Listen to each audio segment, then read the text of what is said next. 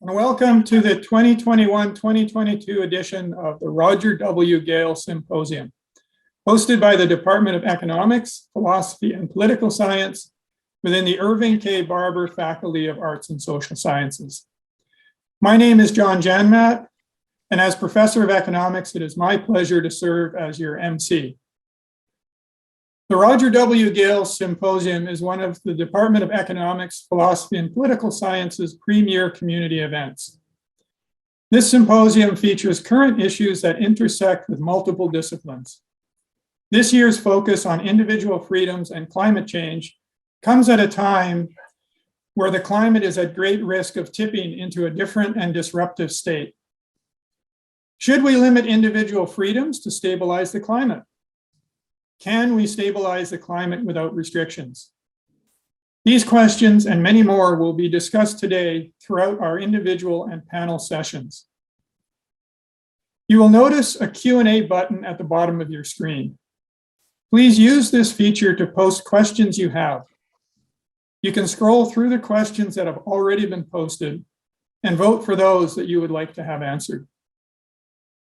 After both panelists have presented, we will end the session with as many questions from the Q&A as time will allow.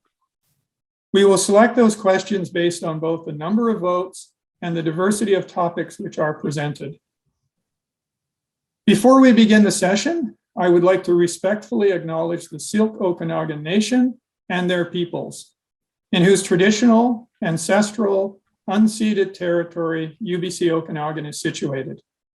I would also like to acknowledge that you are joining us today from many places, near and far, and acknowledge the traditional owners and caretakers of those lands. Our first panelist for this session is Dr. Mark Sagoff. Dr. Sagoff is a senior research fellow at the Institute for Philosophy and Public Policy at George Mason University. Dr. Sagoff has published widely in journals of law, philosophy, and environment. His most recent books are The Economy of the Earth, the second edition from Cambridge University Press, and Price, Principle, and the Environment, also from Cambridge University Press. He was named a Pew Scholar in Conservation and the Environment in 1991, and awarded a fellowship at the Woodrow Wilson International Center of Scholars in 1998. He is a fellow of the American Association for the Advancement of Science and of the Hastings Center. Dr. Sagoff has an AB from Harvard and a PhD philosophy from Rochester, and has taught at Princeton, the University of Pennsylvania, the University of Wisconsin-Madison, Cornell, and the University of Maryland. Dr. Sagoff, the floor is now yours. Thank you for that too generous introduction. I wouldn't have recognized it except that I wrote it myself. I'm grateful to Roger Gale for supporting this conference, and to John Janmat and his committee for arranging it. Now, the conference title asks, should we limit individual freedoms to stabilize the climate? I do not believe there is a we with the power to limit individual freedom to stabilize the climate. There is just no political power on earth that by fiat can increase the price of fossil energy, whether by taxing carbon, trading carbon, or by some other scheme globally, and thus avoid leakage or the ability of economies to pay less for fuel in some places to gain a competitive advantage over others. Worldwide political and social antagonism resists efforts to make people pay more at the pump. We know more for heating and cooling, and more for energy intensive goods than impersonal market forces require. No one wins an election on the promise of raising the price of petrol. People will pay a use tax on gasoline to maintain the roads, because you see the relationship between the tax and the advantage that they get from it. And they also understand that impersonal and market and historical forces may drive up energy costs. Political attempts to impose a fiat price for energy, however, to benefit future generations, create resentment against those who seek to implement them. These proposals throw politicians out of office, cause riots in the streets, as with the Yellow Vests in France, and incentivize all kinds of economy-killing resistance, opposition, lobbying, workarounds, protests, and scamming, which defeats the best intentions. We have seen after the Kyoto Protocol that in the absence of any real cap in emissions, there is no way to get any kind of stability in carbon prices. The lack of an international taxing authority, the extreme volatility of even voluntary carbon credits, speculation and fraud has turned the carbon price into a font of unintended consequences. Philosophers have a saying that ought implies can. Ought implies can. If one cannot achieve a goal, one ought not to achieve the goal. If one cannot impose a global fiat price on fossil energy by tax and trade, if it simply cannot be done under the political circumstances of the world today, no one is obliged to do so. Ought implies can. What then can be done? Is climate change a wicked problem? As you see over my head, the title of the conference suggests. A wicked problem typically is defined as a problem that is poorly formulated, deeply contested, involves puzzling information, has innumerable and disputed causes, and has no single right answer. Despite questions and controversies, climate change appears to be the very reverse of a wicked problem, because the problem is clearly formulated. That is atmospheric change and its results in weather and ocean rise and so on. The principal cause is not in dispute. That is the combustion of fossil fuels. And there are as many right answers. Like, a right answer would be a technical fix: cheap, abundant, deliverable, usable, clean energy. If it's place by place, use by use, relevant, to solve the problem. There is many right answers as there are clean and inexpensive kinds of useful energy. That is storable and deliverable energy, although these will differ place by place, depending on solar, wind, geothermal, nuclear, hydro, and other applications and technologies. The development and deployment of clean and inexpensive ways to produce, distribute, and store energy will not limit, but will increase freedom. How do we get there? How do we go from here to there? I know of no other answer. I know of no other answer. I mean, I'll learn one here. Than to throw a whole lot of money at the wall of technology and see what sticks. This is and this is place by place, case by case, industrial process by industrial process, kind of reduction by kind of. It's all different. It's all in the weeds, it's all in the details. Every day one reads in the paper about a new gee whiz technology to produce and distribute clean energy, and about another gazillionaire who has invested a few billion in this or that effort. Just read Greenwire, it's like a list of these newfangled approaches on a daily basis. Here's a few Greenwire headlines that I picked up for this paper. Groundbreaking device turns sunlight into CO2-free gas. Crystalline nets turn carbon dioxide into liquid fuel. New chemical approach converts carbon dioxide to valuable fuel.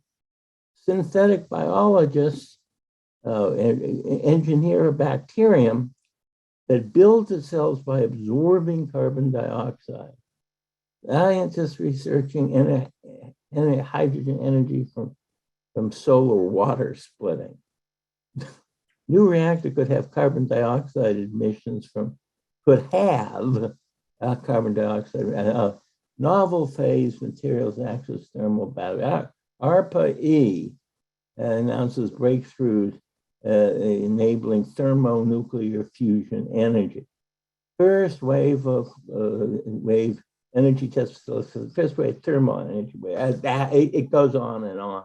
Fusion tech is set to unload near limitless ultra deep geothermal energy, and so on. Everyone's familiar with this. So the amount of money individuals, firms, and countries, the US Department of Energy, for example, and defense, invest in developing clean energy production, transmission, and storage is staggering. I don't know if anybody's really coded it up, but it'd be interesting. The incentives to create these new technologies are already in place. I have argued so far that what will stabilize the climate are technological fixes that make clean energy more abundant and less expensive, storable, transmissible, and suited to different needs of places and industrial processes.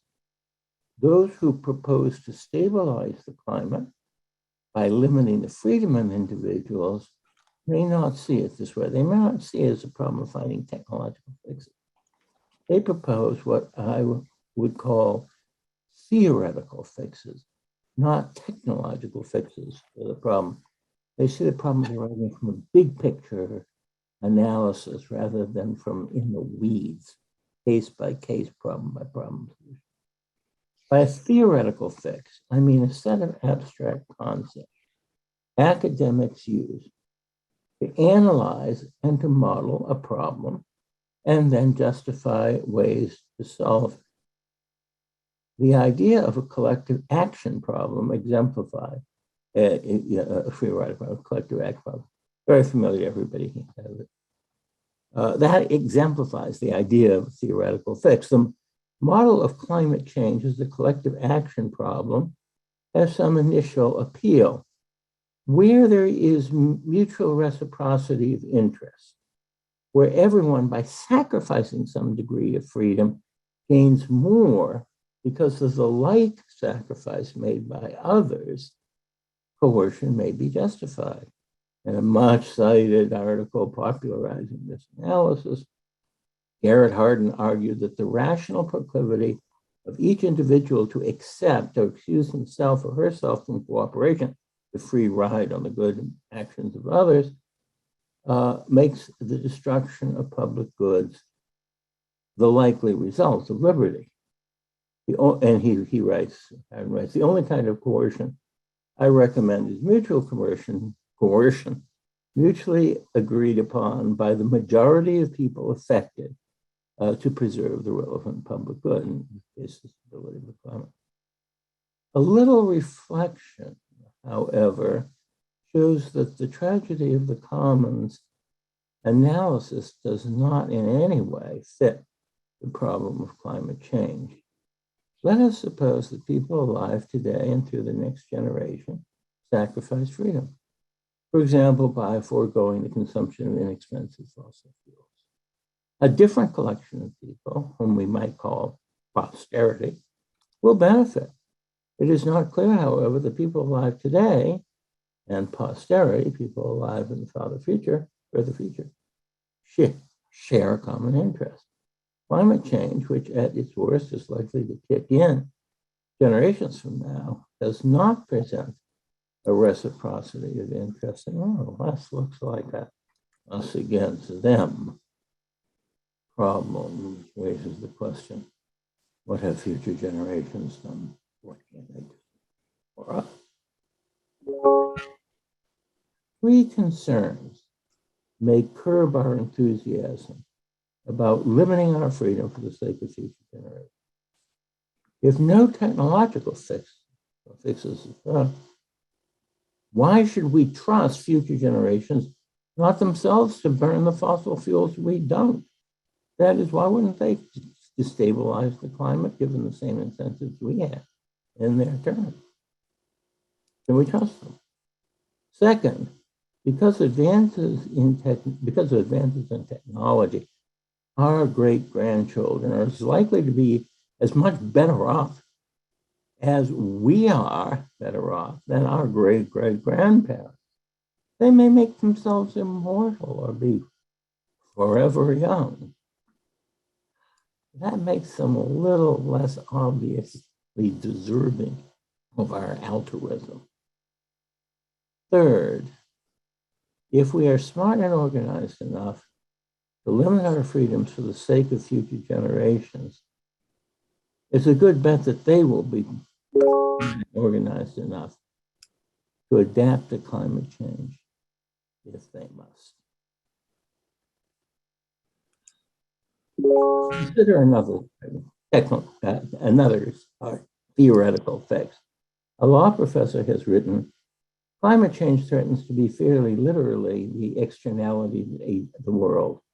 An externality, as you know, refers to a cost one party places on another without his or her consent, or more generally without bargaining about it. Future generations, however, necessarily play a completely passive role in market decisions. There is no role. We can affect them, but they cannot affect us. They have to be phenomenal. With future generations, no possibility of exchange exists. And thus no possibility exists that markets could fail or succeed in maximizing the benefits of trade with them, because future generations cannot be market players.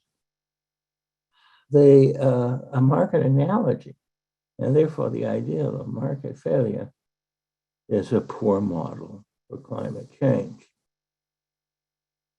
Can one get technological fixes out of theoretical fixes? Technological fixes are case by case, place by place, down in the weeds, solutions to particular problems of engineers, material scientists, physicists, chemists, computer types, all these people kind of work on us, all in the weeds, all pretty much local ones. But a theoretical fix is a big idea, like market failure, collective action problem, and you're supposed to go from there. Can you get technological fixes from theoretical fixes? For example, suppose God raised the price of fossil fuels significantly worldwide, as the American Economic Association may confuse itself with the advocates. One may infer that the wealth and power of plutocracies, notably Russia and Saudi Arabia, would vastly increase. Russia might then have the economic power, with the price of oil and gas so high, to absorb Europe politically and militarily. Nations may engage in World War III over fossil fuels, since it's more rational to take by force what cannot be purchased at a competitive price.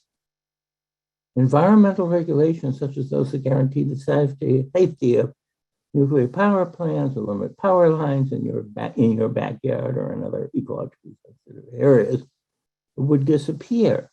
The idea of raising fossil fuel prices presents a great theoretical fix for climate change. It is likely, however, to produce unintended and perverse consequences. I do not believe that God or any, God, I guess God is the only entity with the power to do so, would limit our freedoms, for example, by raising fossil fuel prices dramatically worldwide to stabilize the climate. God, being omniscient, might see the more likely result would be to destabilize society. Instead, God might bless efforts now underway to develop ways of producing and distributing clean, inexpensive, and usable energy. That is, God might bless the technological rather than the theoretical fix. The technical fix is the work of chemists, physicists, computer scientists, and other technologists and engineers who are familiar with particular problems, often down in the weeds, particular industrial processes, particular places. This work of engineers has no relation that I can see, causal or conceptual, to the theoretical fixes, the big ideas, touted by economists and other social scientists. That's my thoughts, and thank you for indulging.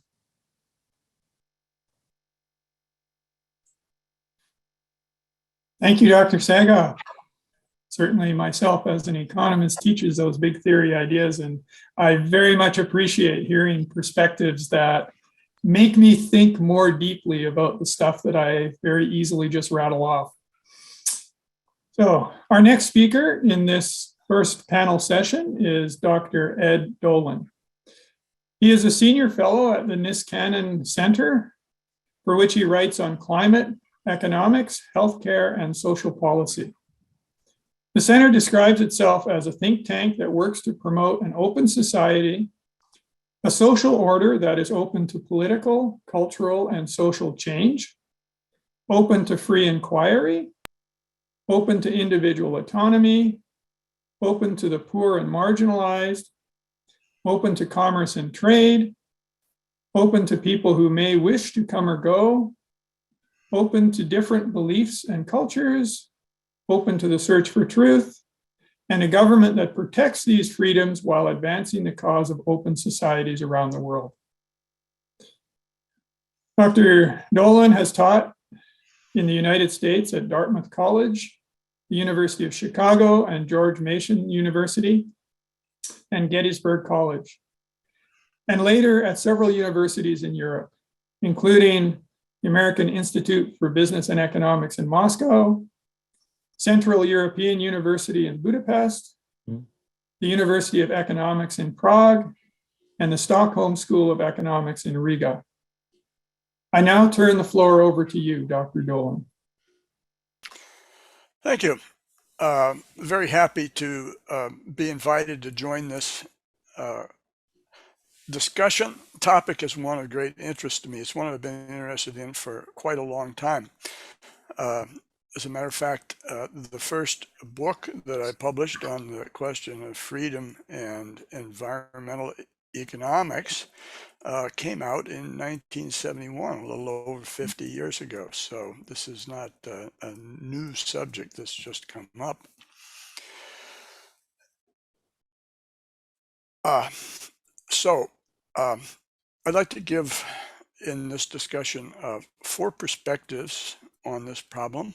Even though I admit to being an economist, these are not particularly economic perspectives in the technical sense. They're more 4 different perspectives of political philosophy. So let's get to them. Now, if you will indulge me, I will attempt to share my screen here, and we can look at a little slideshow. Is that visible to everyone? Yes. Okay. Here we go. I'm going to look at 4 perspectives on the problem of individual freedoms and climate change. First one stems from the non-aggression principle. Second one from Lockean property rights. The third from a modern Austrian concept of climate as a coordination problem. And the fourth one from a Hayekian perspective, looking at the question of which is better, markets without prices or prices without markets.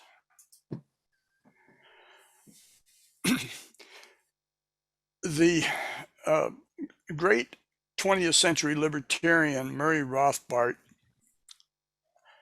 was an inspiration for me in my early work at the time I was writing this first book. Tanstaffel it's called. There ain't no such thing as a free lunch. I got to know Murray when I was a graduate student and continued to work with him in the 1970s. This is a picture of him that I took at a conference on Austrian economics that was held in South Royalton, Vermont in 1974. As far as I know, neither Murray nor anyone else at that conference spoke specifically on the problem of climate, but Rothbard had a lot to say about pollution and in general, and a little bit about climate change later on. Murray liked to put things plainly. One of his best statements that applies to the issue of climate change is this: air pollution that injures others is aggression, pure and simple. Mm-hmm. Now, for Rothbard, the non-aggression principle was a deontic imperative, which meant that there's no place in it for balancing costs and benefits. There's really no place in it for balancing the present against the future. I believe that his view would have been that aggression delayed is just as important as aggression present. For example, if I were to plant a bomb under your house that was timed to go off 100 years from now, when you were certain to be long dead, I think Rothbard would have considered that a form of aggression. In fact, Rothbard once wrote in the question of balancing costs and benefits that to introduce cost and benefit analysis into a discussion of air pollution would be like arguing in defense of slavery on the grounds that abolition would increase the cost of raising cotton. Mm-hmm. Furthermore, Murray's position on air pollution as a violation of the non-aggression principle makes it very clear that stopping pollution has nothing whatsoever to do with restricting the so-called freedoms of polluters, because there is no such thing as a freedom to pollute, no such thing as a freedom to cause unwanted harms to the person or properties of our fellow citizens. The only issue at stake in discussing the issue of freedom versus climate change is how best to protect the persons and properties and freedoms of pollution victims. Now, that's the strong part of the Rothbard position. The weak part of the Rothbard position is that he offered no workable solution, no workable mechanism for the protection of pollution victims. What he offered was a common law tort remedy that set high procedures for pollution victims. In Rothbard's system, if you're a victim of pollution, you need to sue, each victim needs to sue each source of pollution individually. Victims had to show strict causation of specific tangible harms and bear the burden of proof that the molecules of carbon dioxide or sulfur dioxide or whatever the pollutant was that harmed them actually originated from a specific factory chimney somewhere hundreds or thousands of miles away. Furthermore, a very important point, which we're going to come back to repeatedly in Rothbard's view of common law of pollution is that polluters can use homesteading as a defense. Now, by homesteading, what he meant was claiming the right to unused property. An example would be that if someone built an airport in a completely empty area where planes could land and take off without bothering anyone, in Rothbard's view, they would homestead the right to a noise easement in that area. And if later on the suburbs of the city expanded so that people were building houses next to the airport, those people would have no right to bring a tort suit for nuisance against the airport because it had earlier homesteaded an easement to noise pollution. This is a principle in law sometimes known as coming to the nuisance, a defense known as coming to the nuisance. So Rothbard applied the same to air pollution, and that if you built a factory that had a factory chimney that belched pollutants at a time when it was no bother to anyone, you would homestead a pollution easement that you could use indefinitely. These remedies were really not workable, and we can see that in practice, applying the Rothbard and common law theory would give very little or very rare remedy to pollution victims. But is there a more workable remedy than the one that Rothbard recommended? I think there is, and our other perspectives all add to the possibility of better remedies. Now let's look at John Locke. Theory of property rights provides a good starting point here.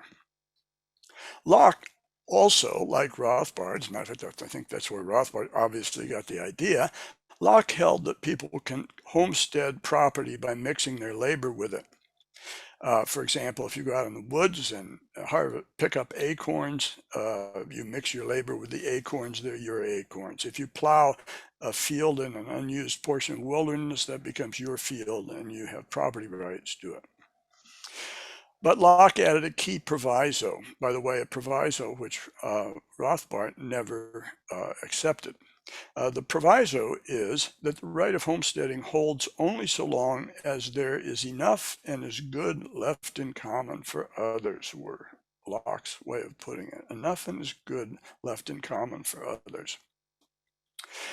When the property in question is a share in the ability of the Earth's atmosphere to absorb CO2 or other greenhouse gases, the fact is we are far past the point where the Lockean proviso becomes binding.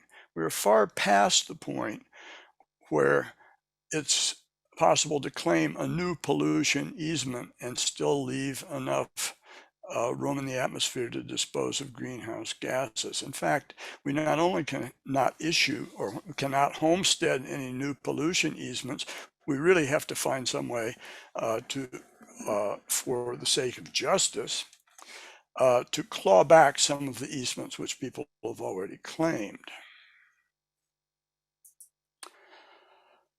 Now, how do we do this? Locke's views of how the post-homesteading world would work, as opposed to his view on homesteading and claiming property by mixing your labor with it, has received less attention from libertarians. But it's very important, and he wrote about it at great length in his second treatise on government. Now, Locke saw government as the protector of justly obtained private property.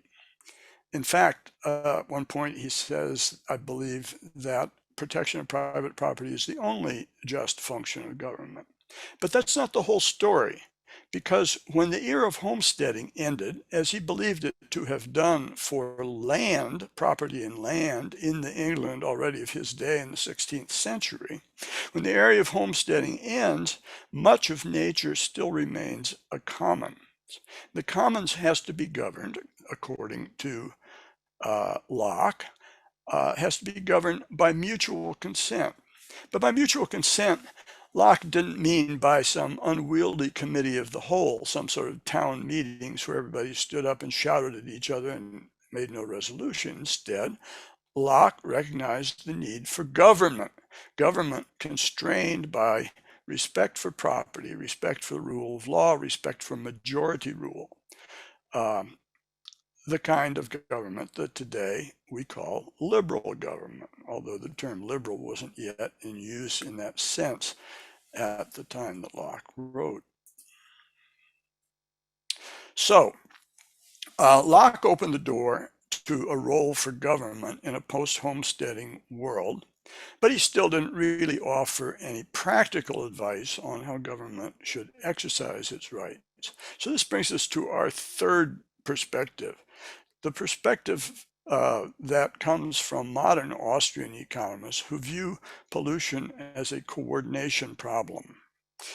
Roy Cordato, an economist who for many years was a senior economist very appropriately at the John Locke Foundation and now seems to be the senior economist emeritus there, has one of the best formulations of pollution as a coordination problem. He calls it a human conflict over the use of physical resources. In this case, conflict over the very atmosphere of the Earth as it is used as a place for inexpensive disposal of greenhouse gases. You might want to use the atmosphere as a sink for unwanted greenhouse gases, but I might want to use the atmosphere to breathe and, more importantly, in the geophysical sense, as a shield from unwanted climate change, unwanted heating. So in this perspective of the Austrian perspective of pollution as a coordination problem, we're resolving human conflicts among different ways of using the atmosphere. We're not looking at a conflict between humans and nature, which is a perspective of many modern environmentalists, nor are we looking at climate change as a problem of efficiency or optimization, as many economists have done.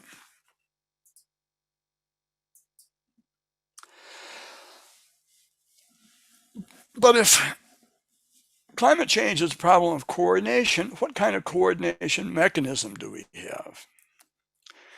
We've already seen the problem of carbon pollution is too complex to settle via the Rothbardian tort law solution. It's also too complex for one-on-one negotiation, as envisaged by the Ronald Coase in his kind of famous perspective on externalities. Climate change is too problem for central planning. The alternative that best reconciles the need for coordination with individual freedoms is the market. And as soon as we talk about the market as a coordination, we necessarily immediately come to our fourth perspective, which is the Hayekian perspective. Friedrich Hayek, who made the classic statement of the market as a coordination mechanism all the way back in 1945.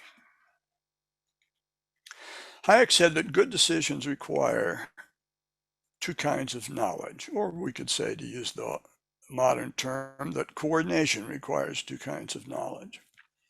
First of all, knowledge of time and place, often implicit, often available only locally. This is the kind of knowledge of the farmer who knows how to plant his crop, when to plant his crop by looking at the sky, by smelling soil, and so forth. This is often inarticulate, implicit language, it's knowledge that's available only locally.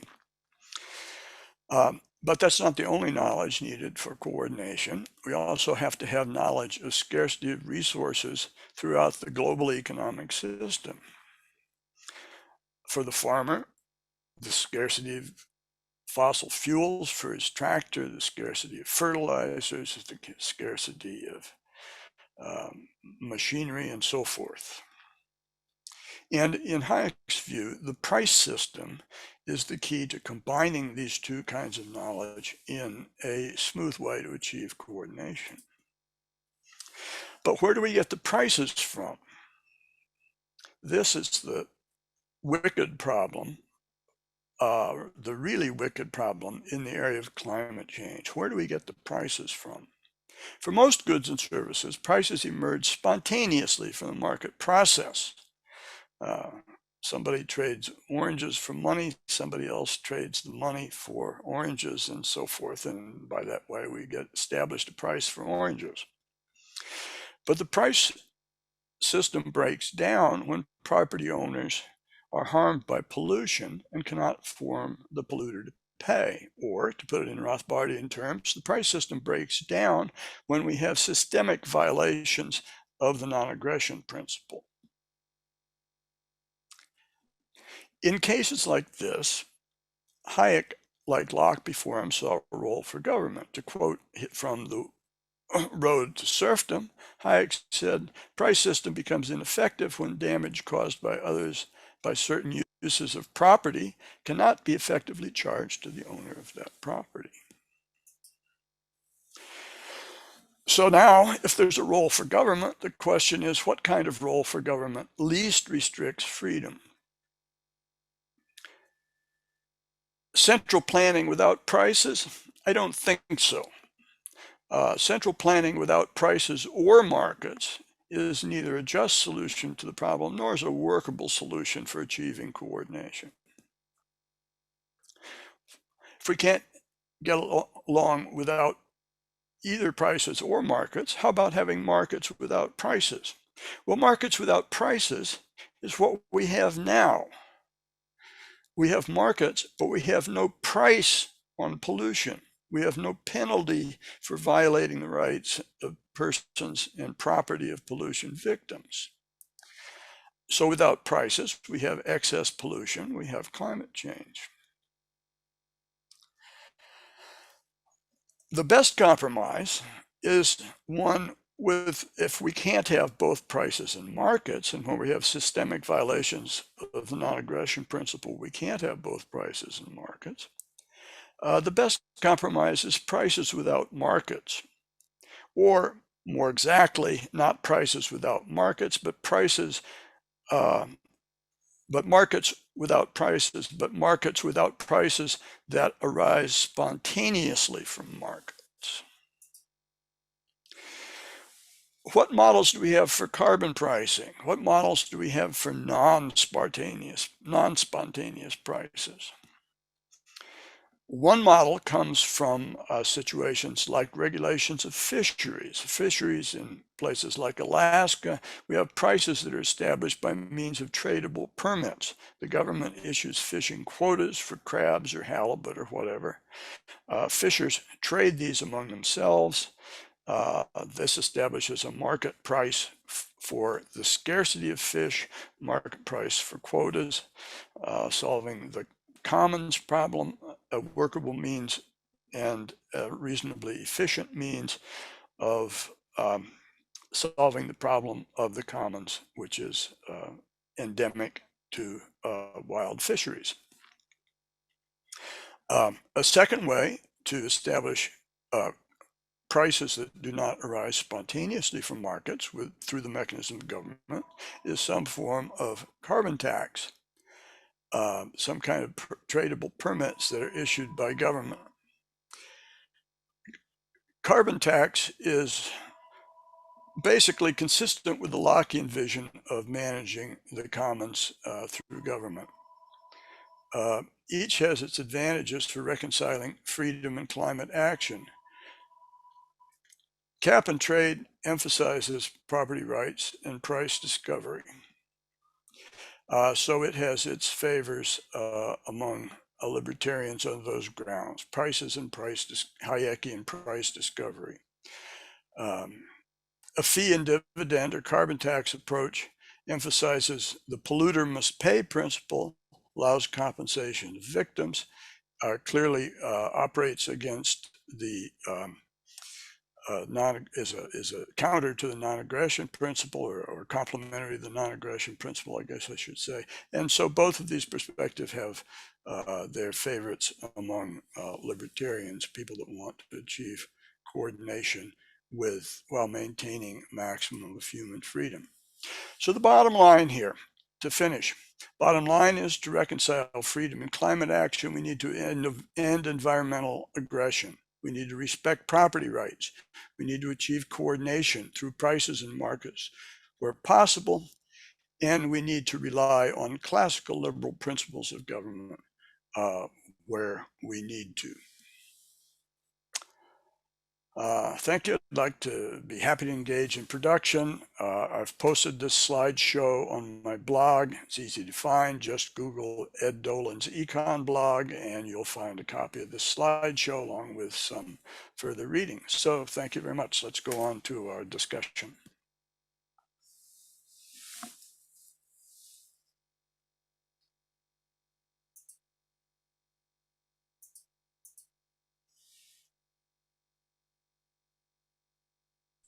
I guess I better unmute before I try to talk. So, thank you, Dr. Dolan. I start my environmental economics class. One of the earliest topics is strict liability. And so I set up an externality and people who suffer from the externality, and then say, if we have strict liability rules, then people just sue and we can go home, we can end the course here and everybody can enjoy the rest of their term. And then we start talking about the complexities and how this doesn't always work. So you reminded me of that, Ed, when you started your presentation with Rothbard's description. And then, of course, getting into the complexities. So thank you very much. Now we're going to turn to some questions that have been posted in the Q&A. So I remind all of you that to access the questions, click on the Q&A button at the bottom of the screen. You can ask your own questions and or vote for those that you would like to see addressed. We will answer as many questions as time allows. We will select the questions based on both the votes they receive and the diversity of topics covered. So now I am going to turn to the first question. This is one directed perhaps more at you, Mark, although I think both of you might have a perspective on this. So although we cannot, as you say, globally demand a raise in fuel prices, is it instead reasonable to demand nations to not engage in new drilling projects? So recently here in Canada, the federal government approved a proposal for new drilling off the coast of Newfoundland. So how might limiting political entities differ from limiting individuals? Wow, I don't have the question. I just have two. Alas, when I click on Q&A, Okay, well, the question has been passed along to me to read. Oh, okay. So that it makes it a little simpler for everybody. I got it. Would you like me to read it again, or did you catch it? I guess that I got the sense of it. Some folks, at least in the United States, say drill, baby, drill, because they want to keep their backsides warm during the winter and the cars fueled during the summer. So the heat and the power has to come from somewhere. And I had advertised a view that we need a lot of technological fixes to figure out where a better somewhere would be, and a better way of transmitting and most important, storing it. But I don't think we can go cold turkey if that's the thought. We have to. There has to be transmission from where we are to where we want to get, and we just can't do it all at once. Does that help? I'm not sure.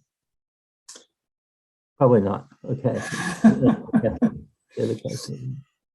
So the question was, about limiting political entities, and is that different from limiting individuals? And how do we, if so or if not, how do we engage with those political entities to bring about these things, such as either carbon pricing or whatever other changes? Yeah, if I could comment Yes. there, yeah, a couple of quick points. First of all, there's this question of whether or not any entity exists that has the power to do this. And as Mark pointed out, there is no such entity. From a Rothbardian or Lockean point of view, that's of course completely irrelevant. The fact that no entity exists which can stop aggression doesn't make aggression right. Aggression is still wrong, whether or not any entity exists which can stop it. Another more technical economic question on the approach to forbidding new drilling projects. We have to remember that if we forbid drilling in one political entity, such as Canada, that has the price of pushing up the world price of oil and encouraging drilling elsewhere, and enriching anybody who wants to go ahead and drilling, whether it's the Saudis or the Russian whatsoever. I believe that's another point that Mark made, and a very realistic one. For that reason, a solution like a keep it in the ground, stopping drilling, works best if it's accompanied by some form of carbon tax, because then the penalty, at least part of the increase in price, is recaptured in a form that can be used to compensate the victims of pollution. Okay, thank you. We've got one more here. I'll read it out. The only real question from the audience was, sorry, it might be the only real one at this point. There might be more coming later. I read the comment from my director here. Einstein is quoted as saying, "We cannot solve our problems with the same thinking we used when we created them." At a systems level, how can we think outside the box to creatively remake how we operate economically, politically, and socially, given these are all human constructs, not fixed absolutes? How can, and in particular here, how can we avoid the progress trap that has impacted previous civilizations, where we are locked into a pattern of technological fixes for our previous technological fixes?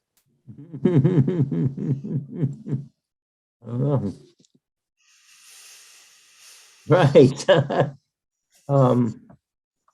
Yeah, I think it's best to bear the technological fixes one can have rather than worry about those to come. I think the important thing is that it's so place specific and so much a matter of knowing the technological details. A lot of people say that if you could just find a way to store energy at scale or transmit it, and it's so easy to produce, so hard to move. And I think that depends on which technical fix, which technology, how the knowledge between the computer science with their supercomputers now, material scientists, the physicists, the chemists, all of this coordination of knowledge has to be achieved on a case-by-case, problem-by-problem basis. I'm a great fan of coordination of knowledge. There's no one science that's going to have one technology at all. Certainly no theoretical fixes to do anything. So the more we can address particular problems with particular technologies that are informed by a great deal of coordination of different kinds of engineering and technological expertise, I think the closer we will come to having sources of energy that are less dangerous for us and for others. I would say that I basically agree with that.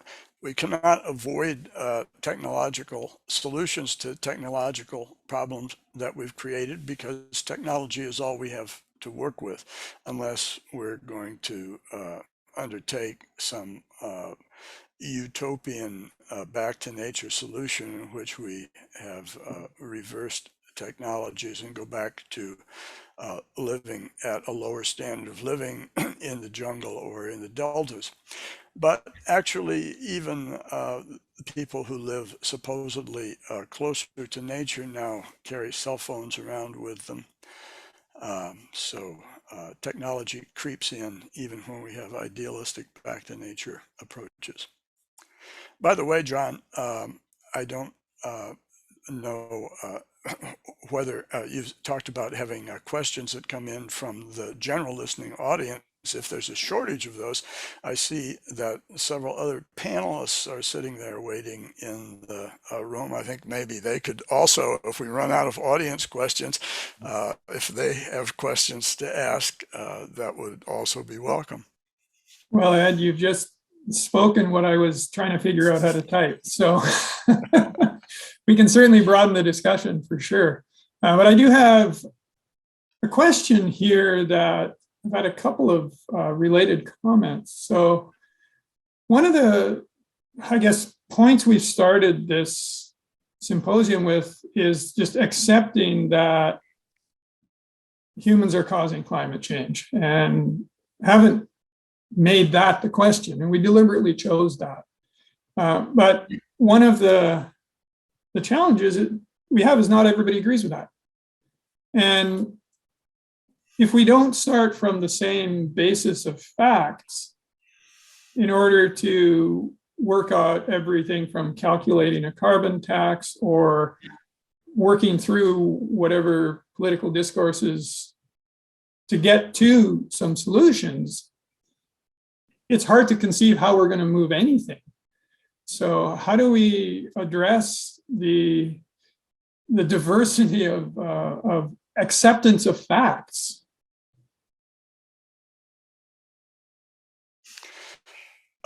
Well, I think that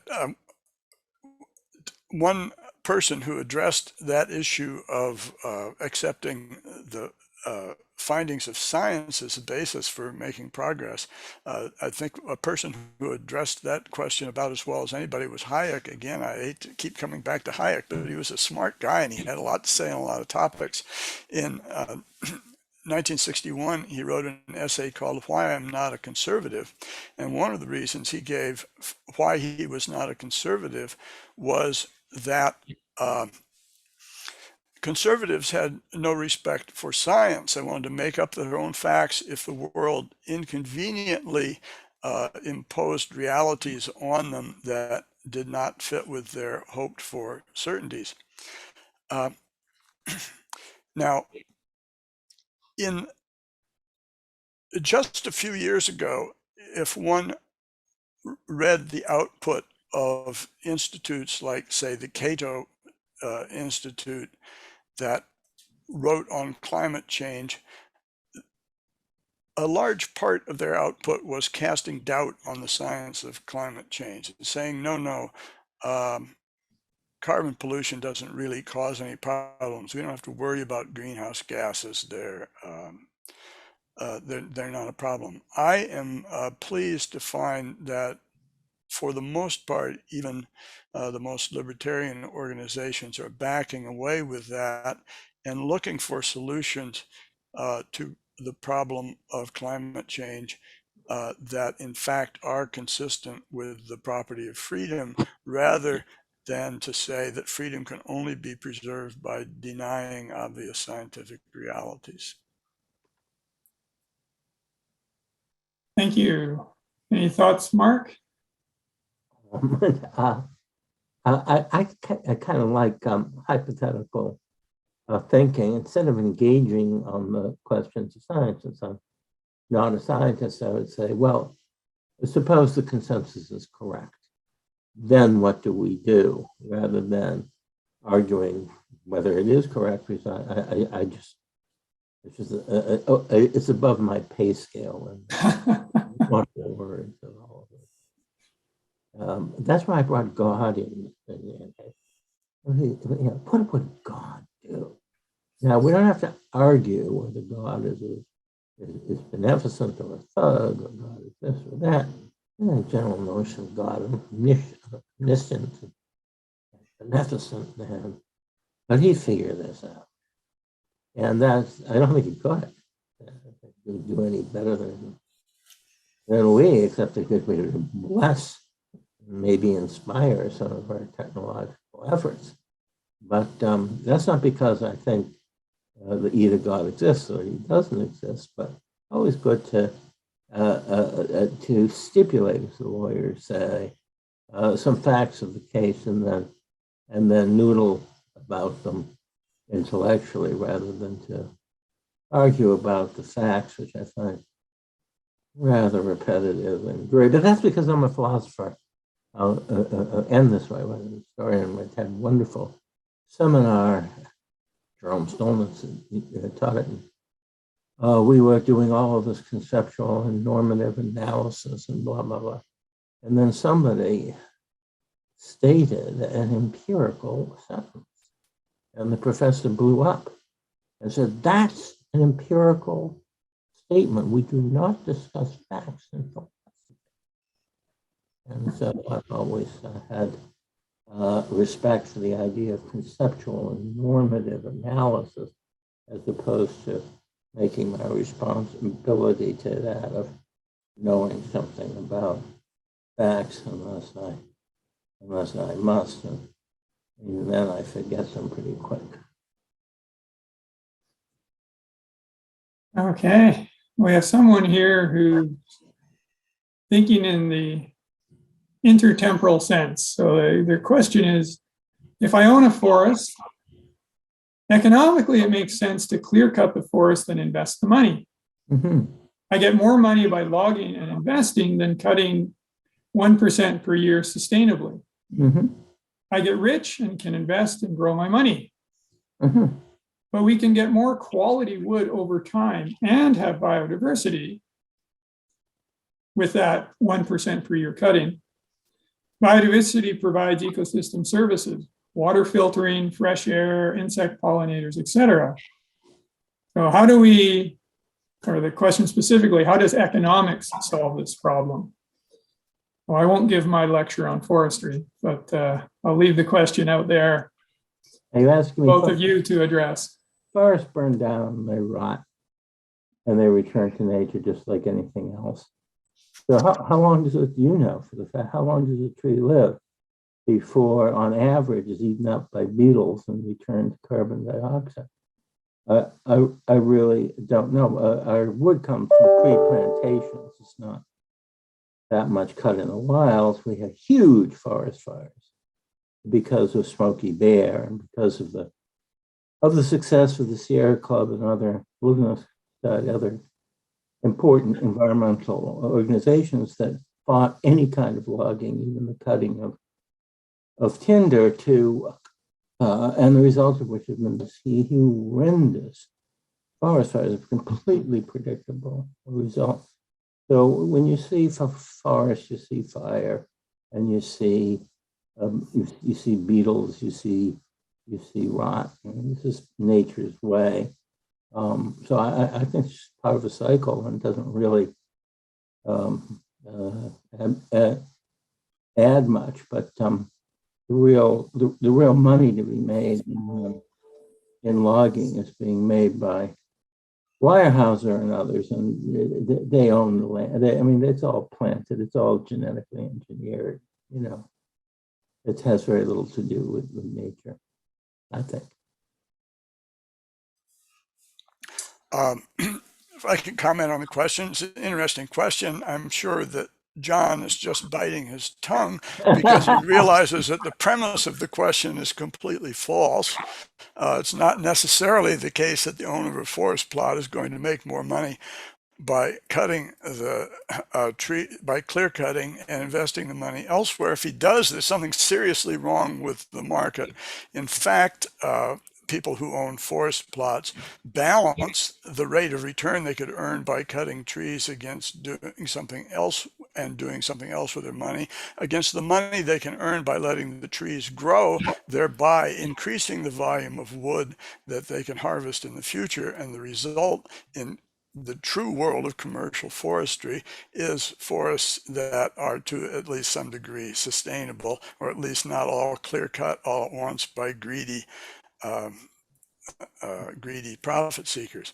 But that to one side, that really only brings us along the line toward the question here, raises an issue that Mark raised in his discussion, and that is the issue of whether or not the proper incentives are already in place. I'm sure in John's forestry course, the premise of the discussion is that the interest rate and the price of lumber and so forth are taken as appropriate, and therefore we get an equilibrium solution for how long we let the trees grow before we cut them down. But the question here is whether or not the appropriate economic incentives are already in place, and the answer is that they are not, because we don't place any value on the climate effects of when we harvest trees, or how many trees we plant, or how long we let them grow before we cut them. And if you take those matters into account, we might get a slightly different solution to the forester's profit maximization that would absorb a little bit more carbon out of the atmosphere. I'm still biting that tongue. I'll leave it yet. One thing I'm curious about, so starting, Ed, with your discussions of Rothbard and aggression being aggression from pollution, whether it occurs in the future to, which is just aggression delayed. And I guess by extension, it would be across international borders, it would be still aggression. But with a world divided into nation states, how do we address that, what I guess would be a moral obligation to not impose aggressions on other people when there is no like global court to appeal to when that is violated? Well, the straightforward answer to that, that is given by most people that work in the area of carbon taxes and carbon pricing, is that an individual nation that decides to do something about climate change and does it individually, not in cooperation with other names, can partially correct that problem by imposing some form of border adjustment. So let's say the United States imposes a carbon tax, then that carbon tax is rebated on American exports and imposed on American imports.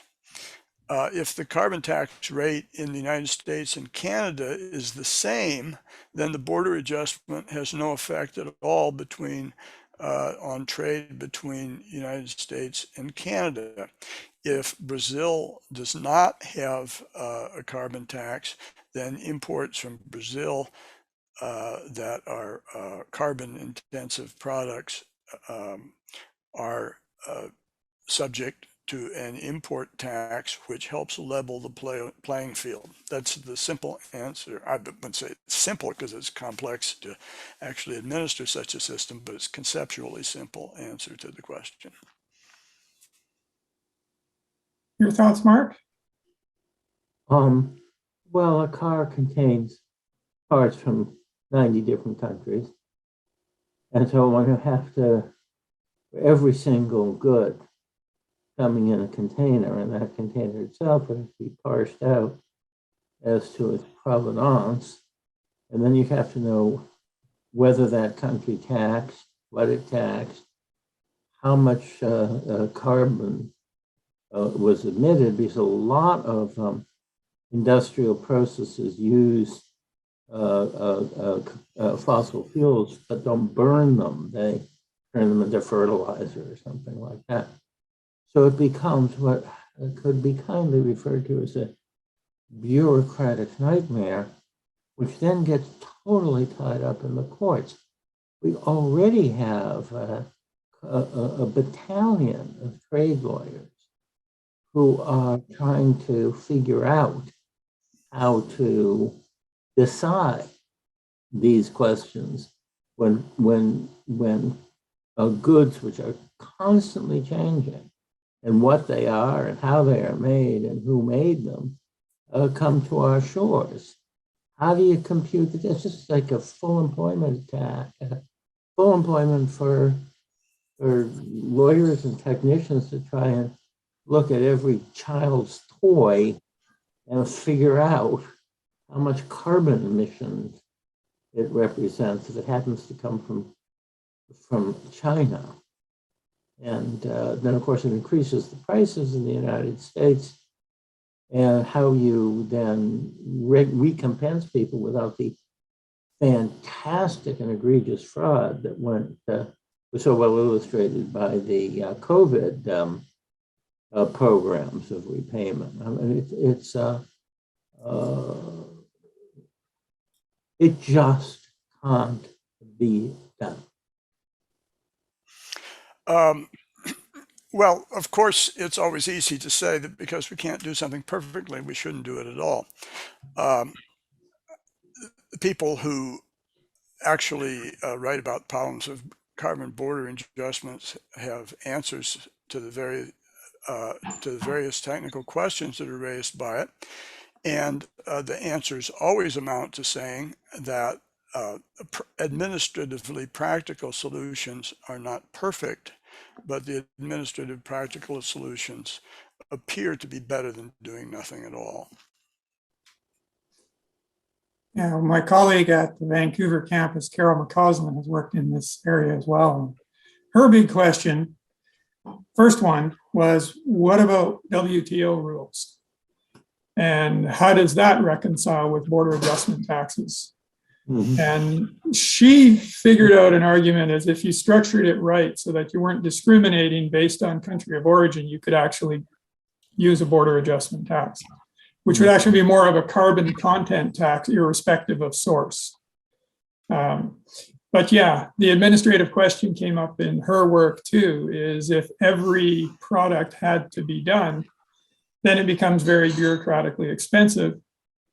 And so her solution was you just have a flat rate for every country based on some average, and then the individual exporters can apply to say, okay, well, I deserve a lower rate because, and then they have to demonstrate it. So then it doesn't become a super complicated thing to begin with, but people who see themselves as having a clear advantage to coming in at a lower rate and they can prove it, can do so.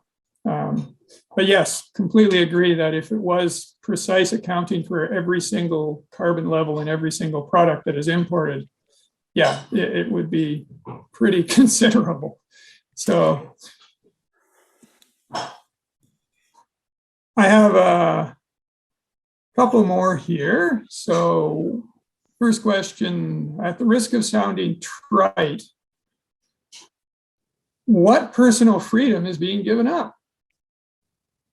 Well, perhaps I'm too simplistic in my approach, this person says. I'm not an economist, although I think Mark would say economists are simplistic in their approaches, but anyhow.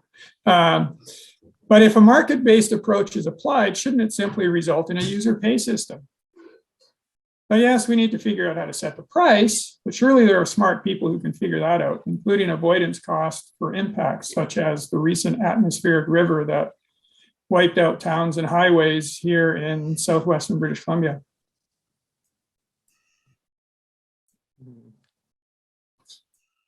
Any comments? I'm not sure what I guess the question was right at the beginning, which is, what are the personal freedoms that were given up? Well, the freedom not to not starve and to not freeze at night, not swelter during the night. People like their air conditioning. People, a lot of people like heat at night. And just sleep, terrible. I'm an old person. It's very hard to keep up a body temperature. I like to be free to do so, like turning on my electric blanket. Tell you the truth. And people like their comfort. The older I can speak with some authority that none of you youngins have, which is bodily comforts become more and more important to one's freedom exponentially as one grows older. Now, do you want to give up those freedoms? So, not to mention, of course, the freedom to travel. Or the freedom. People have to defend their countries against invasion. That takes an awful lot of fossil fuel. And do we want to let those countries that are rich in fossil fuel simply and they can dominate those that are not because they have the wherewithal to do it? So there really are freedom implications when carbon is not traded at a competitive market price, because it empowers those petrocracies like Russia and Saudi Arabia, whereas it disempowers, indeed starves to death, the people who are dependent on the massive industrial agricultural places like Ukraine. So questions of comfort and eating, basic human needs, but these have to do with freedom. I guess you could make the case that the freedom we give it up. Yes. Well, the freedom to be warm is, of course, important. I've already admitted to being nearly as old as Professor Stagoff by saying that when I was in middle school, I wrote my first book on climate economics 50 years ago. Makes me at least 60. Aside from that, I don't claim, despite the fact that I do like a little warmth in the evening, I don't claim the right to heat my house without paying for it, without paying the full cost, including the costs that are imposed on others through pollution, climate change, disturbances associated with drilling, and so forth. So we can't speak of comforts and conveniences as freedoms. That's just nonsense use of the language. Of course, we get into really thorny problems like how much carbon are we justified in burning to repel aggression by a carbon producing enemy country? I'll leave that to some academic seminar. Yeah, I guess that are freedoms enabled by resource use and resource access, or are freedoms just fundamental things, and then activating them through access to resources is a separate issue? So, Yeah, I have a view on this. What freedom means is the ability to do what the hell one wants, what everyone wants, including killing other people and rape, pillage, plunder, whatever horrible things. Right? So you're free insofar as you can act on your own whims, even how evil it can be.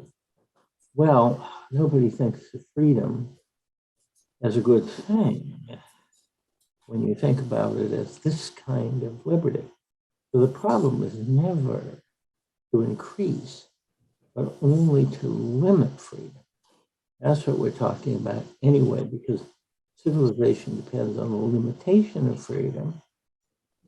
I believe that Adam Smith was sort of talking to two different audiences when he said that human beings have a natural proclivity to truck, bargain, and exchange. It's like Hobbes saying people have a proclivity to want to live long. Both were esoteric. They were talking to one audience, but they really were talking to another. I believe, and I don't know if any other one, that Adam Smith really thought that the natural proclivity of man was to rape, pillage, and plunder, and that only a market organization guaranteed by the rule of law would provide a kind of material comfort and wealth in the context of which you could limit these natural proclivities and pretend that people really wanted to truck, barter, and exchange rather than rape, pillage, and kill, which are the real freedom. And Hobbes was much the same way. Hobbes said that almost any law consistently applied makes one free, because just the absence of law leads to mass genocide in the name of either the true God or the true race or something like that. So we could approach this wholly from the opposite end and say, not what freedoms we have to limit. We know all the freedoms we have to limit, but what freedoms can we allow with respect to climate change? That would be a very different, I think, more interesting question, and I believe would depend on people's transitioning to the kinds of energy that are less carbon intensive. But once again, we have to find them, and this requires the blessing of new technology. Any further thoughts, Ed? That's all I had to say. No, I think that's clear enough. Okay. We have another question here. So, do you support the concept of a personal carbon ration? So George Monbiot, the columnist with The Guardian, I guess, has put this forward. I don't. I would rather have a personal carbon price than a personal carbon ration, just as I would rather have a personal price on steak or potatoes than a ration of steak and potatoes. Okay. Same position, Mark?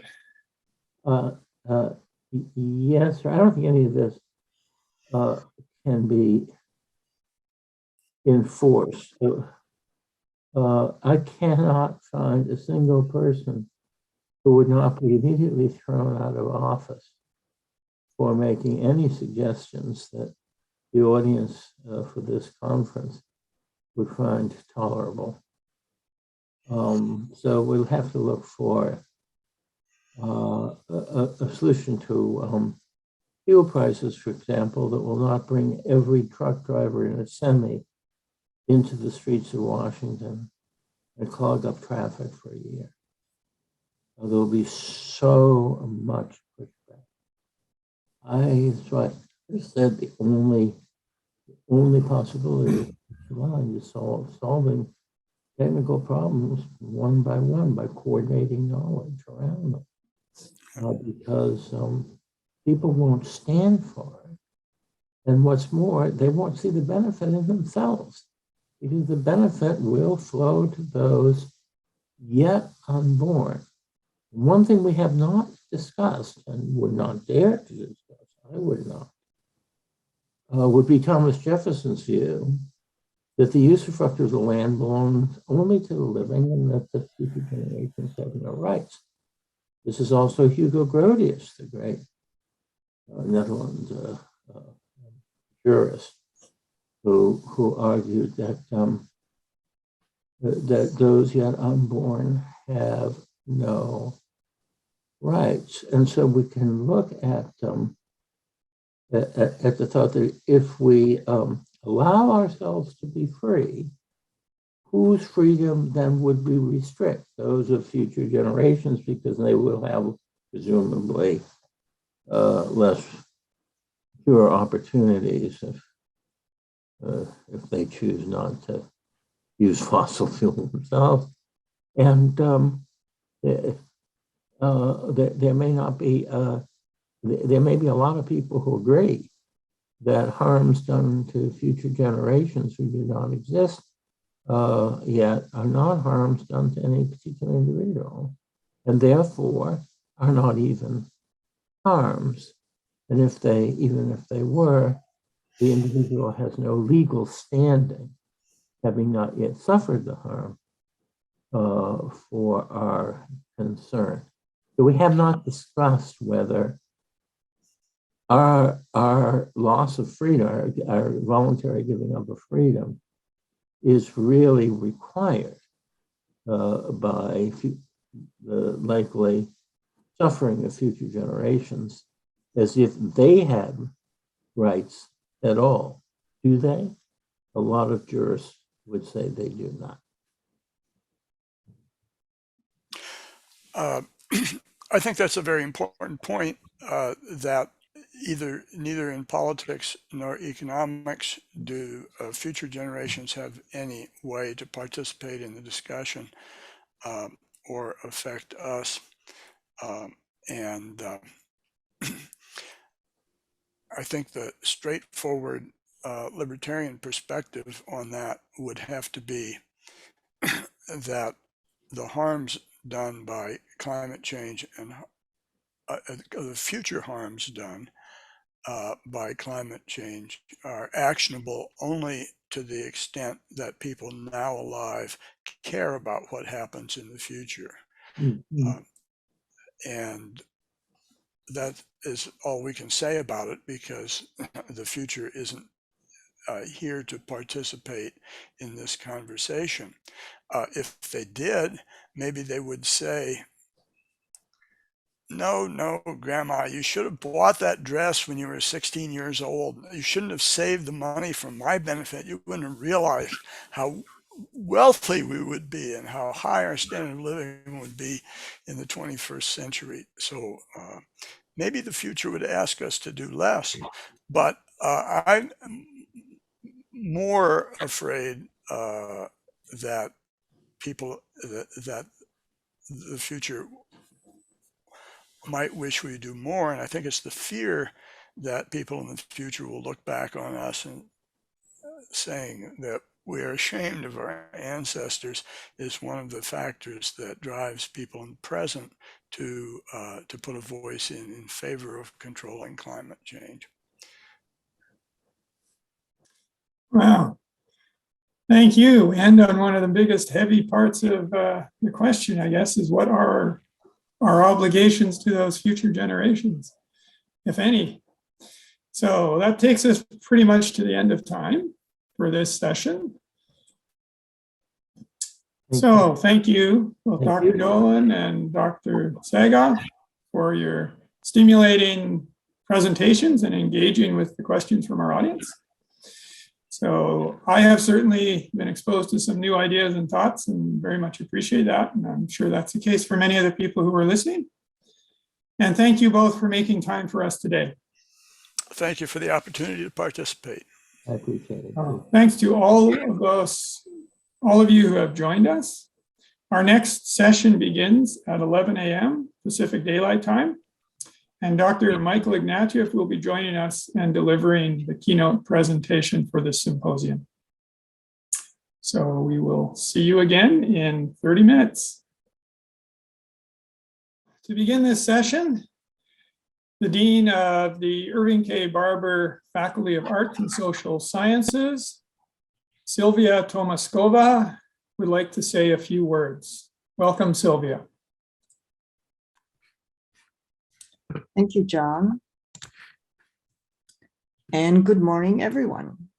Before we begin the next session, I would like to respectfully acknowledge the Syilx Okanagan Nation and their peoples, in whose traditional, ancestral, unceded territory UBC Okanagan is situated. I would also like to acknowledge that you're joining us today from many places, near and far, and acknowledge the traditional owners and caretakers of those lands. I am very pleased to be with you today at the W Gale Symposium. It is on this virtual stage that our panel of distinguished subject matter experts will explore if constraining human choices can promote climate stability.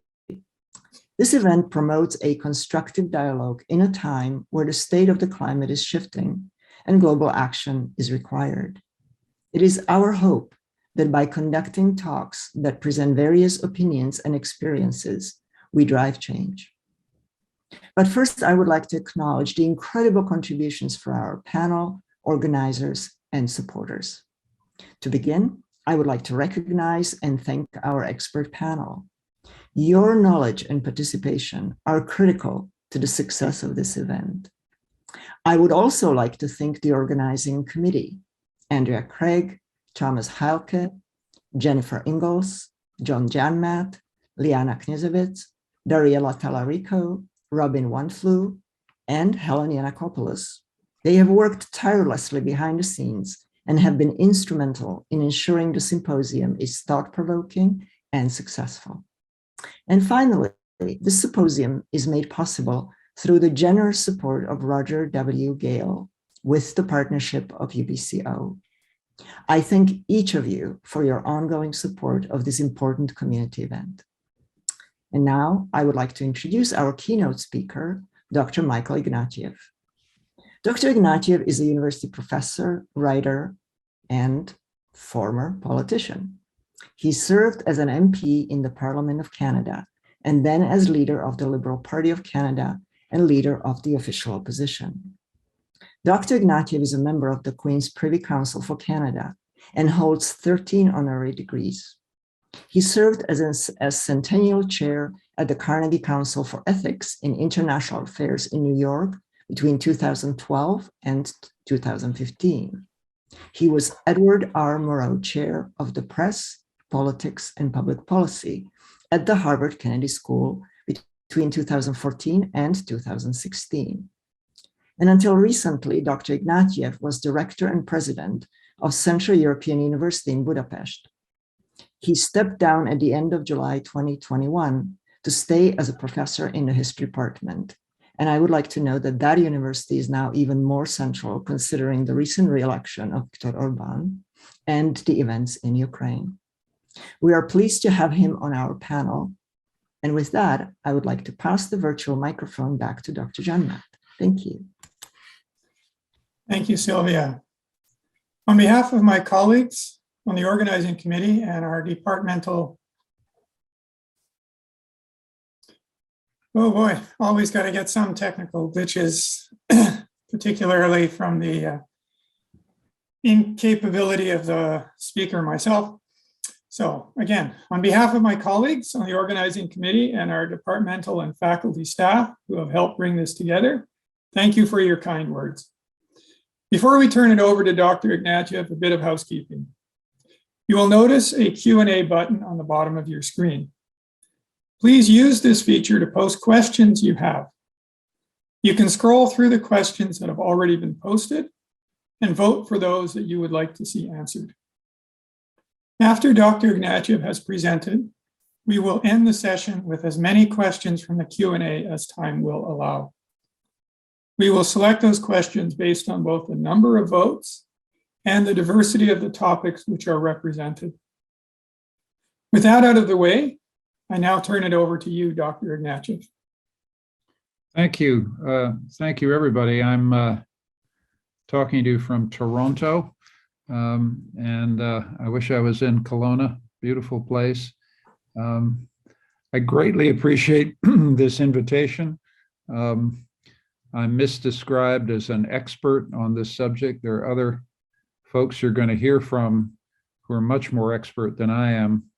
But I have done some politics in my life, and I've thought about democracy. So I hope what I have to say is useful, though it's bound to be controversial.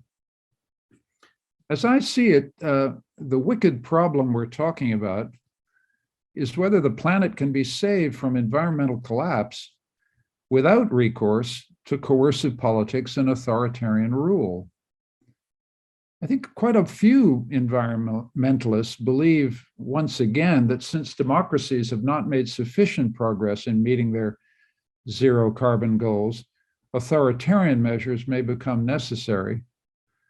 In other words, we've tried incentives and now we need coercion if we're going to survive. And this environmentalist disillusion with democracy is a very important element in a more general malaise about the viability of our way of life.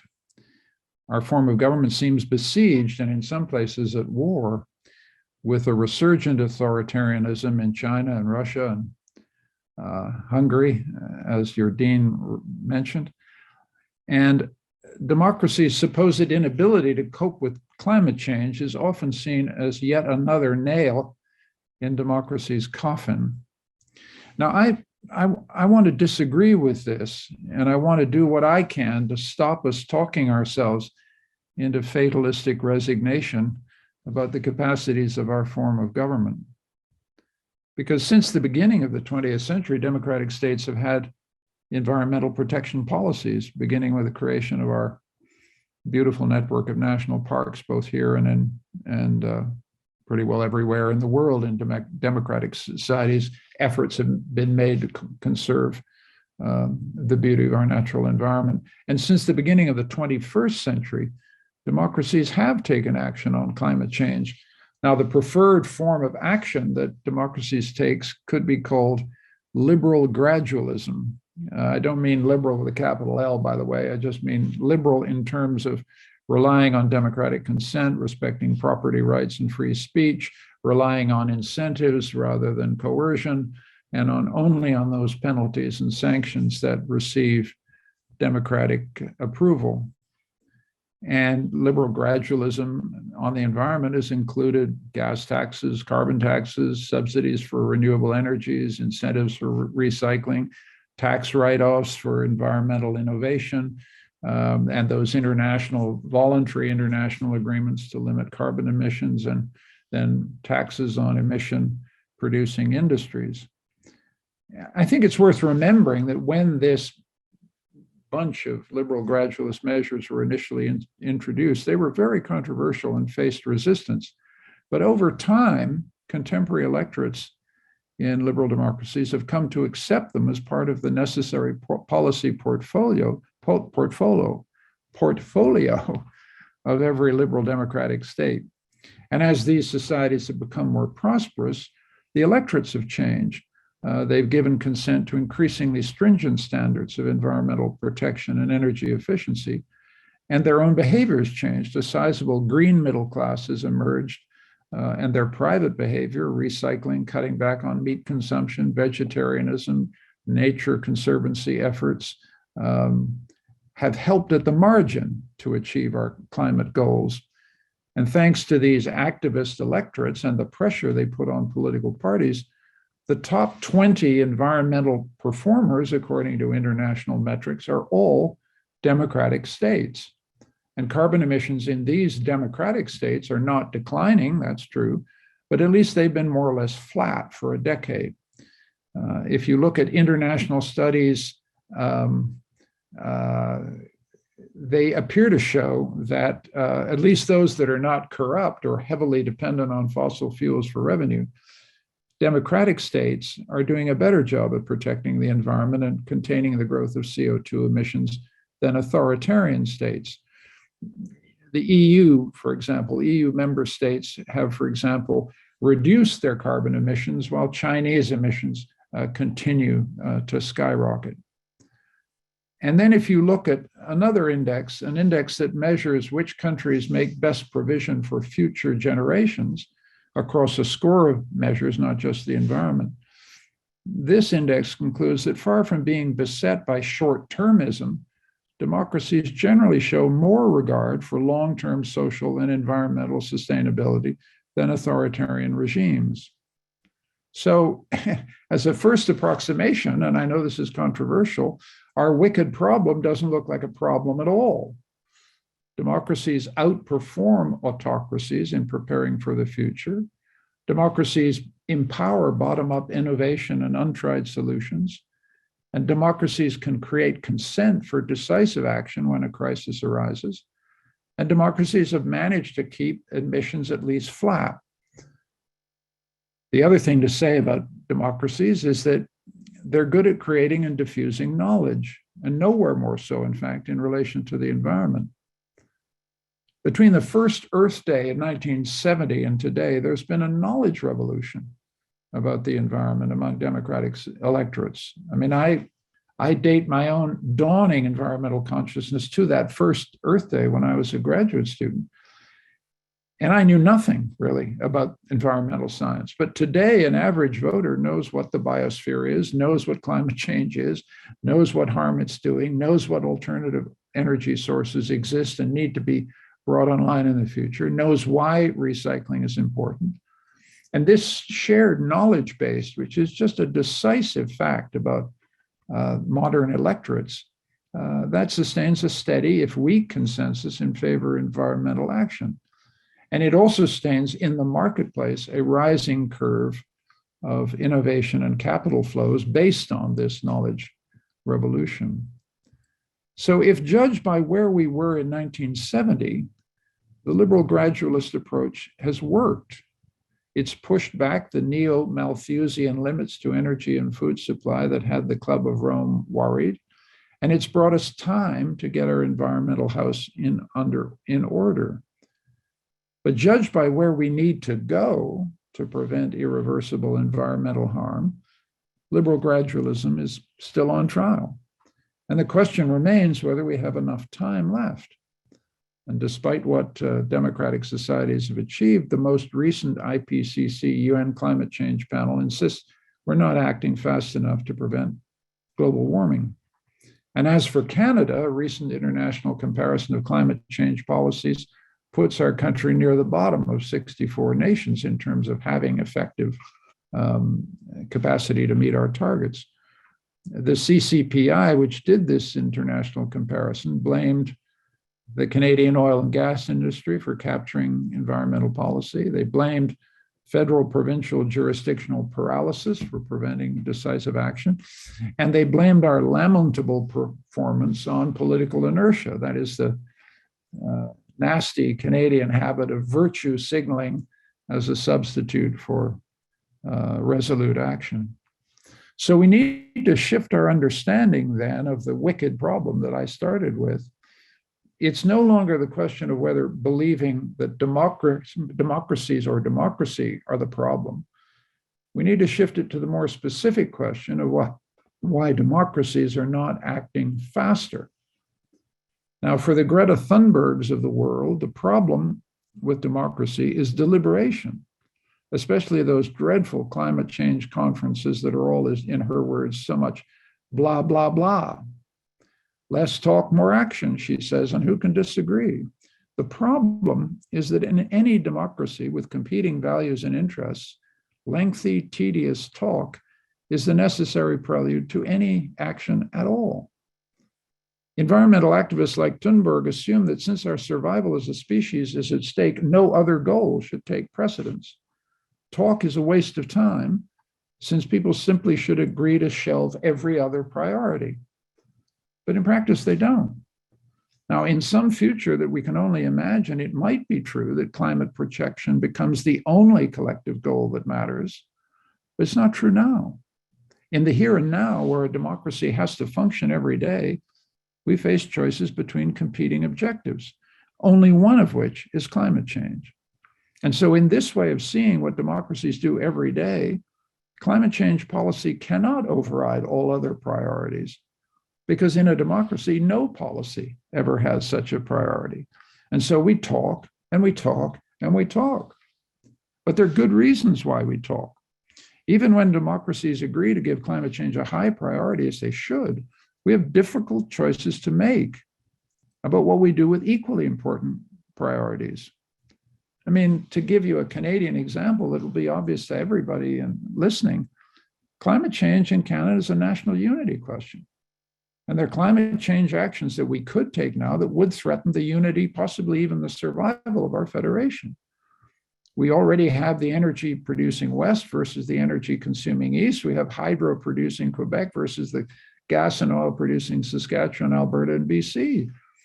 And this stuff could tear us apart and sometimes comes close to doing so. And so that's one thing that any responsible political leader who is a Democrat has to understand and regret. And that necessarily slows down what we do. Energy transitions of the kind that we need to be on also pose a classic conflict of rights. The interests of a majority who want climate action and want it now versus a minority whose livelihoods depend on fossil fuel production. But that understates the asymmetry in intensity between these interests. The majority's interest in climate change action is mild compared to the visceral interests of the oil and gas workers in preserving their jobs. And since in democracy we're supposed to care about equality, the fact that energy and gas workers happen to be an outnumbered minority doesn't change the fact that they're also our citizens, and their interests can't be trampled upon. And no democratic leader can ignore the claims of fossil fuel producers. Democratic values make it essential to map out a strategy that enables them to transition out of the industry and retool in a new one. And so the pace at which climate change policy can proceed depends upon the pace at which a fossil fuel producer can offer sufficient incentives to scale down production, reinvest in renewables, and retrain the workforce in sustainable energy production. So that's the producers of energy, but then there's also the consumers. And they have interests too, as I learned on the doorstep of the 2008 federal election. My party ran on the green shift, if you remember. And we said, tax what you burn, not what you earn. And we put a carbon tax at the center of the Liberal platform for the first time in any Canadian political party's history. And I'm proud that we did so. But let's be clear, we lost votes. And we lost votes and seats, not just in the West. At the doorstep of my riding in Toronto, voters would tell me, I want to do something about the environment, but I won't vote for you until you can find me a way, public transport, for example, to get to work that doesn't end up jacking up my fuel bills. Climate change is in the distance. My cost of living problem is in the here and now. Public transport is years away. And so if you fulfill your promises, that's fine, but I need to get to work on my SUV right now. So the key democratic problem about climate change, as I learned in 2008, is not lack of awareness of the problem. The electorate in my constituency knew the score. The problem is that the short-term pain, higher prices for fuels, outweighed most voters' willingness to sacrifice for long-term gain. And until the substitution problem is solved, accessible low-energy transport, you can't get people out of their cars in Canada. Now, these problems are soluble, but they take time and investment. And they also take a lot of democratic persuasion. And the people who wouldn't vote for the green shift 14 years ago can now purchase an affordable electric car. So in a sense, the substitution problem has been solved. But the issue here is, do we have 14 more years to solve one problem after another like this? Environmentalists increasingly say the time for liberal gradualism is over. But it's precisely the reluctance of my green conscious middle-class consumers who already recycle, who will buy an electric car as soon as it's practical, to vote for ever tougher environmental policies that begins to explain why environmental thinkers have begun to ask once again whether democratic politics has become the problem. Let me give you the flavor of some of these rethinking of democracy that you can pick up on any quick search of the internet or in any conversation in a bar. In Britain, the astronomer royal, Sir Martin Rees, who's a truly great scientist, has wondered whether democracy shouldn't be suspended to deal with a climate emergency. In his words, quote, only an enlightened despot could push through the measures needed to navigate the 21st century safely. In 2009, an even more famous scientist, James Lovelock, the man responsible for the Gaia hypothesis and a great man, issued what he called a final warning. Quote, Even the best democracies agree that when a major war approaches, democracy must be put on hold for the time being. I have a feeling, he goes on, that climate change may be an issue as severe as war, and it may be necessary to put democracy on hold for a while. Last year, in a more academic forum, a young Chilean political philosopher, Ross Mitija, published a much discussed paper arguing the case for environmental authoritarianism. Quote, having a government unencumbered by democratic procedures or constitutional limits on power could be advantageous when it comes to implementing urgently needed climate action. Just last week, when I was browsing through the great French newspaper Le Monde, I came across this from Dennis Meadows, who must be the grandfather of environmental pessimism and a great figure who led the Club of Rome effort. He said this, quote, climate change, exhaustion of fossil fuels and water pollution are going to lead to disorder, shocks, disasters, catastrophes. If people have to choose between order and liberty, they'll give up the second to have the first. That is, they'll choose order over liberty. I think we're seeing a shift towards authoritarian and dictatorial forms of government. These environmentalists all insist that the climate emergency creates a situation analogous to wartime or a terrorist attack or a natural disaster requiring the use of emergency powers and the suspension of democratic accountability and the rule of law. Sorry for that interruption there. As we know, Canada, talking about emergency powers, Canada's had its own experience with using emergency powers in peacetime. And that experience brings into focus the question of what counts as a genuine emergency. I'm not sure anyone in Canada is certain that emergency powers were necessary to dislodge the truckers up on Parliament Hill. The truckers, let us remember, were vaccinated workers, most of them, protesting against compulsory vaccine mandates for cross-border travel. Most of them had voluntarily submitted to COVID measures when asked to by the government, but revolted when the government made these compulsory for their industry. This tells me that when it comes to climate change and public health alike, a government is more likely to succeed with incentives and rewards rather than compulsion and punishments. A climate emergency also has two features that make it different from civil unrest like the truckers' protest, or wartime emergencies, or terrorism, or a natural disaster. Because you see, a climate emergency is an accumulating crisis, advancing, then appearing to recede, then advancing again, raising questions about when exactly an emergency threshold has been crossed. I think we could define an emergency threshold. I concede that point. But the real problem is that a climate emergency is not temporary.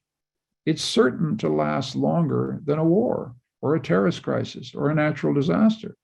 So when James Lovelock says, I quoted it earlier, it may be necessary to put democracy on hold for a while, it becomes a little difficult to know what a while might mean. And in such an emergency, what measures might be contemplated?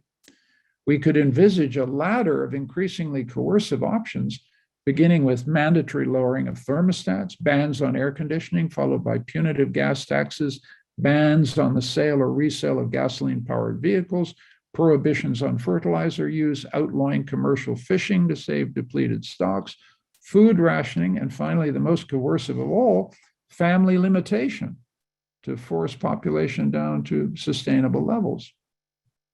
Now, these measures might or might not stabilize the climate, just as pandemic lockdowns help to stabilize our health situation. But I don't think there's any doubt that this package of emergency measures would kill off any remaining economic growth, and the consequences of that for the poorest and most vulnerable are pretty easy to imagine. And once growth stops and unrest starts, then authoritarian controls cease to become a choice and they become a necessity. And a temporary emergency could become a way of life. from climate emergency and the temporary suspension of democracy to full-blown authoritarianism is a short step. And this, some environmentalists tell us, is the price of human survival. I want to emphasize some. I don't want to diabolize environmentalists. I have, deep support. I'm talking about a small group of people who think they are seeing further than the rest of us. Environmentalists of this sort who endorse the imposition of authoritarian climate emergencies do so on the assumption that survival has become the only thing that counts. But this assumes in turn that democracy is valuable only to the degree that it serves environmental goals. If it's failing to accomplish those goals, then jettisoning it in favor of authoritarian rule is an acceptable loss. But that, I think, misunderstands why we care about democracy. We value democracy not just for instrumental reasons, because it serves certain goals, like the environment, but because as a system, it expresses values that matter just as much to us as environmental protection. The egalitarian idea, just to take one, at the root of democracy, that each of us matters, and that all of democracy's blah, blah, blah actually honors the voice of us all.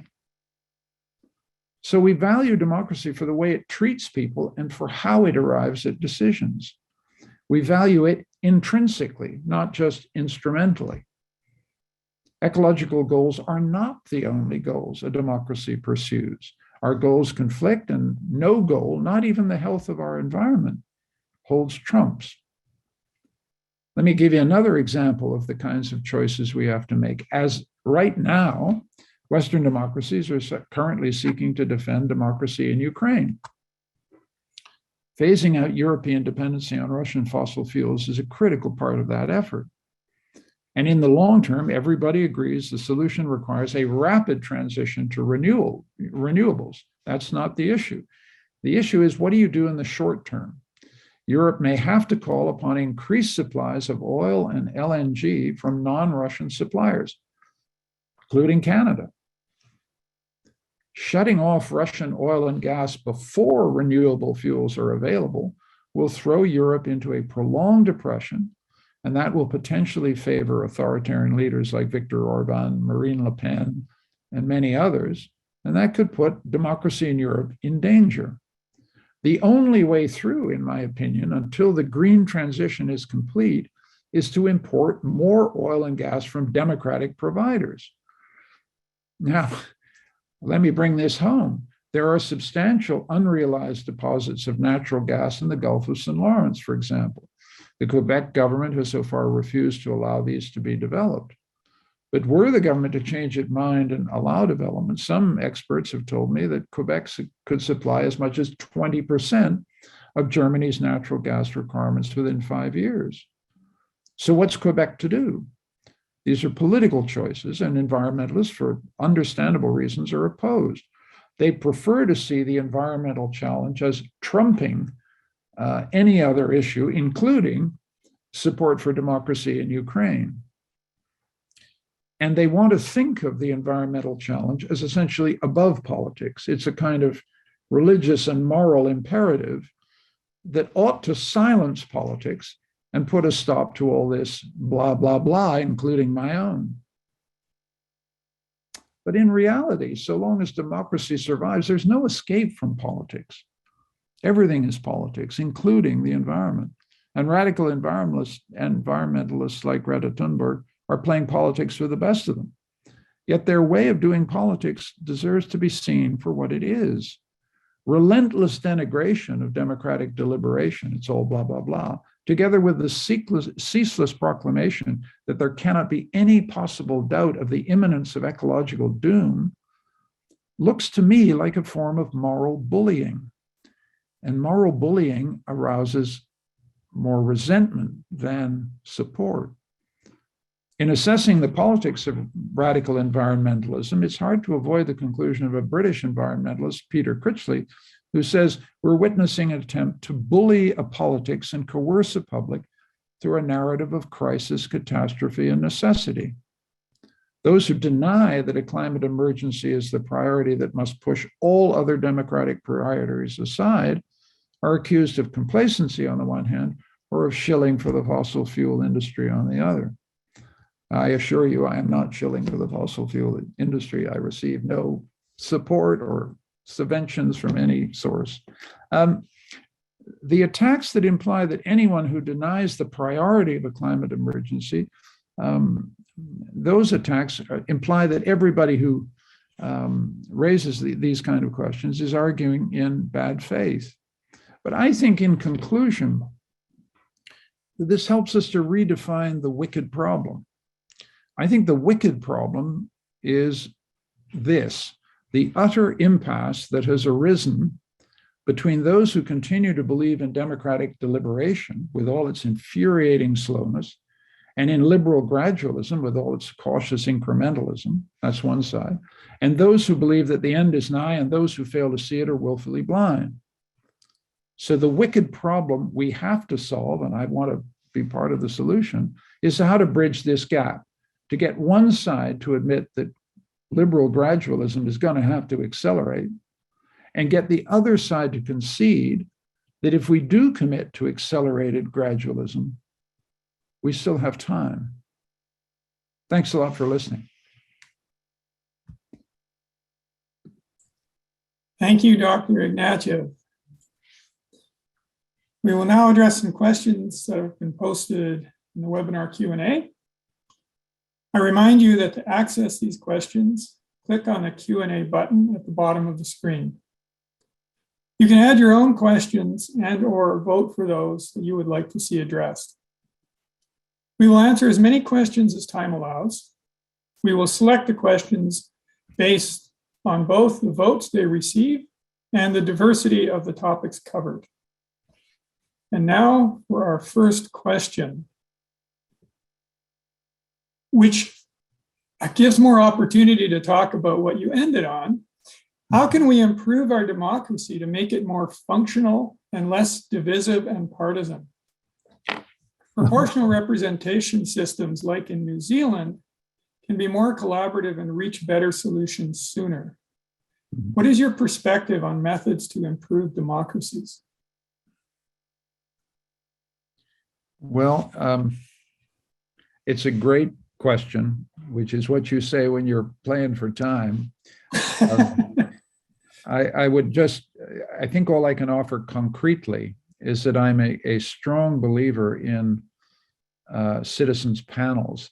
I know that BC has had experience with this in changing your electoral laws, but I'm aware that I think in France, the government impaneled a bunch of citizens, I think chosen by lot, and then put them in front of a battery of environmental and policy experts for a long period of time. And the citizens came up with some very important suggestions for climate policy in France. And I think that kind of thing is a very promising way to improve deliberation. Someone like me who's, my problem with Greta, and I every environmental movement has to have radicals. It has to have Greta Thunbergs. It has to have people who believe in her follower. I'm not, all I'm saying is the constant attack on deliberation is essentially attack on democratic slowness. So I'm in favor of anything that creates or impanels citizens so that they can take an active part in policy deliberation. And I also think that, don't get me started on what we need to do to make democracy more effective in Canada. I have been a member of Parliament, always in opposition in the Parliament of Canada, and our Parliament is an empty shell. There is far too much power in the executive, not enough power in Parliament. That means that some of the people listening to this call are not well represented by their members of Parliament. I can't speak about provincial parliaments or city government, but I certainly feel that there's a hollow at the heart of our democracy in Canada that urgently needs to be fixed. But let's be honest about why it isn't fixed. It isn't fixed because prime ministers, and I wanted to be a prime minister like all the rest of them, want to have control over parliament. They want to have control over their MPs. And that acts against the representative function, which is to have MPs listen to their constituents and take those views up to Ottawa. They still do that, but parliament is not fulfilling its representative function. And that does, in my view, require systemic change. And it may mean that we have to do something else in addition, which is move beyond first past the post to a country where we're constantly doing formal coalition politics as European societies do, because that has a salient consequence, which is that green and environmental voters have more salience in the makeup of these coalitions. You look at in Germany, the Greens are in the German government. I think the Greens are in other governments in Europe, and that's because they've got beyond first past the post. So I'm giving you a big ticket answer to the question, but it is a wonderful question. And while I have defended democracy, I hope passionately in my address, I do not think it doesn't need approval. It certainly needs improvement. Thank you.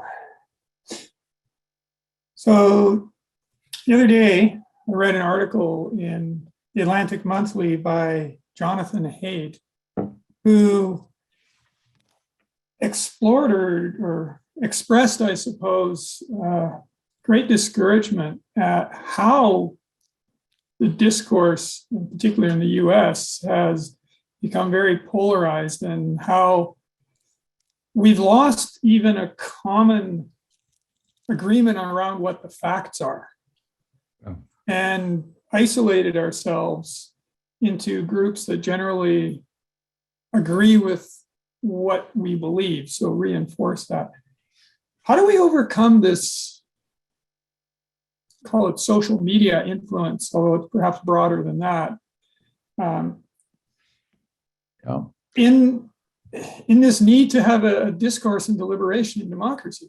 It's not like we're actually talking and listening to each other anymore. How do we address that? God, I thought I'd come to Kelowna visually and have an easy time of it, but clearly these are tough, really tough questions. Look, as everybody says, we're in the middle of the most dramatic revolution in the information technologies since the invention of the printing press. And we know from the printing press that there's a very close correlation between the fury unleashed by the Protestant Reformation in 1519 or 1520 and the availability of cheap printing materials that spread tracts about the Protestant religion and the Catholic religion around Europe, and helped to generate a century of extremely violent war and conflict. So we should not be surprised that this radical revolution in our technologies is deeply destabilizing to our politics and is producing the thing that your question implied, which is every one of us has our own facts. And that is, extremely concerning. But if we step back, I said this in my talk, but it is something I've lived.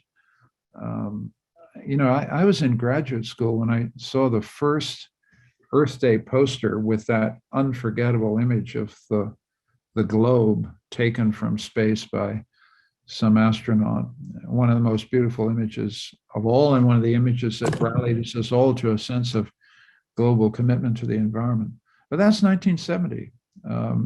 I don't want to rewrite the history of environmentalism because it goes back a long time before that. But the popular revolution in environmental consciousness that began in 1970 is still running. And I just think if you look at the common parlance of people, you see an awareness of that we live in one biosphere, that there are systemic effects in this biosphere, that it is a scientific object that needs to be studied and understood, that we are getting increasing mastery of the systemic character of its properties and its effects, And I think that is becoming a shared part of a ordinary liberal democratic electorate's, understanding of the world.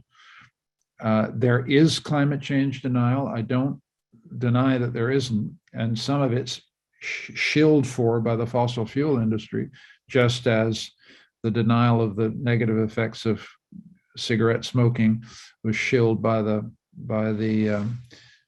big corporations. But I do think, as I look at it now, maybe I've spent too much time in Europe and in North America,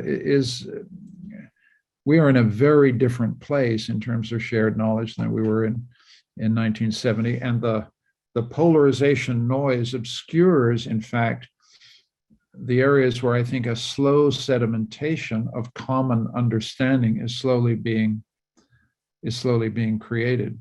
In the same way that a slow sedimentation of common understanding is happening, particularly in Canada, but also in New Zealand and in Australia and in Latin America, about the reality of our Aboriginal heritage.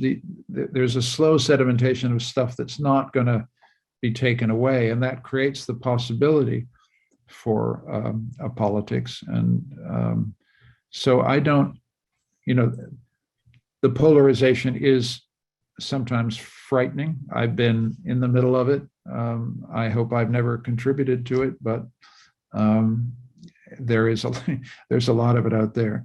But the polarization, I think, hides the fact that we argue at the margins ferociously, and our political identities are replicating our gender identities, our racial identities, our sexual identities. Beneath that, I still feel there's a slow, as I say, sedimentation of common knowledge and common understanding, or at least I hope so. Because if there isn't, then you're quite right, all bets are off. And the faith that we have in democracy depends critically on the idea that there is a common sedimentation of accepted fact. Democracies argue about everything, including the facts, but then little by little, certain things get settled, and and that then produces the platform in which we have our next argument. And that's, I think, I do believe that's how it's going. Okay, so apparently Deutsche Bank is calling for an eco-dictatorship to build back better for Deutsche Bank. Should banks be engaged in such climate activism? I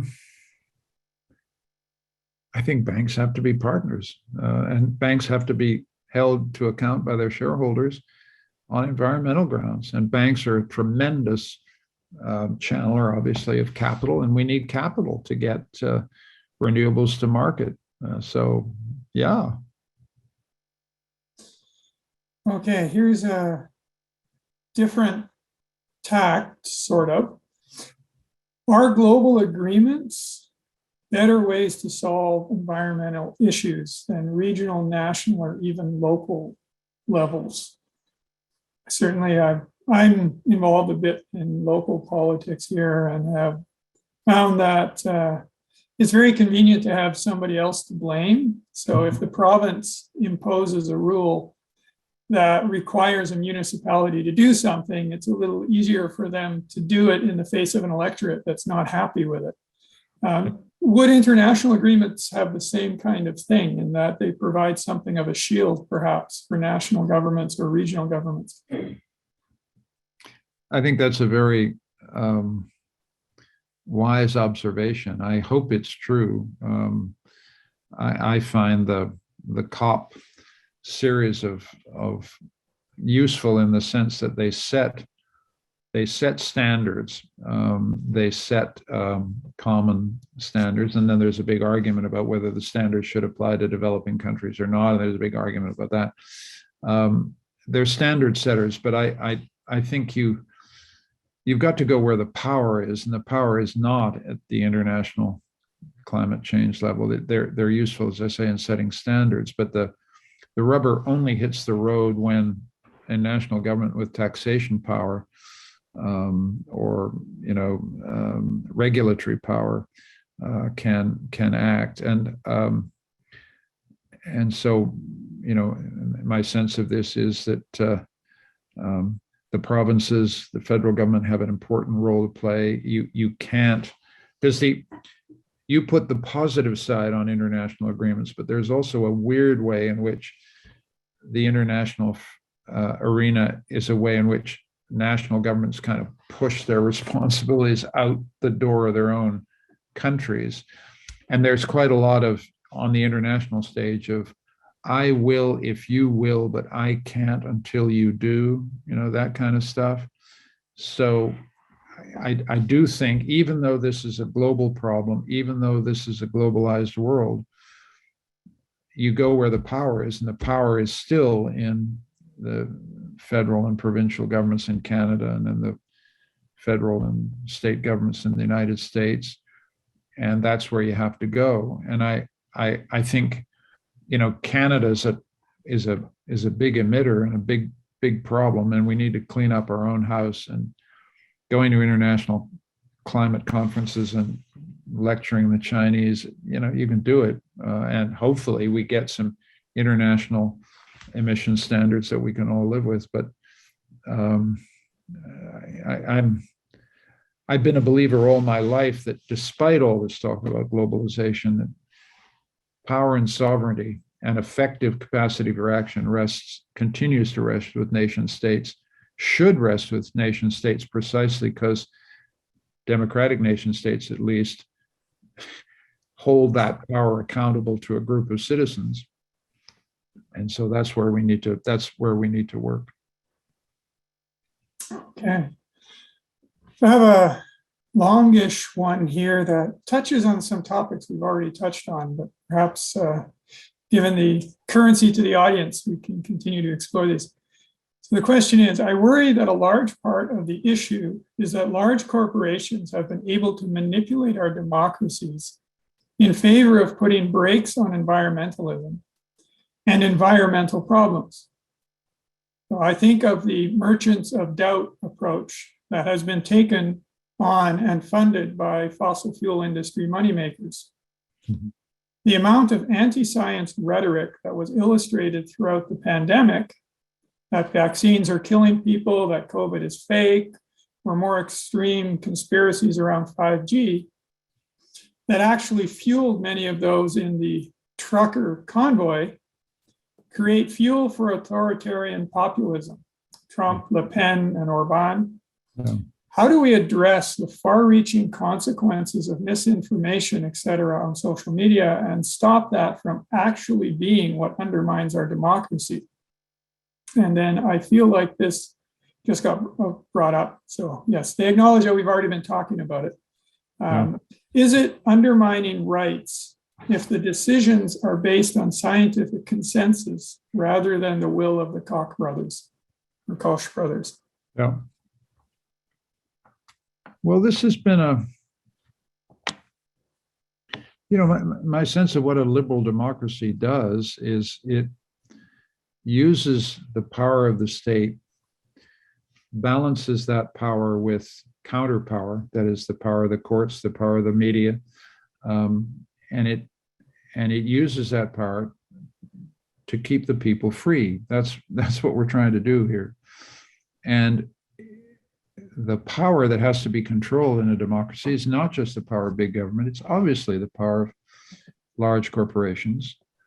And liberal democracy exists to tame the capitalist beast, to keep it not keep it in a cage, but keep it on a leash.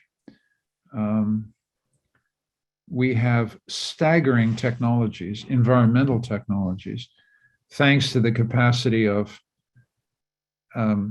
great inventors, great scientists, great engineers, pairing with banks and investors and regulators who are smart enough to regulate, but also get out of the way. And the fact that we have these technologies is hopefully the result of good federal regulation, good state regulation, smart banks and investors, innovators who can talk to bankers and bankers who understand innovators and get this done and get this stuff in the window. And if you shut that off, you won't have a solution to the climate problem. So I think that's, that's just pretty fundamental. So that's the first thing. But it's an ongoing struggle to keep the Koch brothers, to keep the banks. I've just said nice things about the banks, but the banks in Canada are a huge, highly centralized power. They need to be regulated. They need to be told they have social purposes they have to accomplish, or they don't, they won't keep their license. I mean, the federal government has the authority over the banks and needs to use it. I don't want to give anybody a free pass. I just want to try and get us beyond a ideological approach to climate change management. We really need all hands on deck. We need the big companies. We need the big pools of capital. We need the government. We need citizens. We need the wisdom of Aboriginal peoples who often know how to manage these things at a small scale, and we've lots to learn there. And that's why I'm a favor of democracy, because democracy doesn't set out with one guy at the top who says, here's how we're going to do it. Everybody gets involved, and the trick is to get us all pulling roughly in the same direction. And that's, I think we all think, and I don't want anybody to hear me as saying, we're doing fine, there's no problem. There's a big problem. Let's say it's a wicked problem, but it's not going to be made any better if we don't think of everybody as a potential player here, and see some way to draw people together in common enterprise. Capital, labor, government, citizens, Aboriginal Canadians as citizens, etc. Okay. Now we have a segment of the population that questions whether or not climate change is happening, whether or not it is serious enough and humans are a contributor. What convinces you that it is an important issue that we need to deal with? I think I don't think there's been any moment where the light went on. I think, as I said, it starts being in graduate school when I was in my 20s and seeing that beautiful picture of the globe and thinking, holy smoke, that's what we look like. We're this little beautiful blue ball covered in cloud and vapor in the middle of the world.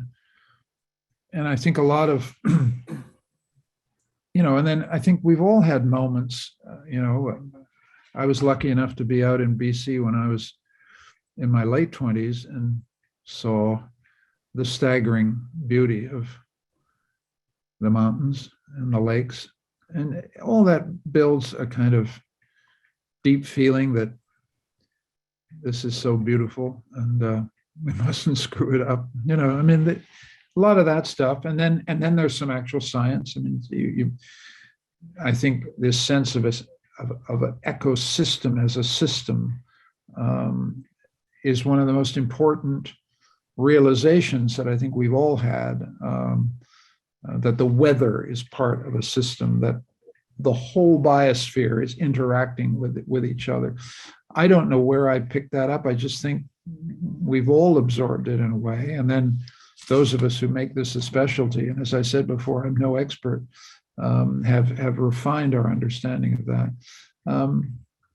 I think some of it's also very spiritual. You just, the human lifespan is, 80 years plus or something, and I'm 75, and so you think we're not here very long, and there is a sense of stewardship, a sense I've got kids. You don't want to hand them a world that's worse than the one you inherited. All these things that are, I think, quite spiritual feelings. Some people who are of religious conviction have a feeling about nature that is part of it. I think the Aboriginal contribution to Canadian understanding of the environment has been immense.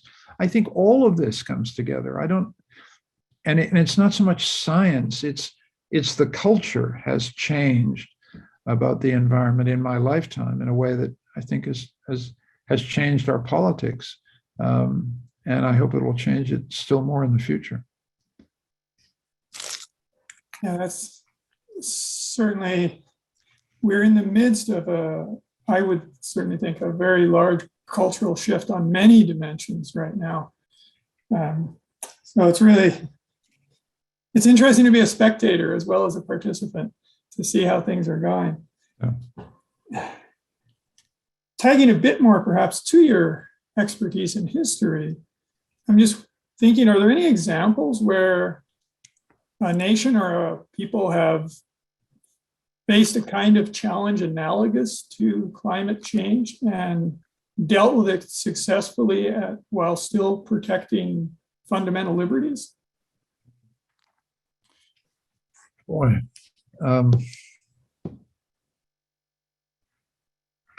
Well, I think the short answer is no, because I think that we've never understood the systemic character of the environmental challenge. It's the water, it's the air, it's the ground, it's the fertilizer, it's our food supply, it's the air we breathe, it's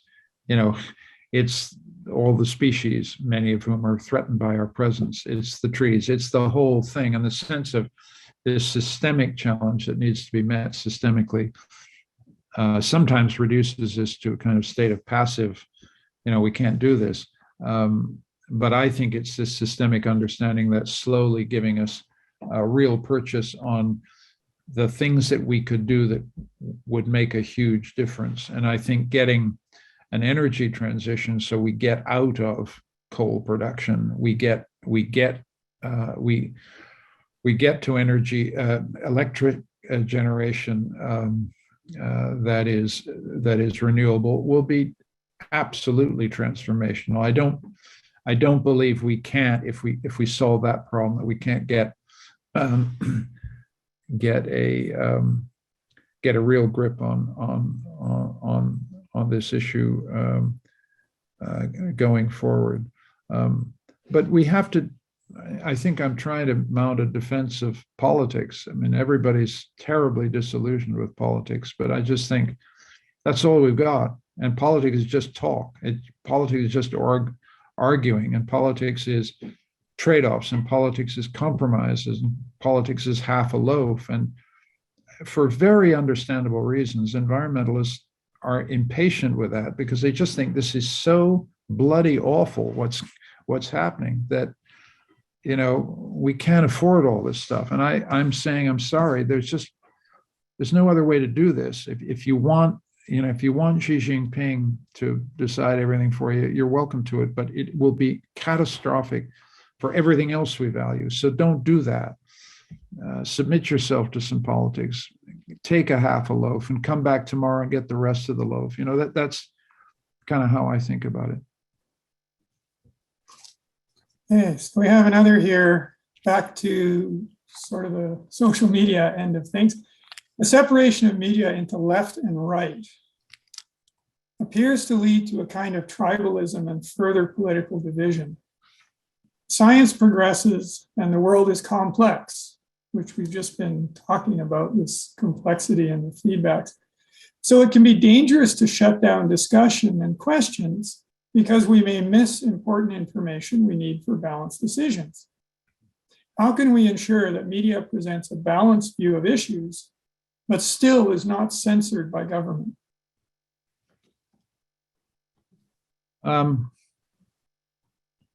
I think all we can do is be demanding consumers. I mean, I sit there with my cell phone, and I, like everybody else, I have shut off stuff I think is unreliable and invested in, subscribed to stuff I think is reliable. It's my best guess. look, there's a risk to that. There's confirmation bias. I think my reading list is probably more liberal and more center left, center right than many people. So you have to be aware of that. You choose reliability. You choose people who don't, excuse my language, bullshit you, and you get rid of them if they do. I try not to pay very much attention to what comes off Facebook and what comes off Twitter and what comes off. I just, because it's streaming at you all the time. I tend to go with some pretty standard mainstream information providers because on balance, they have the editorial judgment, the resources to get the facts right that I value. I don't think we've lost that. I don't think we're in a kind of wilderness where, every opinion is a fact and nobody knows anything and we're all lost. I don't think that. I think a tiny bit of effort on our part means you can get good, reliable information. I think national broadcasters are very important. I don't want to defend the CBC on all occasions, but I know from the BBC in Britain that having a national broadcaster with a national mandate to provide impartial news is terribly important. I've seen the disastrous effects in Hungary, where I lived for 5 years, of what happens to a society's very capacity to think about anything when the media is handed over to the cronies of the regime and simply shuts down and throttles any pluralistic debate in any kind. And when you've seen that and seen how bad it is, you really want to value anything that keeps open the plural space. But the responsibility here is, as the question implied, can't be with the government. It has to be with us as citizens. You read a story that turns out not to be true from a source, you get rid of the source. You find someone who's telling you that what's really happening in Kelowna, or what's really happening in Vancouver, or what's really happening in Victoria, what's really happening in a part of the world that you care about, and you stick with it, and you subscribe, and you pay for it. Almost the most important thing we can do is to pay for, to the degree that we can afford it, decent media. The day in which we expect the internet to provide all this stuff for free is gone. We have to, I spend a bit of money every year just to keep the information streams I use as clean as possible. But it's a constant battle because sometimes they let you down, so you need to choose someone else. So we need to be very, I guess I'm going on too long, but we need to be very active, discriminating, critical consumers of the social media. And we need to test this by going to our friends who know stuff and listening to them respectfully. And if we, I always learn when I go and talk to a climate scientist. I come away a bit scared sometimes, but I always learn. We need to search out ourselves information sources that we can trust. And sometimes that's media, and sometimes it's just people we happen to know. And if I can just do a straightforward plug, this event is being sponsored by a university. The university in the 21st century is the most important institution of them all in keeping the streams of information for our citizens clean and pure. We forget this. Universities are at the center of the information and knowledge system of 21st century societies. And so it is vital inside universities that there be a vigorous and plural debate about, we should not be teaching our kids a lot of, progressive liberal claptrap.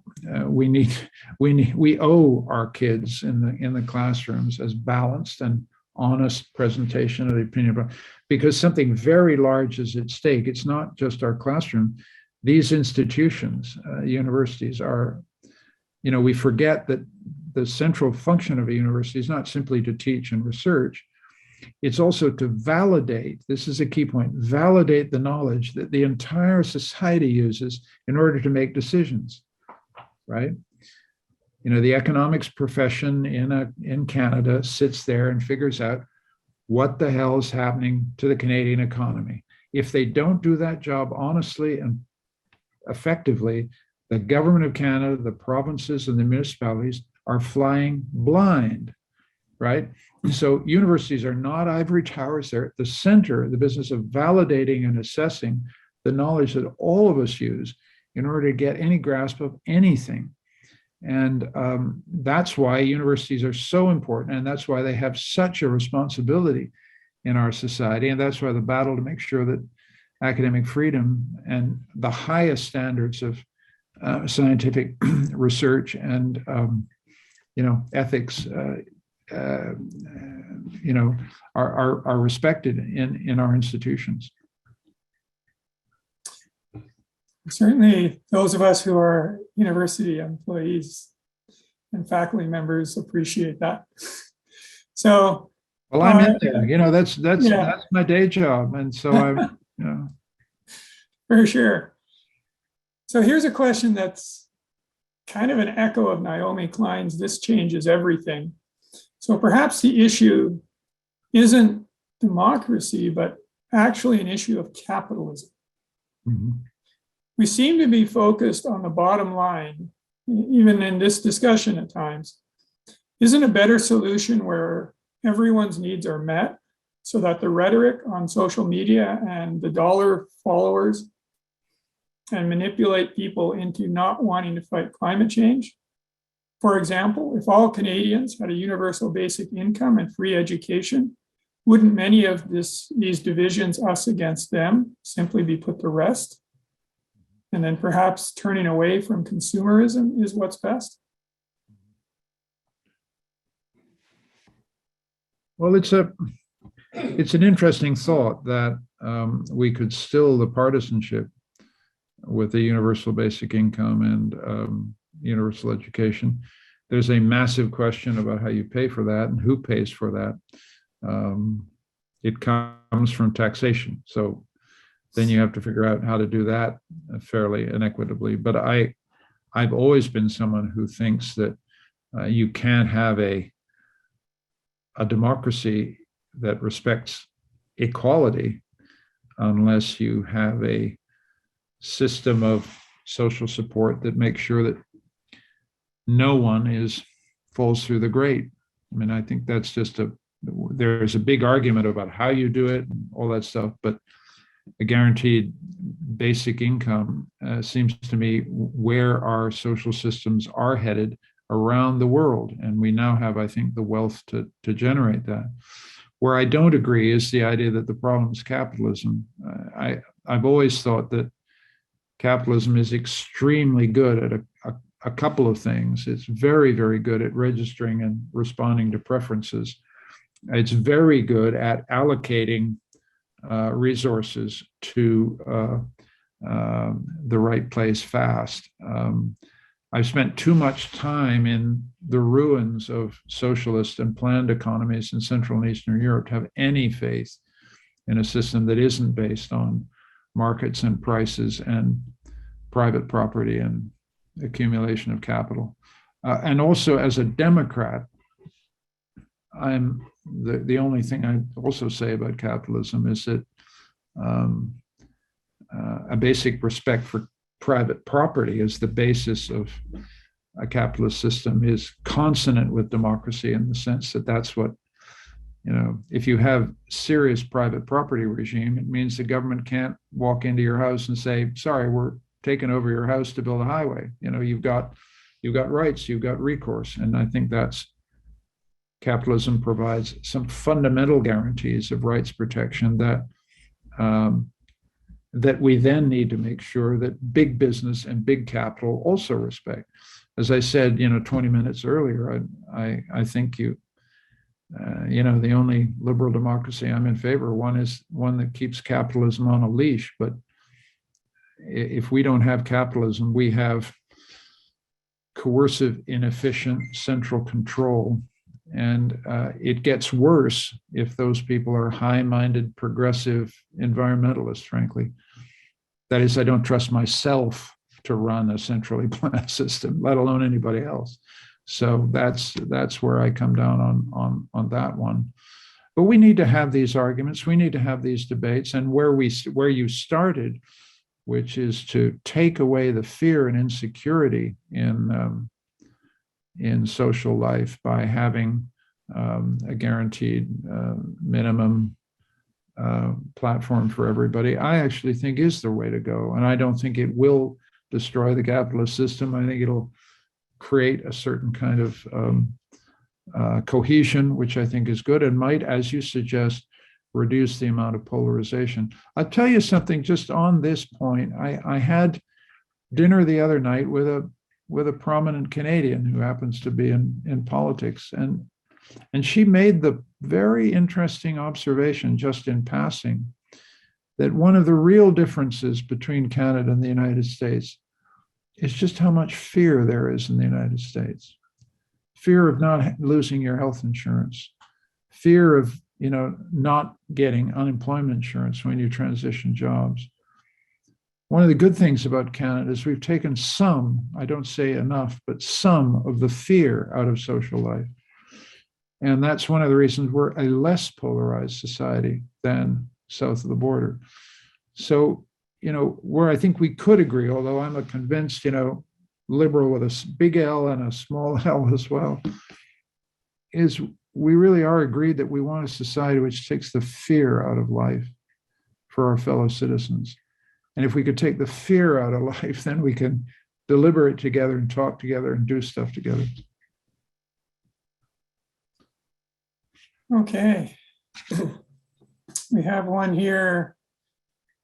I think that connects back to some of the points you were making about the urgency that some in the environmental movement see.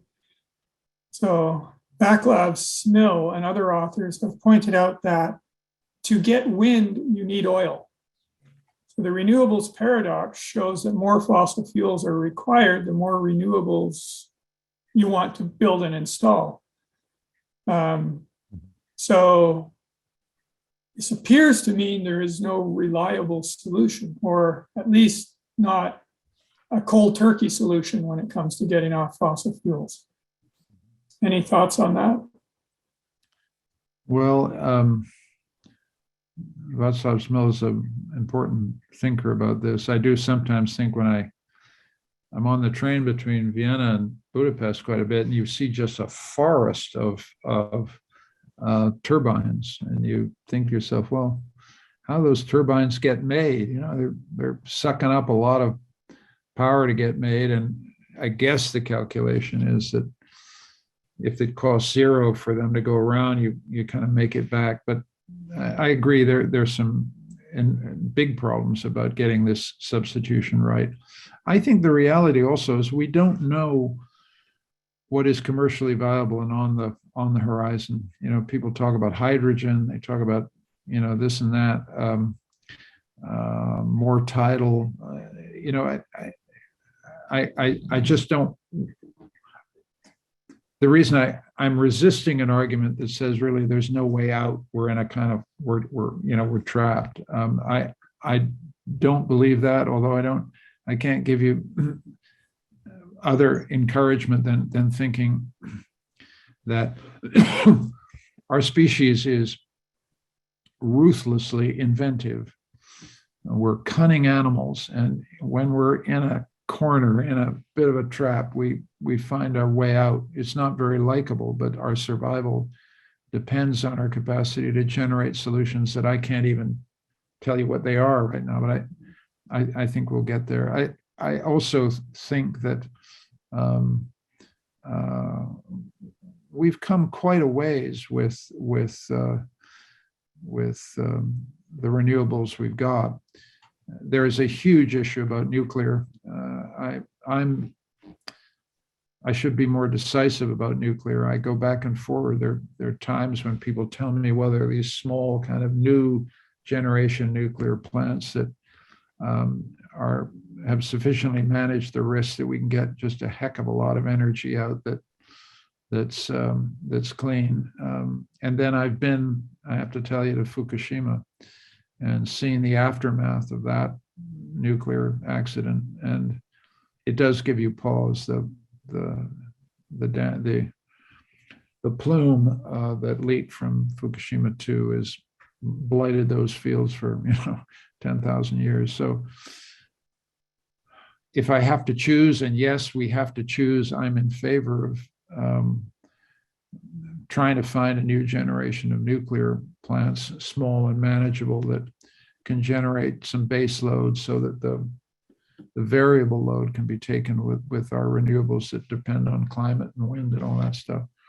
But those are transitional solutions, and we may be looking at other energy sources, as I say, from hydrogen down the road. And so I just think we need to keep faith in our own inventiveness, and I also think we need to talk also about conservation. Europe right now is talking about lowering the thermostats by a couple of degrees, and that makes a big difference apparently. And some of you may be listening to this and thinking, Christ, this is not about lowering the thermostat. The climate is, we're doomed. But I am a pretty passionate believer in the liberalism of small steps, because the small steps add up to big steps if you just keep walking, So conservation, new energy sources, and a mix of alternatives to fossil fuels, I think can get us there. So one here from a David Grant. And he asks, building on what we have already been talking about in terms of the media and democracy and the important role of conversation and discussion and deliberation in democracy, but at the same time, the challenges with the current social media and misinformation and such, and putting those together with government in Canada that is starting to seem to be somewhat interventionist. The recent news about requiring social media to pay for content, and that might be somewhat selective, and other rules related to social media platforms. Do you have fears about what might be moves towards censorship, as some people are arguing around these legislative innovations? I think there's always a danger of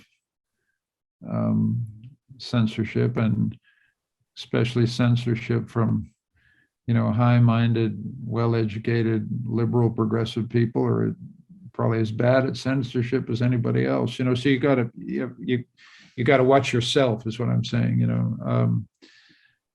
And I think there is some censorship that I support. I mean, I think we all want to. The internet is a sewer, and it's a vicious sewer, and a dangerous one, morally dangerous, and it's harmful to children, and it's harmful to adults. We have some restrictions on that, and I think we need possibly have more, because there is some very degrading content that I think does a lot of harm to people. And I'm not going to lose a tremendous amount of sleep about regulation in that area, although it's not my area of expertise. And you need to have a scalpel here. You want to control and possibly ban content that is degrading and harmful, involves the exploitation or abuse of children, minors, women, men, whatever. That I feel strongly about. How you do it is a very complicated technical question.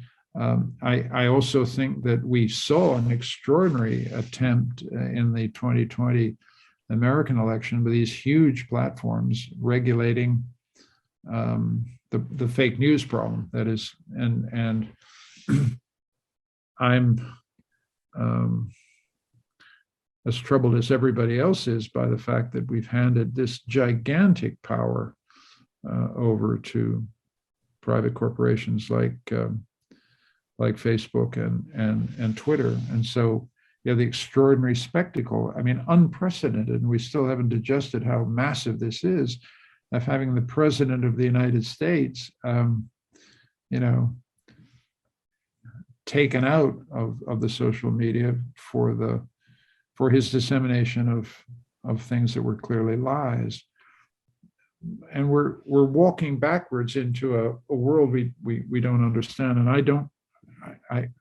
I think just as we had Sherman antitrust at the turn of the 20th century to control big corporations, we will have to have regulation to control these corporations in terms of managing falsehoods that are actually dangerous and managing content which is actively harmful to all of us. We need to regulate that. And the reason I'm not worried about censorship or worried about authoritarianism, because if this occurs in a democracy, people will say, well, I don't agree with where Ignatieff puts the line. I think he's going way too far. And then, I have to listen to that and we push it back. If we have robust democratic institutions that ask these questions and talk about it and discuss it, we will get somewhere that we can all live with. So the process is terribly important. It's not a question of, are you in favor of censorship of social media or not? The real question is how you do it and how you do it democratically so that we have a deliberation about this where we can come to peace and find a solution we can live to necessarily in the short term. And in the longer term, we have to do something else. It's iterative. The key point about democracy is it's never over. It's iterative. We do it one way and then we think, well, that didn't work so well. We do it another way. You just keep going. That's what liberal gradualism is all about. And I'm a defender of it because I think that the non-gradualist solutions often end us up in tyranny and really serious non-reversible error. Yeah, certainly your illuminating point, I thought, in your presentation itself about when does the climate emergency end and when do we return to liberal democracy if we suspend it, was kind of connects to all of these things as well, and how we react. Yep. Now, I'm looking like we've exhausted the questions from our audience, unless something pops up immediately. So I will then take this opportunity to thank you both for your presentation and for engaging us in what was nearly an hour of question and answer. So thank you very much. And judging by the questions we had, and as you noted, our audience here is pretty deep thinkers themselves, and they weren't asking easy questions. But I think you've left all of us with some things to think about. And again, very much grateful for you making the time for us today. Thank you, John. Thank you for organizing it. And I'm sorry I can't stay for the whole thing because for family, it's family stuff. I won't go into it, but I've very much enjoyed being with you and salute the whole institution for convening this gathering. As I said earlier, the universities have such an important role to play here, and it seems to me UBC is doing what they should be doing. So thank you. Well, you're very welcome. And thanks so much for those kind words.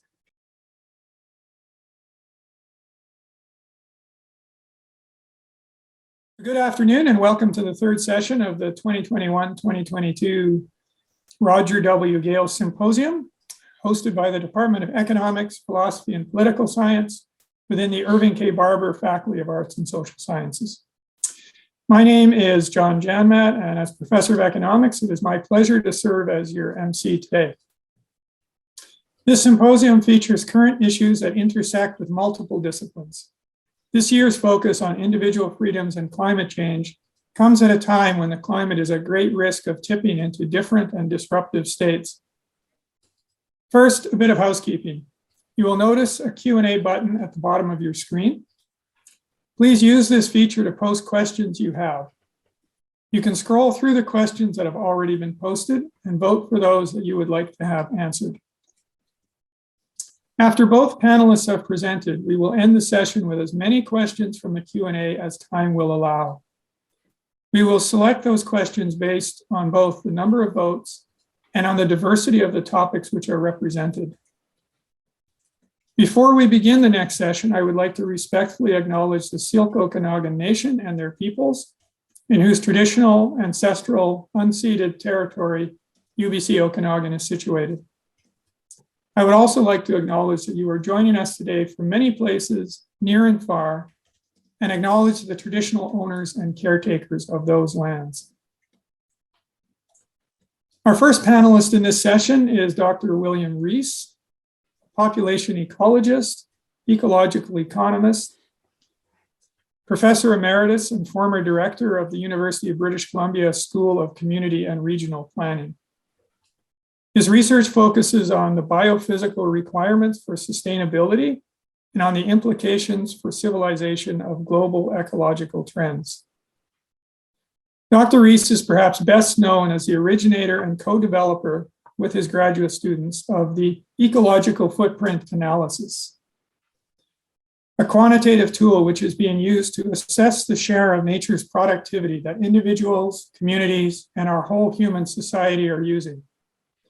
You may be able to guess where we are as a whole human society. A few of Dr. Rees's contributions include being a founding member and former president of the Canadian Society for Ecological Economics, a founding director of the One Earth Initiative, director of the Real Green New Deal, and a fellow of the Post-Carbon Institute. His recognitions include as a fellow of the Royal Society of Canada and a recipient of the 2015 Herman Daly Award from the US Society for Ecological Economics. Dr. Rees, the floor is now yours. Thank you very much, John. It's a pleasure to be here, and I want to thank the organizers for the invitation and for setting this all up. I'm going to share my screen and leap right into it. I guess I'm going to be a little different from some of the earlier speakers. I think the loss of freedom is inevitable, and it's not just climate change. We're dealing with a situation that transcends almost everything we've been talking about so far. Let me be clear. I'm not suggesting for a moment that climate change is not a problem. It's a major, virtually intractable problem. However, it's part of a situation that's more complicated than we think or even can think. Climate change is not the major eco-catastrophe facing humanity.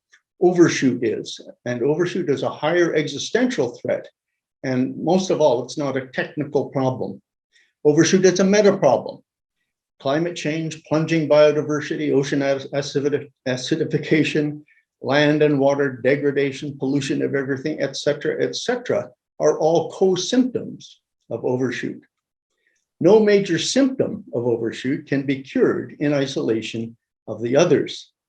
All of our mainstream, that is to say, admissible approaches to climate change will not actually reverse climate change. We will blow past to 1.5 degrees Celsius mean global warming, and they will also actually exacerbate overshoot. So addressing overshoot directly would mitigate all of its symptoms, but requires the abandonment of our present cultural narrative, radical changes to our lifestyles, and significant losses to so-called personal freedoms. So that's where I'm going with this address. This is my main messages, and I just wanted to lay them out here so you could follow the argument. First of all, I approach this as an evolutionary biologist, and my first premise is that the human brain is obsolete. It evolved in the context of very small tribal groups living in spatially limited, relatively knowable, predictable ecosystems. These groups were small enough that they could resolve problems that they came across. And the very slow, deliberative democratic processes that Professor Ignatieff was talking about is simply something we have never experienced until the modern era. The bottom line is that with our primitive, basically Cro-Magnon brains, we tend to think in simplistic, linear, reductionist ways. Humans generally don't get complexity. We don't connect the dots. Yet we've created a world order of overlapping systems, each of which is of mind-boggling complexity, and together are simply beyond our understanding. In other words, we've evolved and created a world which we have no capacity of really controlling or understanding. We're maladapted to it, and we may well be selected out unless we come to grips with this very fundamental problem. One of the results of our limited cognitive capacity is that modern techno-industrial society tends to fixate on a single problem at a time. It's the economy, or it's climate change, or it's a pandemic. And now we're back to climate change. Climate change is crucially important, but not the existential threat. In important respects, climate change is a distraction from a greater meta problem. How do we get into this mess? Well, uniquely, human beings don't live in reality. We're the only species, at least as far as we know, who socially construct the realities out of which we live. We make it up as we go along. In other words, we create ideologies, religious doctrines, economic paradigms, scientific models, cultural narratives, and so on and so forth, from which we live. And the problem is that these lenses, these made-up constructs, determine the nature of the reality that we perceive.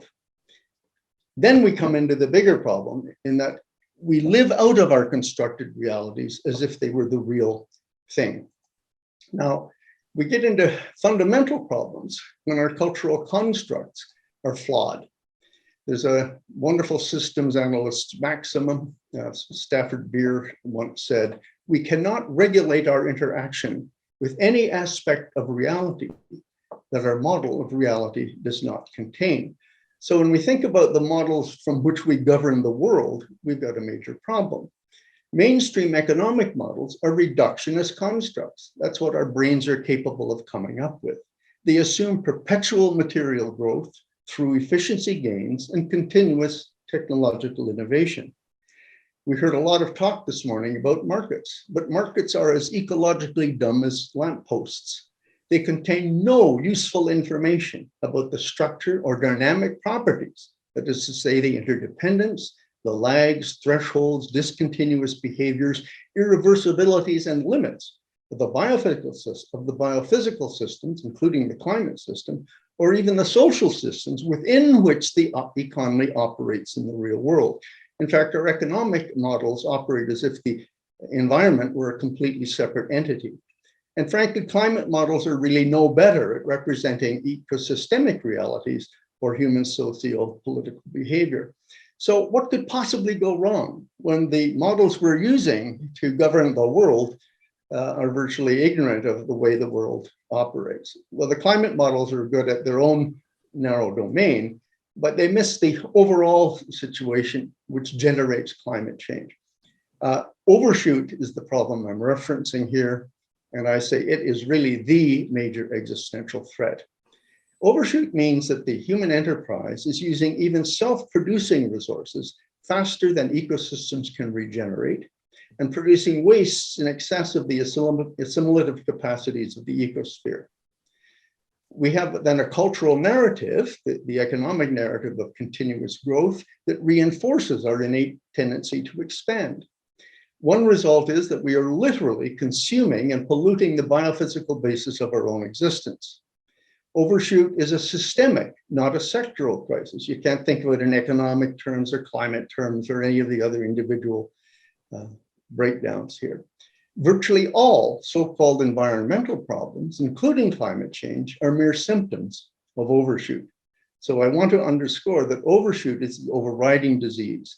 And here are just a few of the symptoms.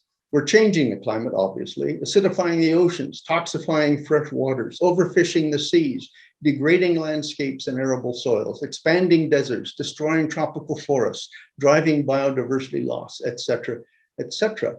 Now, these are all co-symptoms of overshoot, and none of them can be solved in isolation from the other major symptoms. And yet our reductionist mind treats each of them as an individual problem in a box that can be addressed in isolation. So overshoot is a very recent phenomenon. We've had, let's say, 10,000 generations of modern human beings over the last, 200,000 years. Most of that time, there has been no significant growth in the human enterprise. Growth the expansion of the human enterprise resulting in overshoot is a phenomenon of the last 2 or 3 centuries. And it results from human ingenuity and technology removing negative feedbacks that normally keep our population numbers and the scale of the human enterprise in check. So we've removed those negative feedbacks through science and technology, but particularly the use of fossil fuels beginning mainly in the 19th century. And hence we've seen in just the last 2 centuries, 1/2000th as much time as it took to reach the first billion people, an increase in population to almost 8 billion now. This continuous economic population growth is an anomaly. The growth spurt that recent generations, just 10 generations of 10,000 that we take to be normal, is the single most abnormal or anomalous period in human history. So we're in a very, oops, gotta go back here.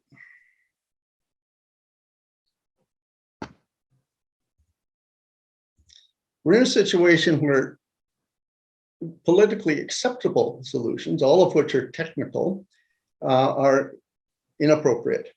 They are socially constructed in order to maintain the existing growth-based economic order.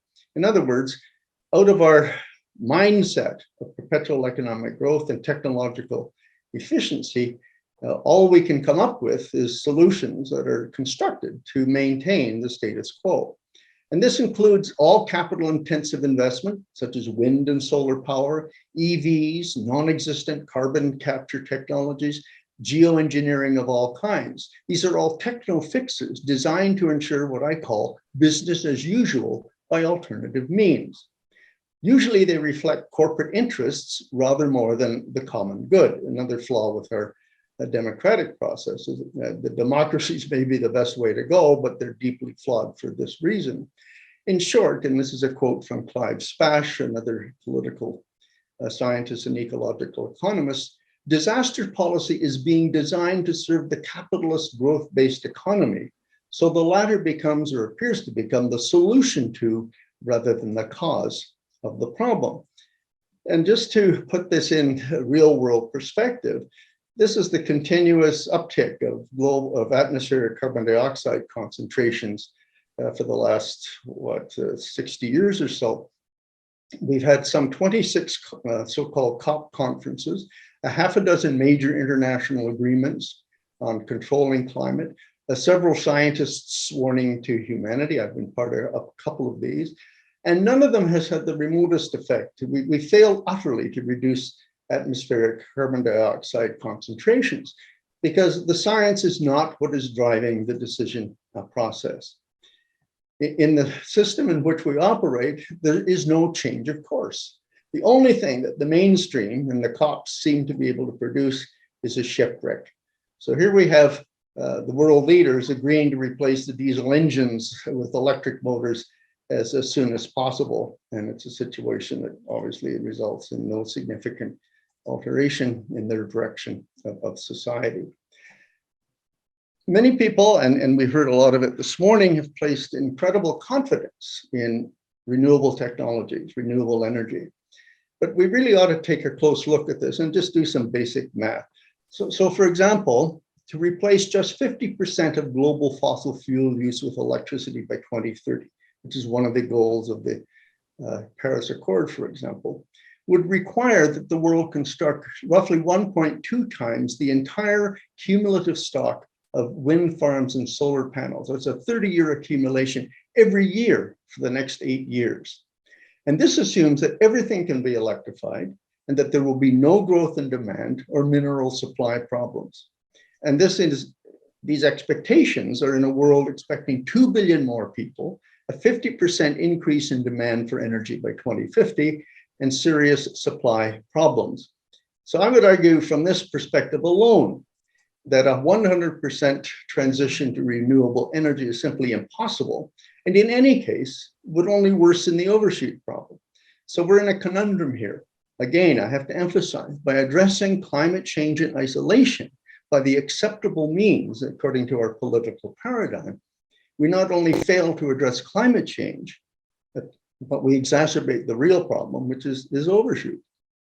So we are trapped by our own limited intellectual capacities into delusional thinking. It's the human way.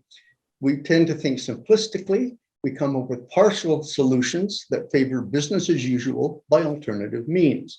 And again, I emphasize that wind turbines, solar panels, electric vehicles, smart cities, carbon capture and storage, geoengineering, and all of these things are the only things that we seem to be able to contemplate as a solution to a singular problem when it's not even the real problem. What we really require is smaller ecological footprints, greatly reduced consumption of energy and materials, major lifestyle changes, greater equality, and population planning. No one today has mentioned the frank overpopulation of the planet by human beings. We need degrowth leading to improved well-being, including eco-stability and economic security. We also have to put this in the broader context of our own human population biology. Various analysts have produced slides like this, suggesting that modern society is really a brief blip in the history of Homo sapiens. And they're saying this because of our incredible dependence right now on fossil fuels. Most people don't appreciate this, but one simple barrel of oil constitutes at least 5 years of human labor, even after conversion losses.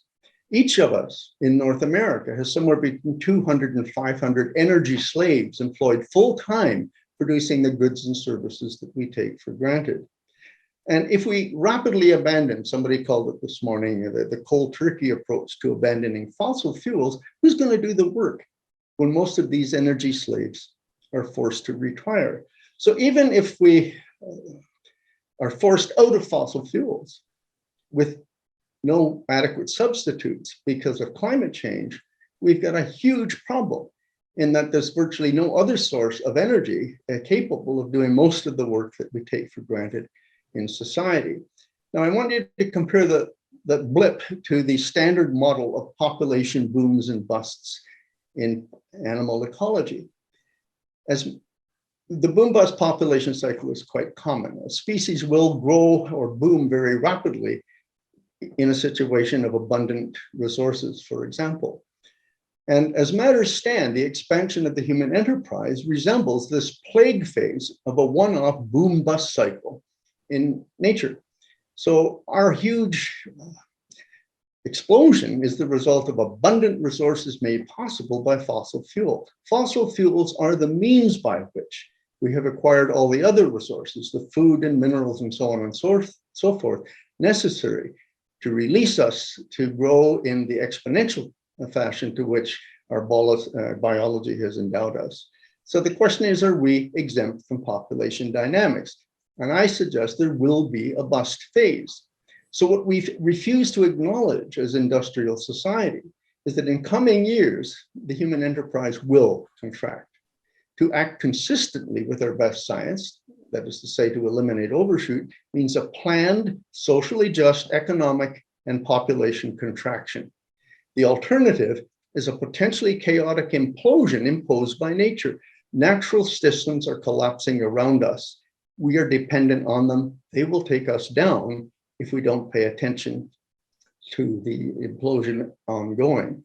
Even climate scientists say, and this is a very useful paper for anyone who wants to pick up that URL, the only way to keep humanity safe is the immediate and sustained radical cuts to greenhouse gas emissions in a socially just way. And of course, that means the lifestyle changes that I talked about earlier. The question is, can humanity learn to live more equitably within the overall means of nature? Now, here's a little graph that I drew up to illustrate what I'm getting at here. The red curve is the exponential growth curve that we are already on. I suspect we're up here somewhere. So the point is that this is a one-off population boom resulting from the introduction of fossil fuels. We've greatly exceeded the carrying capacity of the planet. That means we're eroding the biophysical basis of our own existence.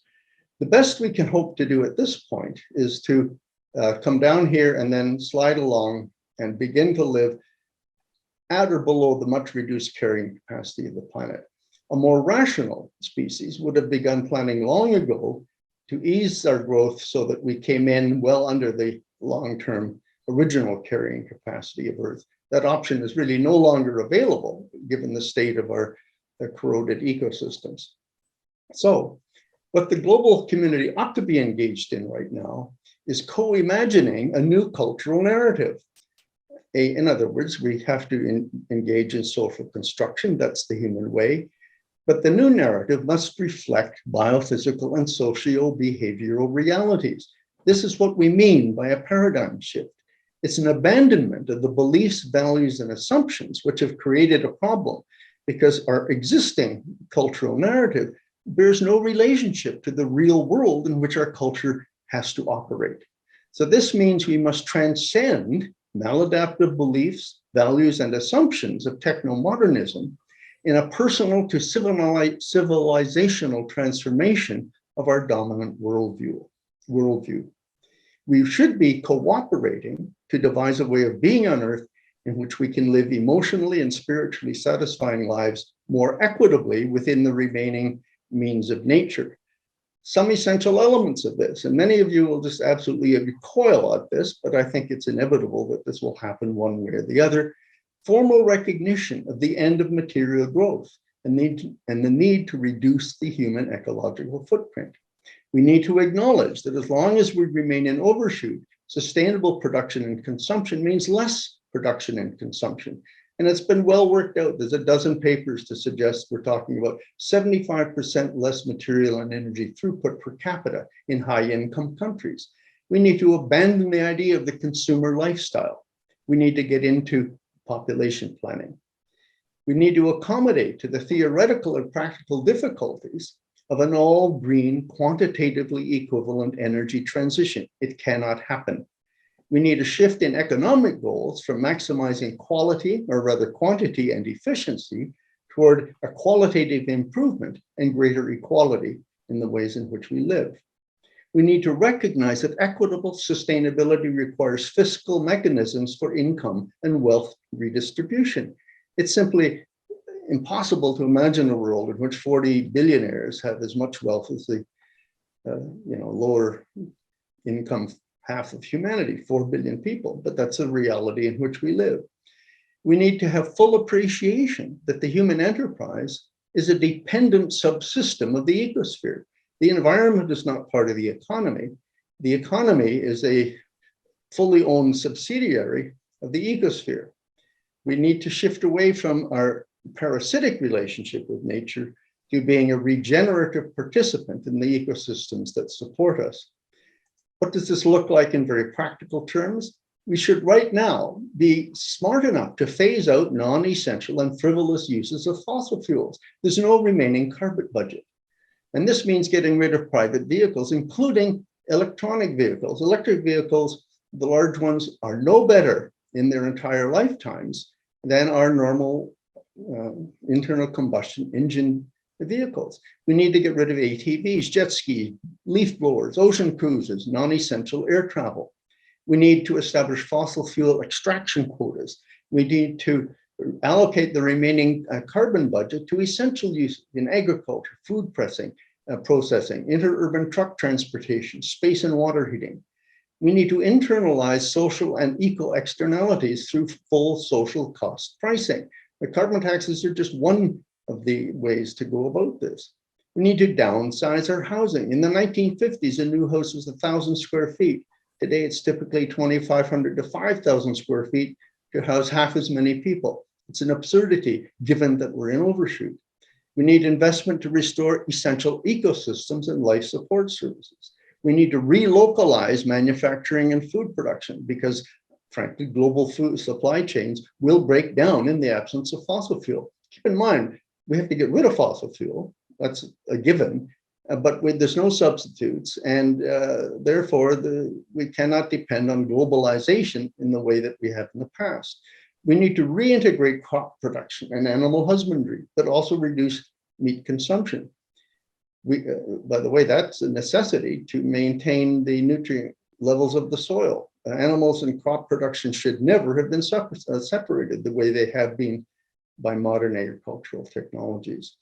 we need to reorganize our settlements into more self-reliant, steady-state, urban-centered ecoregions integrated into their local ecosystems. And above all, we have to recognize the need to implement a global, non-coercive population and planning program, starting with better education and economic freedom for women. So that's the schedule I see, and I think it means a tremendous change in how we define what it means to have personal freedoms. This will certainly change much of what people today aspire to as personal freedoms. But will we act rationally? I think, it occurred to me over and over again in listening to my colleagues this morning that some problems may not be solvable in politically acceptable ways. We just assume problems are solvable. They may not be. And so I've said for some time now on this point that what is ecologically and socially necessary for sustainability is not politically feasible. But the politically feasible is ecologically and socially ineffective when it's not catastrophic. So thank you very much.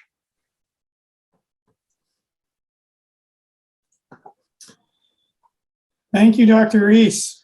Certainly a great reflection in contrast with the presenters we heard earlier today on the seriousness of a larger global crisis than just the one we seem to like talking about. So our second panelist in this session is Dr. Andrew Weaver. Dr. Weaver is a professor in the School of Earth and Ocean Sciences at the University of Victoria. He was also the Canada Research Chair in Climate Modeling and Analysis until he was elected as a BC Green Party MLA in the 2013 BC provincial election, representing the riding of Oak Bay Gordon Head. In 2015, Dr. Weaver assumed leadership of the BC Green Party, leading them to an historic election result in the 2017 provincial election, with 3 elected MLAs holding the balance of power in an NDP minority government. He returned to the University of Victoria after completing 2 terms as an MLA. Dr. Weaver was lead author in the United Nations Intergovernmental Panel on Climate Change, 2nd, 3rd, 4th, and 5th scientific assessments. He is a fellow of the Royal Society of Canada, Canadian Meteorological and Oceanographic Society, American Meteorological Society, American Geophysical Union, and the American Association for the Advancement of Science. For his work developing British Columbia's Clean BC Economic Plan collaboratively with the BC NDP, he and the Minister of Environment, George Heyman, received the 2020 Clean 16 and Clean 50 awards for outstanding contributions to sustainable development and clean capitalism in Canada. I now turn the virtual stage over to you, Dr. Weaver. Thank you, John. I'm going to share my screen, and I'm hoping that you can see that, if I can get a thumbs up or a quick acknowledgement. John, you can see that? Yep, looks good. Okay. Awesome, thank you. All right, so I'm going to take a slightly different perspective from some of the previous speakers today. I'm going to take a perspective of trying to identify the challenge we're facing and some of the opportunities that are arising because of that. At the same time, trying to outline the importance of dealing with this now and making this, if we truly believe in the notion of intergenerational equity, front and center in terms of every kind of policy decision we make. I'm going to do this through 2 lenses. One is the lens, of course, of the climate scientist from 1985 till 2013, and the lead author in a multitude of IPCC assessment reports and international committees and stuff like that, chief editor of Journal of Climate, from the scientific perspective, but also from the pragmatic approach to actually implementing policy and the political perspective as well. So it's a little cross between what we heard from Michael Ignatieff and perhaps somewhere in between where we went with Bill's recent talk. So what is the problem? Well, we know what the problem is, and we've known what the problem is for quite a few decades. In fact, we've known that the world is warming, despite the fact that 40% of Republicans don't believe that there's strong evidence that the world is actually warming, akin to not believing in the existence of thermometers. We have known for quite some time that the world is warming, and in fact, we know that the top 10 years are basically flowing like this, where each and every year in the last decade or so is within the kind of record-breaking over the long time frame global temperatures. We also know that the atmospheric carbon dioxide concentration is continuing to increase, and we know that it's actually not slowing down. And if anything, the rate of change has actually accelerated in recent years. That is, we are now seeing a 2.4 parts per million per year increase over the decade 20 to 2019. We had a 5 to 6% global reduction in emissions because of COVID, but we're rebounding right back to where we left off. What is the, I'd like to put up this one figure to kind of illustrate the essence of the problem that we're facing. I often don't think people have thought about the long-term ramifications of this issue and why we must act today if we care about the issue because of the way it will play out tomorrow. And I'm going to illustrate that with these two panels. These are under two different timeframes, averaged over the decades 2016 to 2035 in the first column, and over the decades 2081 to 2100 in the second column. And these are anomalies relative to the average over the period 1986 to 2005. And the 4 rows represent 4 different realizations of future emissions. The top one is a rather fossil fuel intensive approach. It's the approach we're on now and is typically regarded as the most likely approach, at least in terms of the mid-century climate response. RCP6 is slightly less fossil fuel in temperature, less still, and then the bottom one is one where we actually all go green and live happily ever after. But if you look at the first column, and the numbers here are the number of international modeling groups around the world whose results have been averaged into this multi-model, multi-ensemble figure. If we look at the first couple of decades of warming relative to the 1986-2005 period, it's very difficult to discern any difference in what we actually realize. However, if we start to go towards the end of the century, the world that we leave behind fundamentally depends on the decisions we make today. And ironically, those who make those decisions today won't have to live the consequences of the decisions they make.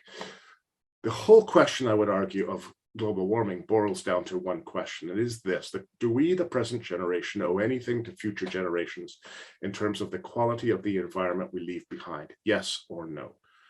It's a question that science can never answer, but science can say that if we make said decisions, we have the probability of some outcome occurring with some error bars, et cetera, et cetera. It is ultimately a question that only society can answer. And it's a question which is complicated to answer because there are many in our society who don't believe the answer to that is yes. There's a significant element of our society, for example, that believe that global warming is actually part of God's will. It's meant to be, and it's on our path towards Armageddon and the second coming. Now, as an elected decision maker, you can ignore such views or belittle such views, but you must recognize that those people have said views and are influential in discussions and policy, and they vote. And there are many more of these people than people often believe. Often the environmental community thinks that they know the answer, and they must implement that answer in a rapid fashion, forgetting that, in fact, such fundamental questions like intergenerational equity, which ultimately is one that science cannot answer, and is ultimately one for which there are myriad opinions. Others may believe that they have no children, and what matters is living mindfully here and now in the present, and not worrying about what you can't control, and that is what is happening tomorrow. So it's very complex in terms of the whole question. And the reason why I say that it's a political conundrum is because the decision makers of today, as I pointed out, must make decisions today in order to avoid the top type panels and keep us on a pathway to the bottom type panels on the far right. But they don't have to live the consequences of these decisions, and those who do are not actually here today to be part of that decision-making process and may not even be alive in that case. So why should we care about global warming? Well, assuming we care about intergenerational equity, the two big issues that we must grapple with is one is widespread species extinction on a scale that's unparalleled in Earth history. The rate of change of temperature and climate right now, again, is unparalleled. And when I mean unparalleled, we're talking about some major extinction events that have occurred historically, often associated with things like ocean acidity, which we're changing now. And the second big reason is geopolitical instability. And we're seeing that play out all over the world now, sometimes called another name, but more often than not associated with energy security. Even, I say, wearing my Ukrainian badge, with half my family Ukrainian and family in the Ukraine on the front lines fighting near Kharkiv, even the Ukraine-Russia issue that we're seeing today, the role of natural gas and the desire of Russia to get access to the Ukrainian natural gas fields in eastern Ukraine and cut those off to the rest of Europe to ensure that Ukraine could not give European gas to keep them independent of Russian gas. Even there's an undercurrent of energy and geopolitical instability associated with ramifications of how we create energy. How have we done? Well, I figure this bill just showed a figure very similar to this. I just taken that figure back to 1824, when Jean-Baptiste Joseph Fourier was the first to actually define what the greenhouse effect was in terms of the role of the atmosphere in allowing incoming radiation to pass through, warm the surface, and keep the planet hospitable. We've done nothing, really. We've had a lot of rhetoric, a lot of talk, a lot of international assessments, but really we have not moved forward. There has been some successes, and I do want to put this on here because particularly, I recognize that this is a presentation happening in the Okanagan. In the Okanagan, we heard when Kyoto was put forward, a lot of resistance to this with arguments that it would kill the economy, would be a colossal failure, and Canada would not actually be able to meet its target. Well, Canada's target was to keep its emissions 6% below 1990, and the US was to keep it 7% below.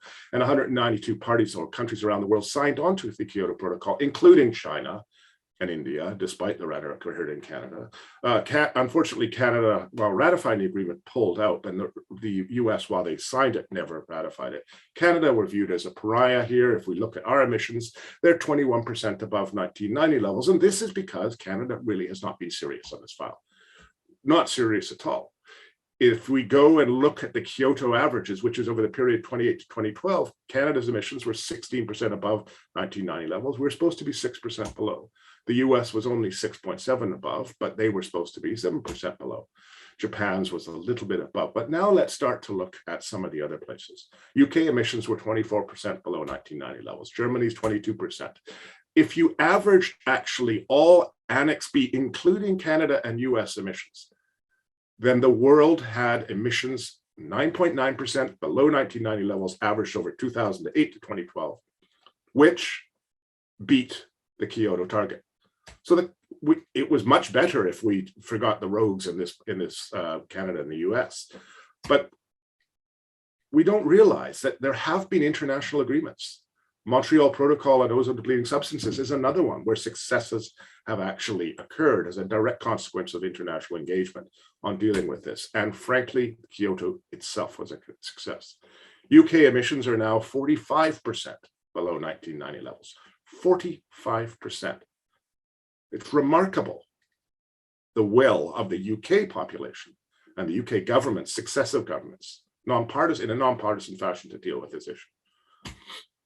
Canada dislikes to hide under the fact that we only produce less than 2% of global emissions, but if you actually look at per capita emissions and the total carbon emissions, well, Canada is one of the worst per capita emitters. We're number 15 here in yellow, behind such notable stewards of international nations such as Palau, New Caledonia, Qatar, Curacao, Trinidad, Tobago, Kuwait, UAE, etc. Essentially petrostates. In terms of the total emissions, Canada is 13th. Well, we really should take out international aviation and international shipping. So we actually are 11th, not too dissimilar from Saudi Arabia in terms of the emissions we put out as a nation. If we look at the energy per capita and compare it to some nations like China, the average France, the average Canadian consumes 3 times as much, or puts 3 times the greenhouse gases that the average French person does into the atmosphere. In Sweden, it's 3.5 times. In Rwanda, it's 174 times. And hence one can get a sense of the equity issues that come to play, where countries like Rwanda, who clearly are not part of the problem, have historically not been part of the problem, yet bear the brunt or a significant disproportionate impacts in and around their area, are really, it's a bit rich for us to say, we'll do something if you get your act together, only if so.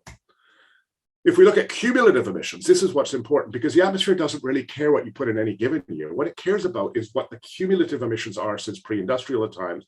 And if we look there, Canada is eighth in the world. That is, since industrial times, we have put in the 8th greatest amount of total carbon into the atmosphere.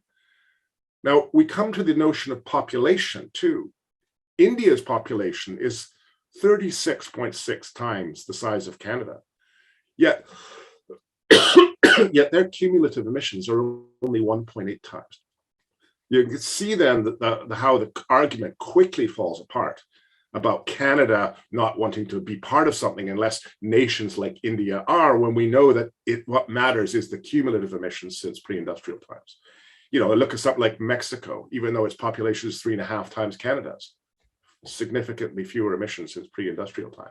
And Brazil is even more so. If we come to Brazil, 5.6 times the population of Canada. The average, Brazil, since pre-industrial times, has put 1/2 of the total emissions out that Canada has. Somebody who's worked in the IPCC assessment process since 1992. You can imagine when the 5th assessment report rolled by, and we, in essence, could summarize that 1,000-page document, which I happen to have here. And it was one of 3 said documents.